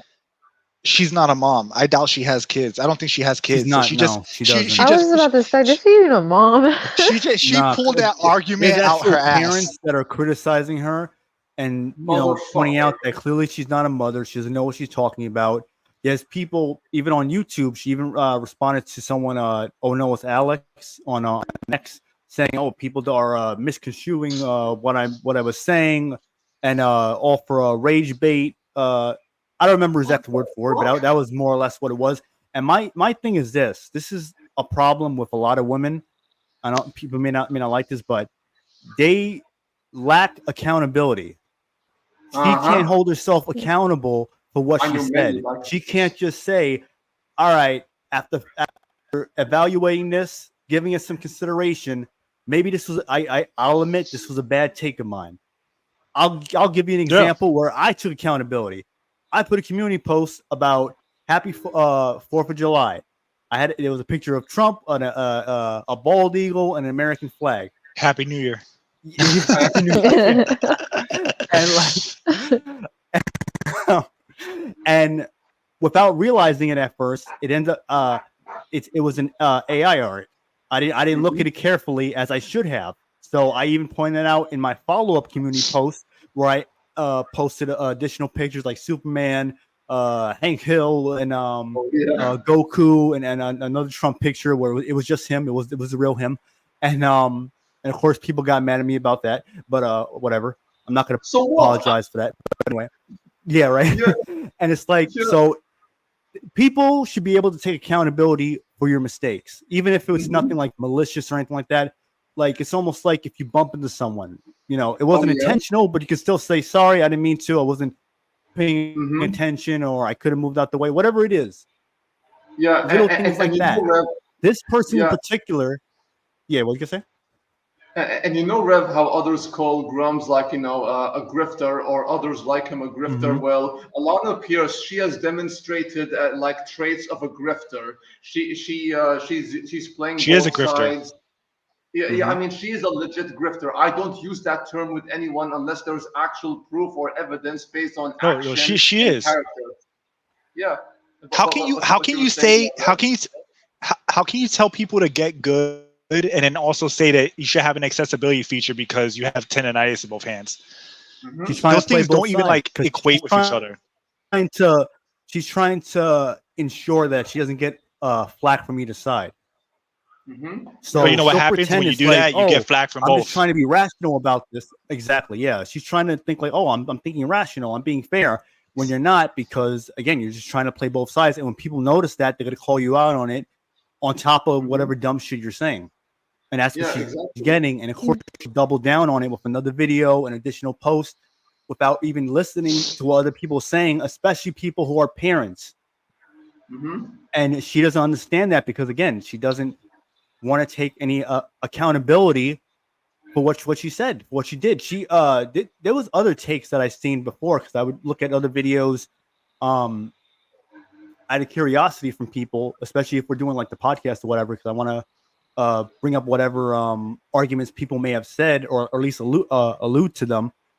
And she was the video a while ago defending the Fable reboot, when the first trailer that came out with it, where it showed like the female character, allegedly female character, and she's like was given the whole realism argument with the bullshit, like the lighting and the shadows and all the detail and things like that, and whatever bullshit. And again, so this type of take from her, it makes sense. She used to work for IGN. She's an Australian female. She lives in LA. She also had a video. People even point out she made a video on her other channel where she came out on what was it, like saying she was pansexual or something or whatever it was. Yeah, So it's that's like just so stupid. this person is a weirdo, a bimbo. I remember Jinpachi even replied to one of her posts that he saw where she was like saying like, I don't understand why people don't like The Last of Us 2 or something like that. And it's like, you know, like, I swear, you're writing this now, years after that, knowing what it is. Like, these people are just disingenuous and they have agendas to pull. This person is a clear advocate for accessibility to the point where you know damn well she wants these games to be dumbed down as possible. She's probably happy that Dragon Age the Veilguard is gonna have a mode where you can where your character doesn't even die. You can't even die. Fucking stupid. These are the type of people that are dumbing down gaming and are hiding behind accessibility as an excuse, as like a shield, when we know it's just to dumb down these games. Because From Software puts a pause feature that everyone asks for, then they got to start bowing down to whatever person's demands are, whether if they even play these games or not. And you know what's the saddest part is? Like, the saddest part is of all this is that the technology has never been better than it is now. And unfortunately, gaming is in like one of the worst states it's ever been in. It's such a shame. Yeah, when I was younger, even during the PS2 era, I was like, I never dreamed games would look as good as they do now. Visual, I'm talking about like graphically. I never thought they would look that as good as they did now. And then unfortunately, all these games are garbage, and it's a shame. It's like, damn, like I was just like, oh, what would Resident Evil 2 look like with like high-end graphics? And we finally got that, and like. I used to think that as a kid, like, oh, imagine they remade this or whatever. Like, imagine how it would be like realistic. And then you look at shit now, it's like you don't want them to do remakes because you know they'll handle it poorly. Yeah. So much wasted potential with so much like technology. It's like it goes to waste. When games like years ago, they wouldn't waste that. Yeah. Yeah, you have a new sports league with sports cars, but the only people that can use the vehicles are people that ride bicycles. They have these advanced technology, everything at their disposal, knowledge about the past and how they can make games to the future. And what do?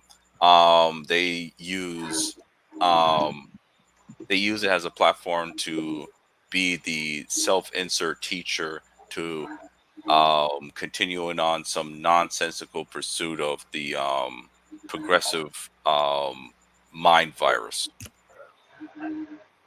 You know what it is, man? Talented people, they need to start going out and doing their own thing because, you know, it's like these people got to feed their the talent is there, but these people got to feed their families.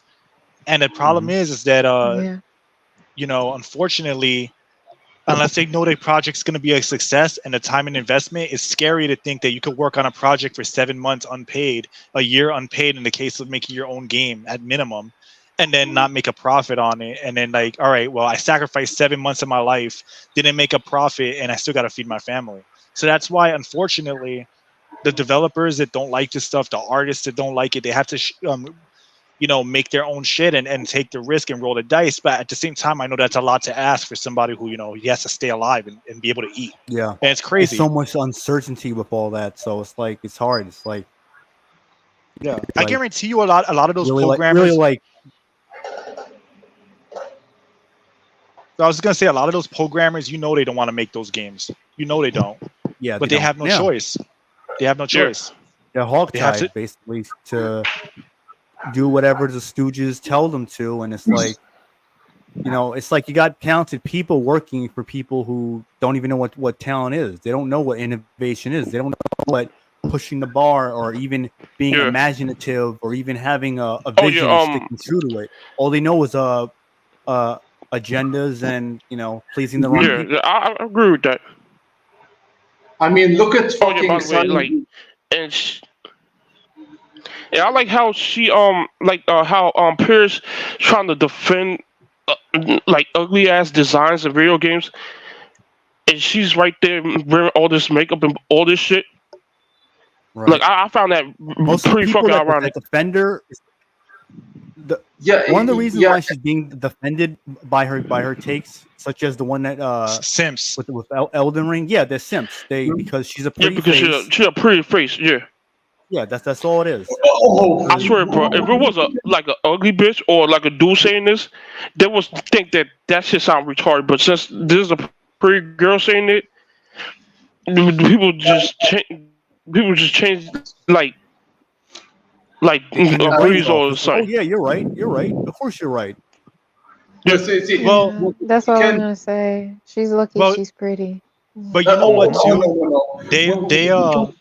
We can agree to disagree on her being pretty. She's anything but that. I mean, for fuck's sake, I can't think of another. Behind that makeup, she probably a different person. But woman behind that makeup, she's like, it's not speaking for us. I also feel like she's also to me she's also like very like average, just, I would say. She's like an average, like, non-ugly white girl, like an average non-ugly white girl. That's what she looks like. To me. But anyway, to these woke simps, like probably like a bombshell for them. But the point is, here's my point with this, with her looks, though, because I want to make a point about that. Her looks, like, a lot of people, like her, like, they never get held accountable because the way people perceive, like, their looks, like, she'll never be, like, people will never tell her the truth. Because all these simps are going to say what she wants to hear to get on her good side, right?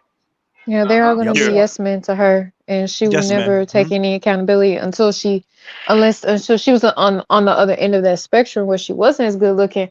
Oh yeah, she'd be dragged through the mud, especially if she was also another skin tone as well. If she was black, oh man, she'll be dragged up and down all up in the sky, all the way to in the craters of the earth. That's how bad. So that's what was gonna be my point. Like, she's just lucky she's very pretty, because if she was anybody else, any other skin tone, if it was darker, then, and if she wasn't as conventionally pretty, like passable she has a lot of she gets a lot of attention or attraction. She would be slaughtered. So she's lucky, but it's people like that. I'm not fool. I'm just saying. I know it's all makeup. I'm just saying because the beauty is in the eye of the beholder.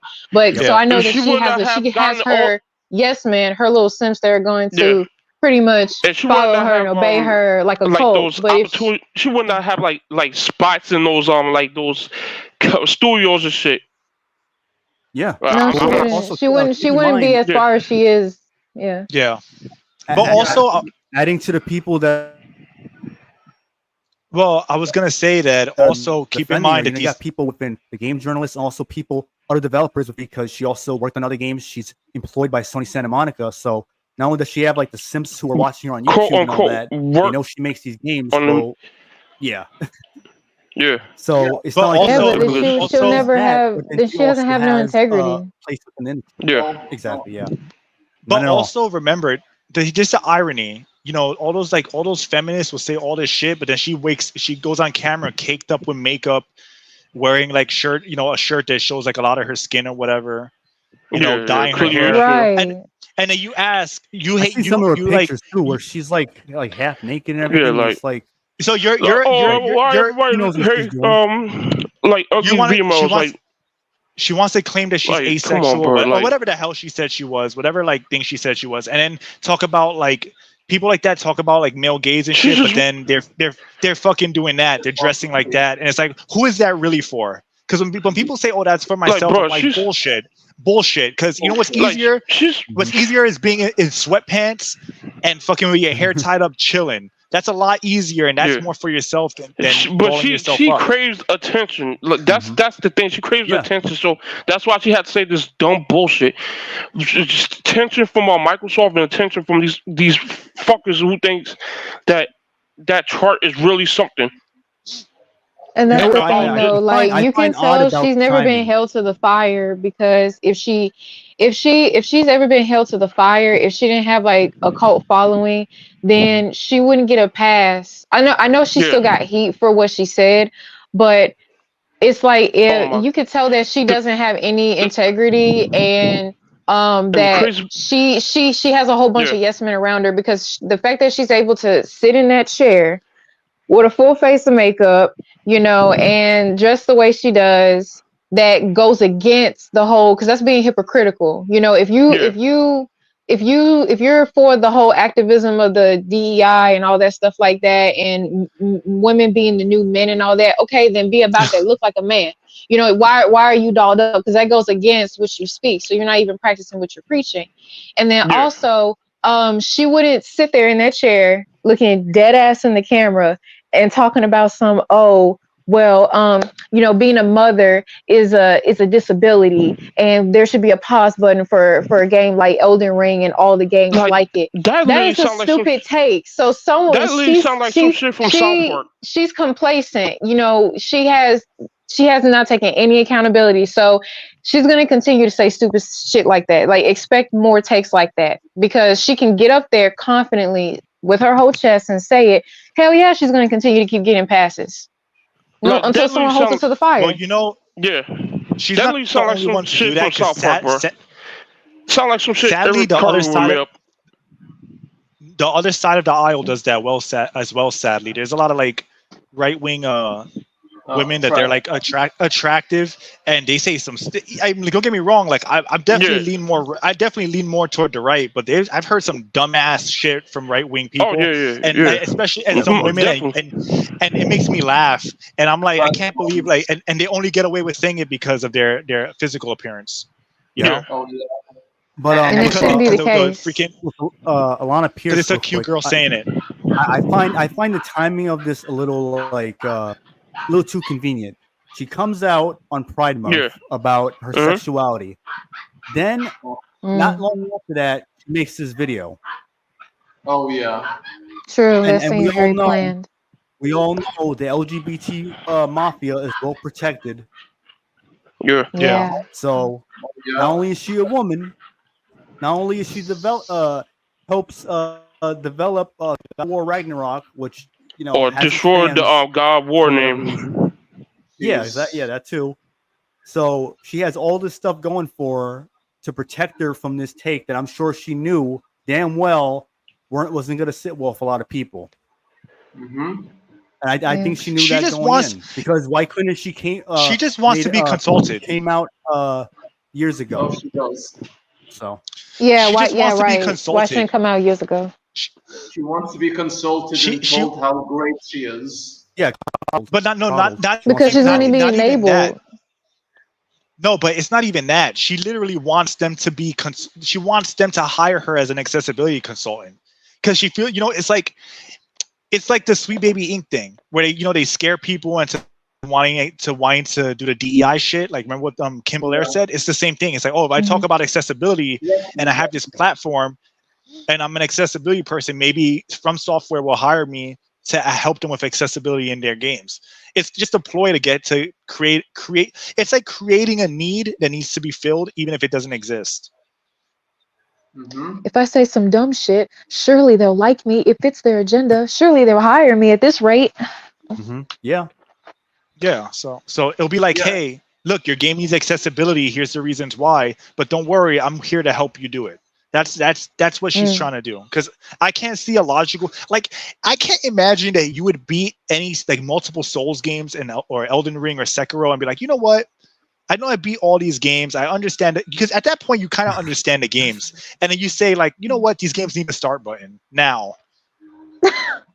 Right. And they're like, like 10. Like they're like 10th game, not 10th game. I'm exaggerating. You know what I mean? They sell very well too. It's not like it's like a niche series or like anymore. It used to be. Anymore. Yeah, it used to be. I mean, a lot of people play these games, so it's like, who are you really catering to? Yeah, and they became a meme. They're a meme now, so that's it. They're mainstream. Mm-hmm. Once they become memeified, they're no longer a niche. Yeah. Yeah, and you know, niche, and the other thing is, okay, so if the companies decided to assent to her decree that video games must be changed based on her design, you're gonna see her subpar mug all over the place, with a bunch of articles and probably some disabled approved video game controls with her subpar mug, smiling and knowing that she did it because she posted a tweet on a website. Get the flip out of here. This is no different. This is like Anita Sarkeesian was there for the feminist crapping games. Kim Belair and them, they're in there for the forced inclusion, and now we have her for the accessibility. It's all the same. Yeah. It's the same tactic, but with different people with different names. But it's the same kind of idea. An actual disabled person approaches her. Hello, Yeah, I would Unholy like Trinity, photograph, yep. and she's looking at them like, "Ugh, get away from me, you diseased creature." Yeah. You know, and you know the whole pause button shit it as laughable as like those who complain about fan service in animes. Yeah. It's honestly the Yep, same yeah. boring and pathetic shit that they. And by the way, this has been going on for like a long time. Back in, I believe, like Bloodborne, and before then, especially with Sekiro. I mean, Sekiro is unbelievably difficult. But Oh like, yeah. Demon but of the thing Hatred. yeah, exactly. But the thing about this game is that it's meant to push us into getting better and to learning the mechanic, because it really, and when you get the mechanic down, it's a damn sick and awesome experience, unforgettable too. I mean, No, you're because right. yeah, because Yep. imagine like It's funny and because she also mentioned that about a game called Tunic, where it had some like item or whatever that it basically like does a shit ton of damage for like enemies. Like you can just basically like walk through the last boss fight, and she was going on about how, I mean, she didn't use the item, but because afterwards she said that the item is there, but she said like, oh, it was so rewarding feeling when I beat the final boss or whatever. And then right after that, she's saying that, but if someone wanted to use that item, it wouldn't bother me. How does that make sense? But you know what? That's in defiance of human nature. Most people always seek the easy way out. If you make a get out of jail free card, people that normally wouldn't use it, a lot of them will use it because it's there. Look It's at the fighting games, like you were mentioning about Tekken. People use all those crutches now because they're there. Yeah, because they're there. It would have to learn the mechanics and get better, but they don't want to. Yeah, and you know what's Because funny is that there's no incentive to do so when those crutches are there. So when you start dumbing down these games, a lot of people are going to take advantage of that. Oh yeah, there'll be people like say us that aren't gonna, bother with it, but there's a lot of people that will, and then that's where the industry is catering to the lowest common denominator, where people just they really don't want to play the game at all. They just want to get the experience of it, to feel like they're on equal footing as everyone else, when they might as well just watch a movie then, if they want to do the lowest bare minimum when it comes down to doing anything in the game. Yeah, and honestly, it's just fucking. It's so shallow that they want to be on equal footing with others, even when it comes to a series they don't really give a damn about. And it's like, can't they get a fucking new hobby, or like find a new game to play? It's just like, I mean, what else is there to say about this? It's fucking pathetic that that they feel the need to want to play a game like Elden Ring, even though it's made by a company who make games for a specific kind of audience. It's like a cult film, but in this case, it's a cult series. And see, for example, when it comes when Rev was talking about the elitism in From Software games, I admit to cheating in for example, Elden Ring with the mimic tier. I'm basically like Miguel from sorry, it's actually Tulio from the Road to El Dorado. I'm like, I want to cheat like that, and I basically abuse the mimic tier, because and I own up to it, and yet you have idiots like Pierce who want something to be she wants like things to be catered to her in a way that's it's easy or accessible. And honestly, my man, you can find options in Elden Ring to make things easy for you. Play online, use the mid tier. Yeah, there's plenty of ways to make it easier without it being and like she's gonna be the reason why everything's like a she's gonna be one of the reasons why difficulty in video games ain't gonna mean shit. Yeah, people like her, because they gotta water everything down. And you know, it's like this example, hypothetically. Square Enix, let's say they made a traditional turn-based Final Fantasy, which who knows if they ever do that again. But they do that.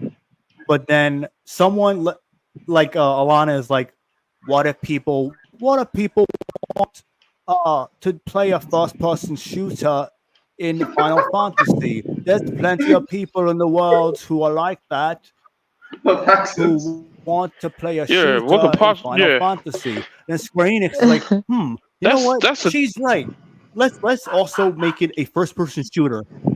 It's nonsensical, and there's no point. When you're trying to please everyone, realistically you're not gonna please everyone because you're trying to cater to everyone. This is like what happened with Resident Evil 6. They try to please too many people and broaden their audience when it wasn't needed, and it became a mess. Oh yeah, a Frankenstein of a game. Yep, and then they had to revert back to what people really wanted, which was, in the style of a Resident Evil 7, where it's survival horror, where it's that genre. You're not trying to mishmash several genres. I really didn't like that the Resident Evil 7 was like people trying to go through a door, or even like a subway. You're waiting for the subway, and a bunch of people like you're willing, like, all right, I'm gonna wait for everyone to come out, but then everyone's like, rushing to leave, and it's like, people bumping into each other and all sort of crazy shit. And it's like, it's not needed. Just be the genre, know what you want to be, and stick with it.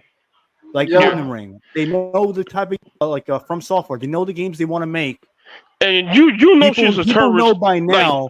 People know by now these are the games that they make. So why are you still, after all this time, trying to sway them to change like a part of their identity of what makes their game stand out? The way I look at it, from my perspective, is part of the immersion, because they want you to face the boss head on. No pausing, no none of that. You gotta get through it in that time. You die, you die. If you beat him, you beat him. Good, but you're not gonna have this little like break in between just because you feel like it, or for whatever. Or you may have a situational disability or whatever bullshit. When again, if you have a responsibility, which what it really is, then take care of your responsibility. Worry about games later. That's another thing. I'm so sick and tired of these motherfuckers just up and defend her. I mean, trying to defend this shit, saying that, it's an industry term, and all this type of shit, which doesn't even make any sense, because people would literally literally would use shit like words like that, like it make any sense. Like point blank, we heard what she said, and all the people that literally kissed her ass didn't even watch her video. I had to sit there and unfortunately had the fucking brain cells to watch that video of hers. And her tweet is even worse, because all those people in her in the comments literally defended her all the fucking time. And even the people who's trying to say that that her point was wrong, they get shit on 24/7. Yeah, Y2, you need to get paid for watching that. Yeah, all of us do. Not paid, like a good amount. Like, holy shit. That shit give me brain damage. So sure. And that term about situational disability, or that chart in general, when people are saying like, this is what game designers refer to. Since when? As the industry term. Sounds like a recent thing that they just want to change the language, like they're doing with so many other things. They're trying it sounds like some shit from South Park. This is the new normal. This is what they're trying to change in language. Because where was this talk about situational disability? Or when did you ever hear anyone say being a parent was a disability? This is the first time I was hearing about it. Yeah. This is just new terms people create, and they're trying to convince everyone that this is what it really is. When it's not, it's made up shit. It's like a pansexual. It's like made up. Yeah. Or like, oh, I'm a gender fluid or cis. Or It's all made up. Or shit that people are mansplaining, or yeah, all that. It's like made up shit. People are trying to turn into something that we normally refer to as. Yeah, if these people are working in the game industry, yeah, expect another crash. Oh yeah. Yeah. It's gonna happen eventually. Holy fuck! Like these people are so goddamn stupid. Like this is some shit from South Park. Oh, sensible disability or whatever fuck. Oh, being a bartender is low tier disability or disability. South Park is more honest. It's like a bad parody. Yeah. Like holy shit. Yeah. Except South Park is more honest than like idiots such as Pierce and her. Yeah, I know, but it sounds like some shit that Eric Cartman would make up. Yeah, trying to convince everyone it's real. Yeah, right. but you know the other thing is, I think there probably might be some company that actually probably might be making some product for her quote unquote disability. And what I can only surmise that the next thing that's going to happen is they're going to show up out the woodwork with some new product, and then, like I said, her subpar face is going to be on the advertisement, and they're going to try and shill this out for people. And you know what's the other funny thing about this? So she doesn't understand what she's asking for. So we, as the customers, thousands of people have made our stand to tell these people that we're tired of the DEI and the woke stuff and all this kind of stuff in video games. So if we have thousands of people trying to tell the industry to get its shit together, how the hell does this lady think that the companies are going to listen to her? Doesn't she get the memo? It's like that meme with the guy looking at the other person get about to get hanged. Is like, your first time here? Welcome to the club, princess. Yeah, right. And honestly, it looks, if she wants to make like any bullshit woke game with the most woke shit, with the most woke shit, someone like her can add in, fine. But leave established games like the games of From Software or like games from the 2000s, 90s, and make your own shit. We won't buy it, but just leave the games we grew up with alone. You know why they do it, right? The reason why they do go after these established franchises because they do that, then everyone else will follow. Exactly, yeah, facts, and it's just like it really does expose their it exposes them and their agenda and why they're going after these brands, these established franchises and games. It's an easy cash maker for. It's an easy cash maker for them, and it's like Dead Rising. They want to remaster Dead Rising, even though I view it as a remake, because they see it as an opportunity to make money and to also correct whatever mistakes they think they have made, even though they just made a fun B-movie type game.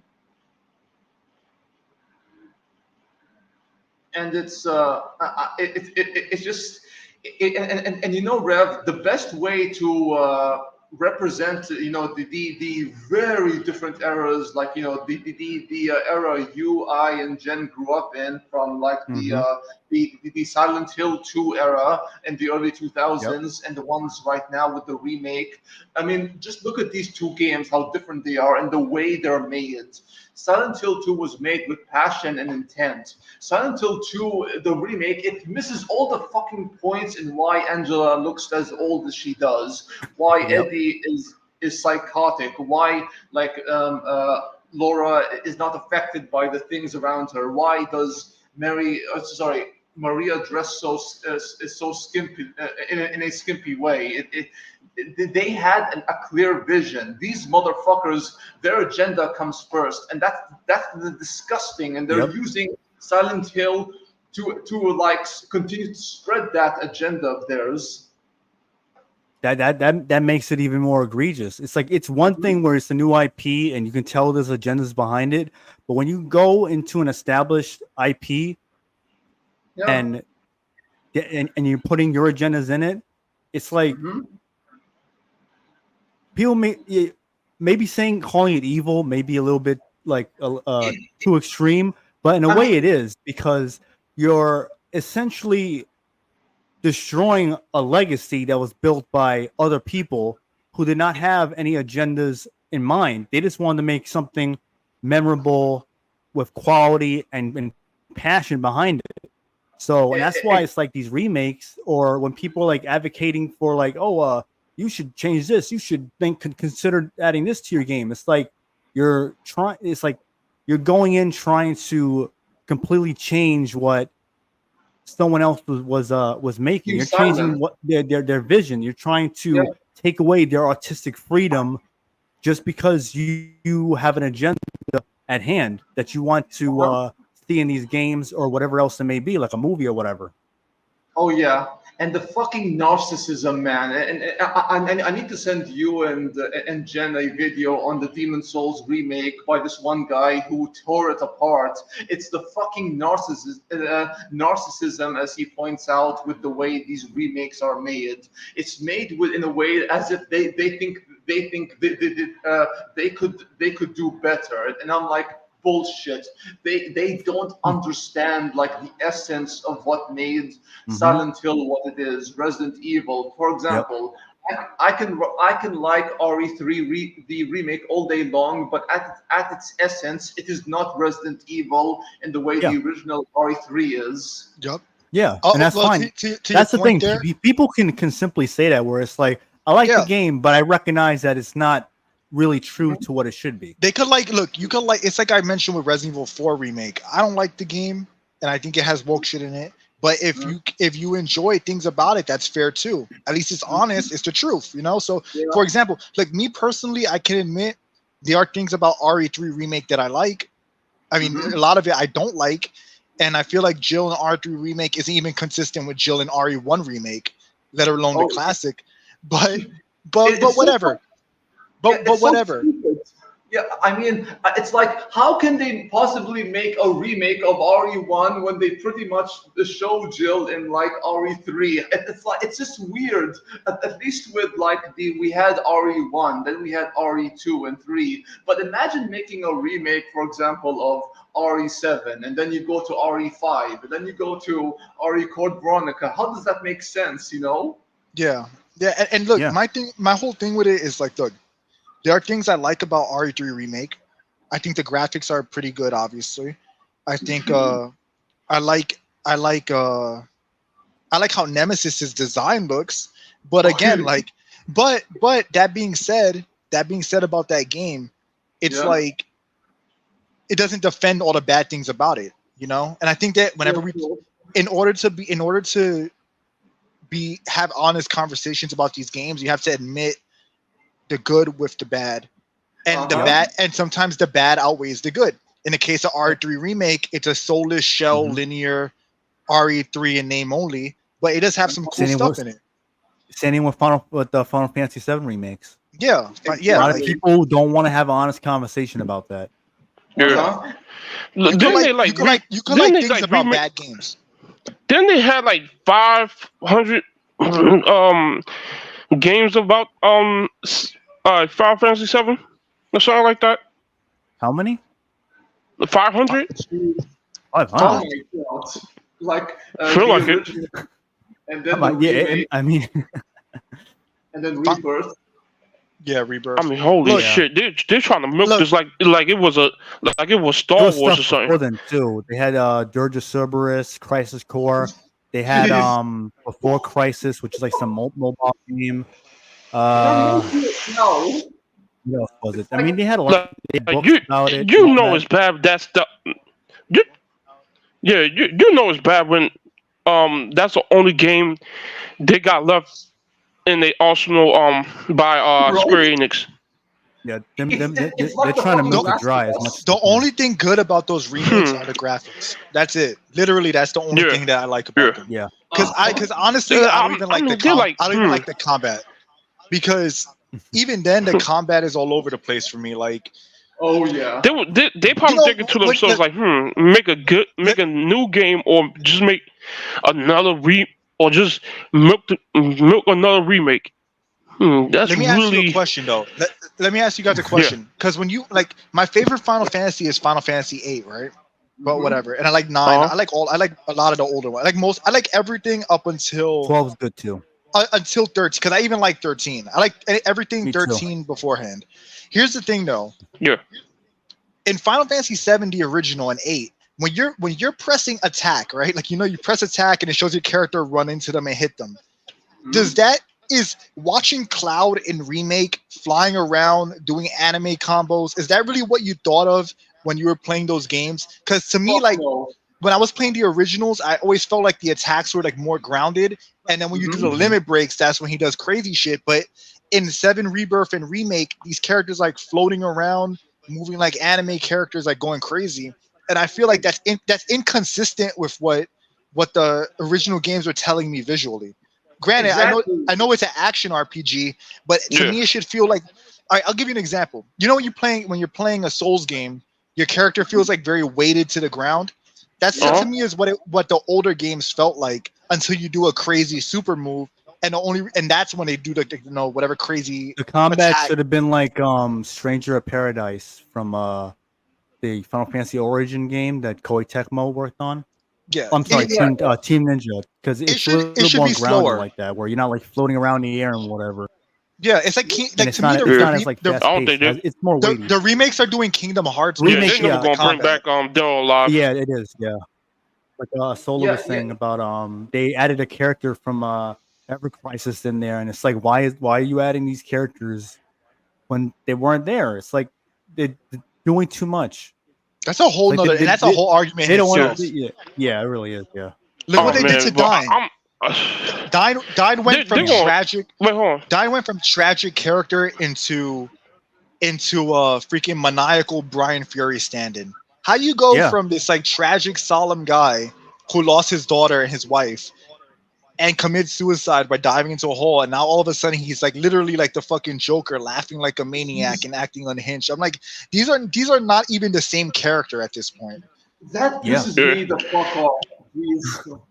I mean, it's like, see, for example, with Dark Souls, if they were to make it into like a DMC a kind of action game, it would not even be Dark Souls anymore. Same thing with like the so-called remake of Final Fantasy VII. It loses the identity of the original and the intent behind the combat and such. Final Fantasy 15 and the way you flew around and shit, it works for that because it's a sequel and not a remake, you know. It has nothing to be compared to. That's what I don't get about these developers. They want to remake games and then they want to change them so drastically. It's like, yes, you're gonna make changes, you're gonna modernize it, but you should also keep the core of what that game felt like. That's why, to me, I always say this, despite what happened to Claire tragically in Resident Evil 2 remake, I liked that game still felt like Resident Evil 2 to me, or Resident Evil 1 remake even, where they added stuff to the game, they tightened up the dialogue, but when you're playing the game, you still feel like that tone and core of the gameplay is still there. And then when you look at a game, nothing was lost or taken away. If anything, it's added on in either of those. In either of those two games. But then when you play, like, you see other remakes, they start adding mechanics that weren't there. Like you said, adding characters that weren't there before. Characters go from like more of a grounded fighting style. Now they're flying around like they're fucking they're fighting in the desert, like Dragon Ball Z shit going on. I'm like, like it's fucking crazy, man. Like, it's so crazy, you know. Like, that's why I think like you should just focus on making new games, and again, for better or worse. But like I don't like Final Fantasy 16, but at least I'm not gonna like judge it for being something that it was never promised to be. I feel like if you're doing a remake, promising something and you have to deliver on that promise. Yeah, I Which she did not, for yeah, the you most know, part. the other thing I was just thinking about these modern business practices because we have to accept the fact that all these things are about business, is about making money, and also is about making sure that the other guy doesn't make more money than you. So one of the things I was just thinking about, there was a documentary made by a YouTuber talking about the movie back in early 2000s called X versus Sever. And the thing was, the studio that produced the movies, that shut down. I believe it was Enterprise or one of those big names that you have. And the thing is that one of the things about it, it was a money laundering scheme involving a bank, or various banks. I think one or two banks in Germany. So it doesn't matter if the movie makes money or not. Whoever is investing in it, they're going to make money. And so my thing is, okay, so they're making these remakes. What do remakes do to people? Remakes bring out the nostalgia crowd, and the nostalgia crowd are going to go out and get money, go out and get the money so they can buy the game, so they can relive their past or whatever. But the thing about remakes also is that it's lazy. It's already been done. The stuff has already been made, so they already have the resources. They're not going to use the old assets. They're going to make the new ones so they can give you the sales pitch. Oh, looks better, or whatever. And of course, the other thing is what kind of tells me is a little strange is the fact that when they start saying we need to change the controls for the modern audience, when I hear that, that sounds like they wanted to use those control schemes for a different game, but the company said, nope, we're going to put it in the remake because your new game is not going to sell. And, we want to put If a it's lot of hard. money into this and get some money out of it. And of course, we outside are looking at in the inside, and we're just looking at these remakes, like you're talking about Final Fantasy. And I never played. I don't recall playing any Final Fantasy. I'm gonna be honest with you. But when it comes to me being the guy outside looking in, when I see the old Final Fantasy and the new Final Fantasy, old Final Fantasy look like they were trying to replicate the science fiction movies like Aliens, Yeah. Cyberpunk, all these kind of things, right? But with a The art design. semi-anime look, right? A lot That's of it the like aesthetic. with like the alien, I don't know if you remember Alien, the way the ship looks with all the Right. pipes and tubes and shit, and like the gray Yeah. and steel colors. Right. Yeah, Right. So the very 7 borrows a hyper lot. hyper Seven- Yeah, it does. industrial Yeah, aesthetic, like right? like industrial Yeah. Like similar to atmosphere. Akira. That too. Yeah, that's another one. Yeah, and then they're trying to give that look. But now with this new one, for whatever reason, I'm not sure who's the art director or who's in charge of it. These people just have this thing of, okay, we're trying to make it look like trying to cater to more females, because you kind of notice that they think they cater to females, but I don't think females want a softy looking Cloud, and he looks way too soft. And the other thing is, like you're saying, the animation battle attack animation, it's just like it's just for show. It's flashy. It's like these modern video game trailers where you have some animation studio making some cartoon trailer, and you're just like, okay, so you're giving me a cartoon trailer, but let me get this straight. This cartoon trailer is just for a game that doesn't look like it, and it's just the whole thing of just deception and pageantry, and just, I don't know, it's just when it comes down to it, somebody's making money. They keep doing this over and over again. They keep shutting down these businesses, mass hiring, mass firing. Something's going on. I don't like it. All right. Yeah. Well, I was gonna say, I agree. Final Fantasy fans will get this. Anyone who's played especially the old ones. If everything is a limit break, nothing is. So Yeah. if everything looks over the top and flashy, then your over the top and flashy moves that are supposed to stand out are just gonna mesh in with everything else and look forgettable. Final Oh, Fantasy yeah. 16. Yeah, but that's why I don't like. That's one of my big issues with that game. Everything looks so crazy that the actual crazy moves don't stand out for me at all. They just look like a bunch of That's another analogy. slashes. The Undertaker made, said everyone's doing these dives. Then all right, what else do you got? if you're doing all this crazy stuff, then it's like, why am I going to be invested in the next thing that you do that's not going to be as crazy or extreme? Yeah, well, with wrestling, you see guys have like this insane, crazy move set. Every move, they're like flipping, doing like 300 flips and crazy moves, and their finisher will be like a clothesline or something. And I'm like, what? Like, how do you get from back flipping off the top rope, doing a Hurricane Rana, that's a regular throwaway move in your match, but you do a generic clothesline, a super kick, and I'm supposed to buy that as like, oh, that's the big finish, this regular fucking move that's been outclassed by every single thing you did in this match. Oh yeah, it's the equivalent like of the leg drop, unless it's Hulk Hogan doing it. Yeah. It's like you imagine you have like these insane moves, and then your finisher is like, yeah, games are doing now, leg drop, like elbow drop. Yeah. Oh my god! There's nothing worse than like the Usos and like the what do you call them? The young Bucks. The young. Oh man, they both suck. They're both, I was gonna say they're both fucking ass. Jeez. Like, the Usos are. I'm sorry. I'm not sorry, actually. I'm just saying that out of habit. The Usos are fucking trash. I cannot stand them. They suck. Like honestly, they have the overrated as well. They have the new Samoan dudes with Solo Sikoa. All of them, and Solo Sikoa sucks too. And Kangaloa. Solo Sikoa. Solo Sikoa and the Usos are fucking garbage. Every other Samoan in those groups are better than them, and yet they're the main guys. I'm like, what the fuck? All of them. Yeah, sorry about that. Should be leading that group. The WWE loves the Samoans. They have a thing for Samoans. Like it's like The Rock's daughter. The Rock's daughter is horrible. She is terrible on. She's terrible on the mic. She's rough to look at. She can't wrestle, and yet she's still there because The Rock now has a board of directors seat in the company. So it's like, damn, like this is like the and fucking Buck T fucking over.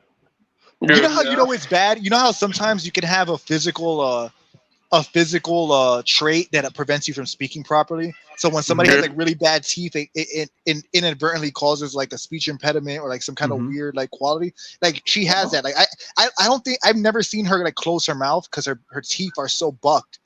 It's crazy. Like I'm not saying that, but it's only for like a second. I'm not trying to drag her. I'm not trying to drag her for appearance. Closing her mouth fully.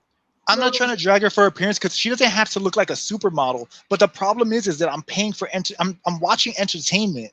Why should I have to see somebody who can't talk, can't wrestle, doesn't even look can't close good, her mouth, can't close her mouth? Like nepotism. I don't have a problem with her personally. Like she could do whatever she wants. I mean, you know, whatever. Like she doesn't have to be hot. But if I'm watching you on TV and I'm supposed to be entertained, and I'm seeing you and you have all those all those things that are like against you, it's like at that point I gotta say something. Why do I gotta pretend like it's good just because just to be nice? Like no, you know, it's not good. Get rid of her. It's fucking nepotism, and you know she's not going anywhere because she's The Rock's daughter. Yeah, she's there. She's gonna be there until he leaves, or if she just decides to leave on her own. Yeah. So unfortunately, we're gonna have to get used to seeing her. Oh yeah, and you know, Rev, my close buddy Candice and I, you and Jen know her. She loves Adam Pearce so much. The funny thing is, I simply commented on her post in which she tagged Adam Pearce. I simply responded. The motherfucker came after me because I was like talking about how Paul Heyman, he would have whooped his ass because he's a New Yorker. And man, I swear this motherfucker tried to he tried to trash talk me. I simply added a gif of Paulie from The Sopranos where he's like this, and my post got more likes than his, and I'm like, man, this guy. He should have just picked a different fight. He does not want to do this. Yeah. And it just goes to show the insecurities with these wrestlers. Yeah, I mean, like with wrestling, like it's just not the same. Like ultimately, though, it's just not the same anymore. I mean, like they're very similar to the game developers. They can't handle criticism. You can't at all. No matter how mild, you could just be like, "Listen, I don't think you're that good." Whatever. And then it's like they go ape like shit. A real personal, ape shit. Or they'll block you because they're pussy. It's like you gotta block some random person who only won't roll one thing to you, and it's like, all right. Well, look, and then when someone like Undertaker or whoever talks about the new generation being soft, then they they prove his point. Right. But also there's like the other aspect of it, like the quality. Like it's like a culture and wrestling go hand in hand. People nowadays are softer. They don't like. They're not working out as hard. I know WWE has a more strict steroid policy. Yeah. So and here's my thing. It's like they don't even like. It's like the wrestlers don't even look like superstars anymore. They don't look like grown ass men. Like if you look at the era with the Rock, Triple H, and Austin, they look like grown ass tough guys, grown ass fucking men. If you look at the guys now, like Ricochet, like don't get me wrong, Ricochet is in great shape, but you look at them and they just don't. It's not even about being big. They just don't have that like aggression and ruggedness that makes it feel real anymore. It never was real, obviously, but it doesn't have that like grit to it anymore, and it just feels like they look like fry cooks or janitors. Yeah, like janitors, fry cooks. They just like Sami Zayn is one of the worst with that. Jeez. And I'm like, jeez, man. And I'm just thinking to myself, like, socialist Zayn. Here's the thing. I'm gonna just give some knowledge here. Steroids help with recovery. I'm not necessarily pro steroids because I don't think people should cheat in sports, right? Like for example, like I train MMA, I do jiu-jitsu, whatever. I don't think people should cheat in real sports. But I feel like since no, Jim Jones incident. I mean, whoever the motherfucker from UFC name, I think it's yeah, John Jones. But with the WWE, it's not real. WWE is not real, and steroids help with recovery. So if the steroids mean they'll get injured less and look better, and they want to take it, I'm all for it because they're not competing in a real sport. You get what I'm saying? Yeah. So I just feel like these guys just look like they look fucking weak. I'm not even saying they have to get on steroids, but they have to like get in shape. They have to like really sell me. I forgot what's the name of that supplement, but but I know what you mean. Yeah, like I'm not saying they have to be on roids. I'm just saying that you can clearly see the difference between guys then and now, where they used to look like superstars, larger than life, and now like Revenant said, they look like fry cooks. They look like they're gonna give me my shoes when I go bowling. Like they're gonna fucking get the bowling shoes for me. Like the ice cream machine is down type of niggas. You know what I mean? Yeah, that's what I'm saying. They look like conditioner. They look like those sardines that in SpongeBob basically. Yeah. Me. Anchovies, yeah. Yeah, and I think one of the other problems with a lot of these guys is that they hydrate a little bit too much because if the weird thing about the body is that if you like dehydrate a little bit, the veins will show a little bit more. It's like you look more shredded. Bodybuilders do. Mm-hmm. And I know about it. Yeah, and the other thing is like it seems like also they have this thing of okay, we're gonna look big. It's like they have a bodybuilder's physique, but they don't want to have a more athletic look. They don't. They're not doing enough endurance training. And but it's not even just endurance, bro. Yeah, it's not even just endurance. Because I'm gonna tell you I'm an athlete myself. I'm telling you that like the reason why they don't want to have low body fat is because they want to look big, and some of them are they're just lazy and they're bloated. But the other thing too is that when you're lower body fat, you're more prone to injury because you have less water and less water protecting like your ligaments, your joints, your muscles or whatever. That's why guys in wrestling, like you ever notice a lot of like big guys like Petition and stuff, they would get like a lot of muscle tears and shit like that. It's because when your body fat is lower, you're more susceptible to tears, joint damage, also brain damage because you have less water in your brain. So even like those bumps when their heads rattle around, but again, that's back then it wasn't as much of a factor because those guys were all on steroids, so they were recovering fast, so they could be low body fat and recover well. But nowadays, these guys are like, and they're also lazy. They're also fucking lazy too, because like to me, it's like it's pathetic to me that I'm a normal guy that has a normal life and normal responsibilities, and my physique is better than 90% of the roster. And I'm not trying to say that to be cocky. It's just like it's the truth.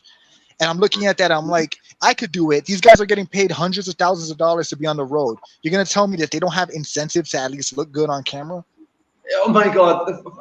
Fucking Jim Cornette told us. He said this about some. I think no, it was actually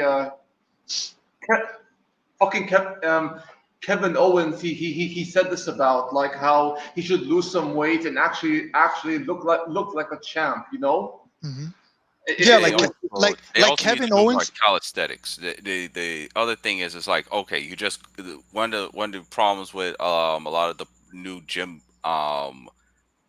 culture is the fact, oh, we just go on some fancy machine, lift some weights or whatever, and we're good. It's like, do you know how to work with your body weight? Do you know how to do pull-ups? Do you know how to do squats? Do you know how to do one leg squats? I can do one leg pistol squats and squats, stuff like that. Yeah. And it's just like, do you know how Pistol to work squats. with your body? And you have to, they're not doing like the whole like full spectrum of different kinds of workouts to But they're not get really that unique physique. a lot of wrestlers now aren't really like, but the thing is that they're not really athletes like that anymore. Nowadays they're fans. They're like the IWC. You ever heard that term? The Internet Wrestling people. Those people go to wrestling schools. They train, and then they end up in NXT. They end up in like these indie organizations, and they're AEW. it's like they don't really get in shape because they're not under the strict criteria and the strict regime or what's the word, like strict, not even regime, it's like the strict guidelines or whatever, or there's a word for it, requirements. They don't have the strict requirements that WWF and WCW used to enforce. If you didn't look like a star, you weren't on TV, you weren't wrestling, or you were a jobber. And with working out, I'm telling you, Octo Commander, it's not that they're not doing calisthenics, it's that they're not working out like that. They're just not. In fact, they could stand to lift more weights because a lot, like you see them training, and they are doing some cardio training, but they're missing out on the other aspect of it where you got to look good. Because remember, wrestling is pro wrestling is a high endurance activity, but it's also a show. In MMA, it's all about performance, right? So there are guys I know that train jiu-jitsu and they look like fry cooks, but they have their body is tuned to performance, not necessarily like looking good.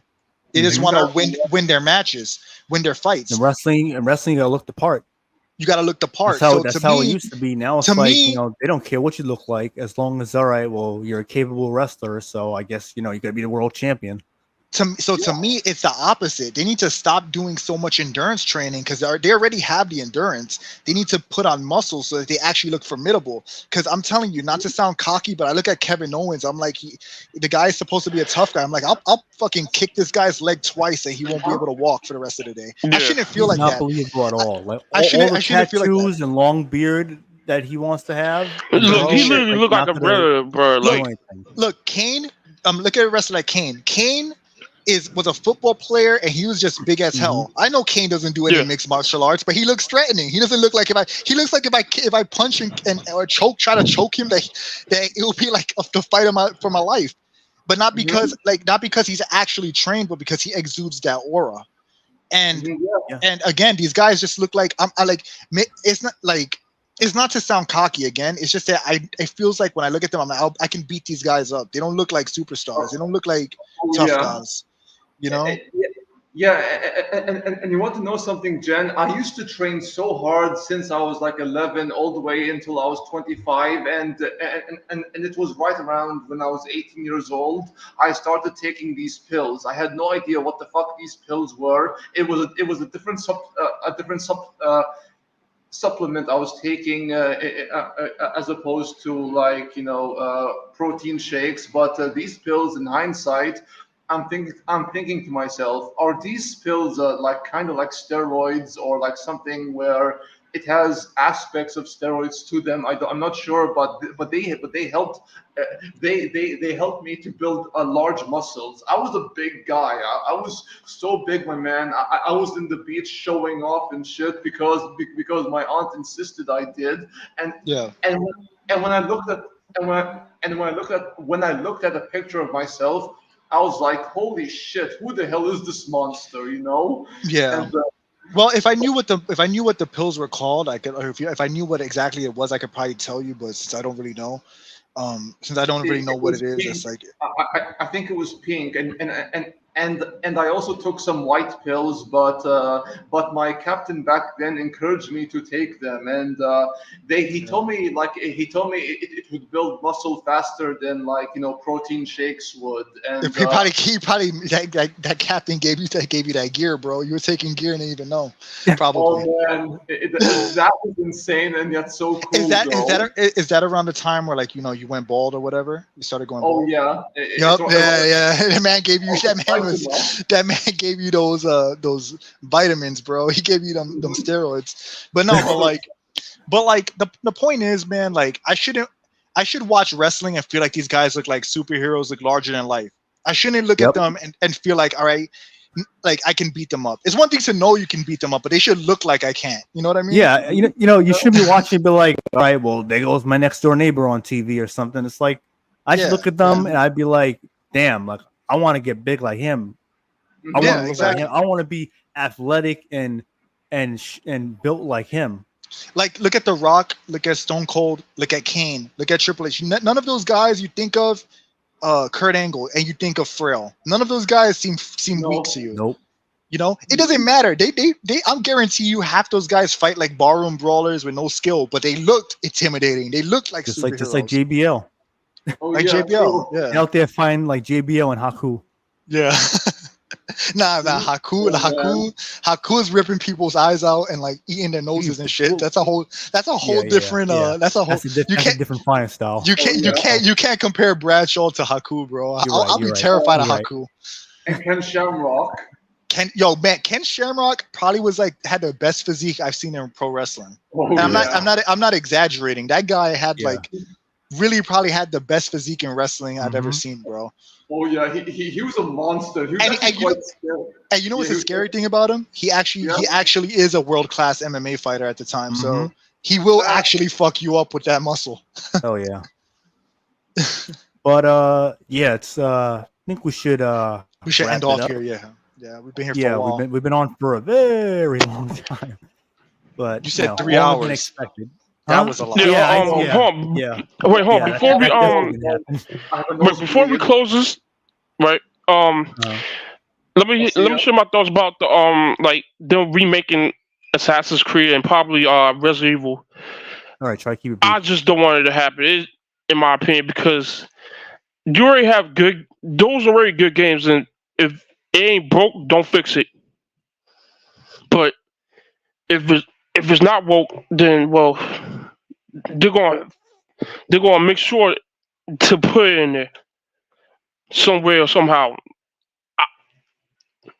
in my opinion, because they always every time Capcom or Ubisoft have a good game, they manage to fuck it up every single time. So so I think Assassin's Creed is gonna be doomed if Capcom remakes Resident Evil 1 all over again, just so it could fit into those those other sequels, and then that's gonna be fucked. And that's my closing statement. All right, sounds good. I agree. I definitely agree with what you're saying. Mr. Gamer had to leave, but appreciate you coming on, Mr. Gamer, and your insight and perspective. Always appreciated. So it's always good talking to you, having you on. Before I forget, thanks to Reborn, Christian Frades. Am I missing anyone, Jinpachi? Reborn, Rolls Royce. Oh yeah, and Spirit of Paradox. Thanks for coming on. Appreciate you guys. And of course, I think he's streaming right now too. So yeah, I think so. I was notified. I'm about to catch up to it.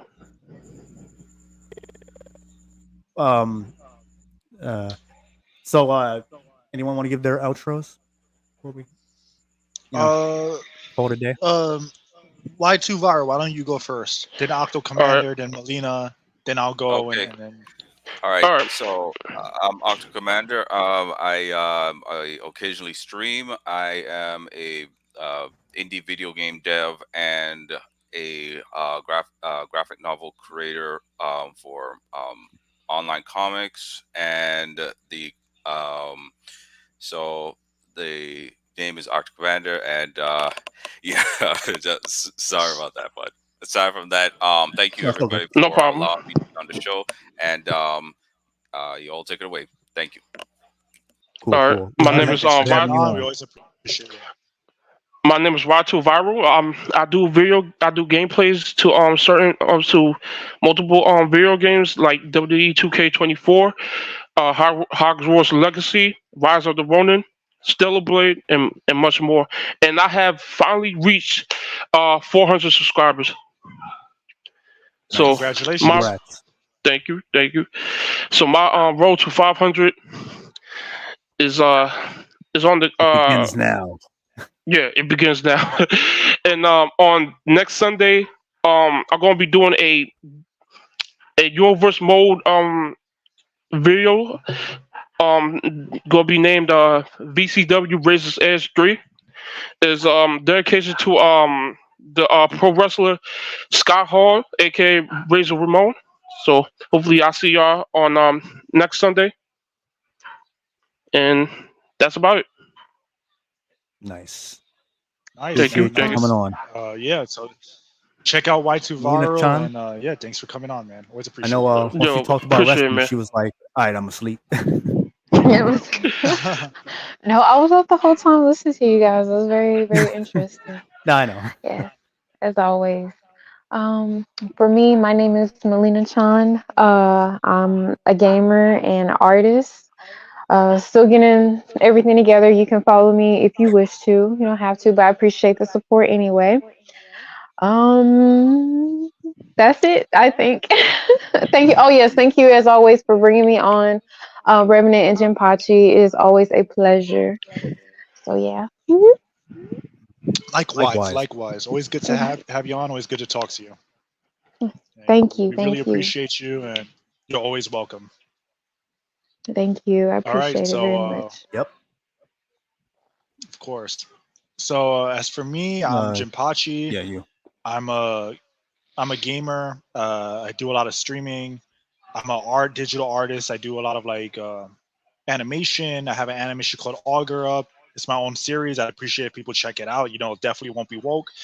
I have a Batman animation that has over 1 million views. I do a lot of like digital art. That's amazing, bro. Game, like I said, like just like a lot of gaming content. I play a lot of games. I stream different games. A lot of the content is Batman related. So if you like, dynamic and like unique gameplay, you could check that out. But yeah, tune in, and there's a lot of original content on there that I have planned for. I have a lot planned for the channel, and I have more animations on the way and stuff like that. So I'd appreciate you checking it out. Yeah, Jinpachi is definitely like a stealth type of guy. Yeah, definitely a lot of like stealth stuff, and also I stream like just different games, random games as well. So, Yeah, if you definitely check it out. a stuff master. Yeah, thank you. And look, if everyone wants to check it out, if not, that's cool too. I thanks for your time regardless. Cool. Of course, appreciate you co-hosting as usual, holding it down. Thank you everyone for watching. If you're curious, if you're tuning in to my channel in general for the first time, you can be familiar with my other videos that are on my channel. I'll try to get another video out this week. And also keep a lookout for the community posts, because I want to gauge people's opinions on the podcast, and just out of curiosity, because I it's not just for me, it's also for you guys who are watching, so because it's not all about me all the time. So anyway, hope you all have a good weekend.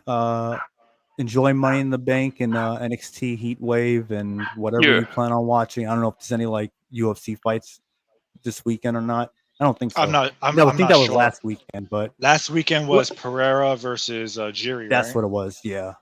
So either way, enjoy your weekend. I'll try to see you all next week with another video or something. So appreciate the support, the comments, and all that.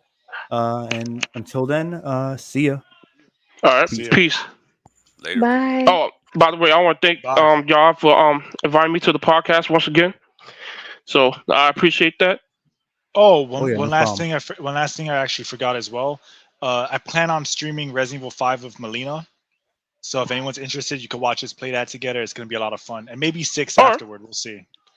Sounds pretty good. I'll definitely check that out. Oh, also has a announcement on my Y2 Retro channel. I'm also gonna be doing God War 3 walkthroughs. Nice. Looking forward to it. Anyone else forget anything? No. Okay. All right, guys. You all take it easy. All right, peace. You too. Peace.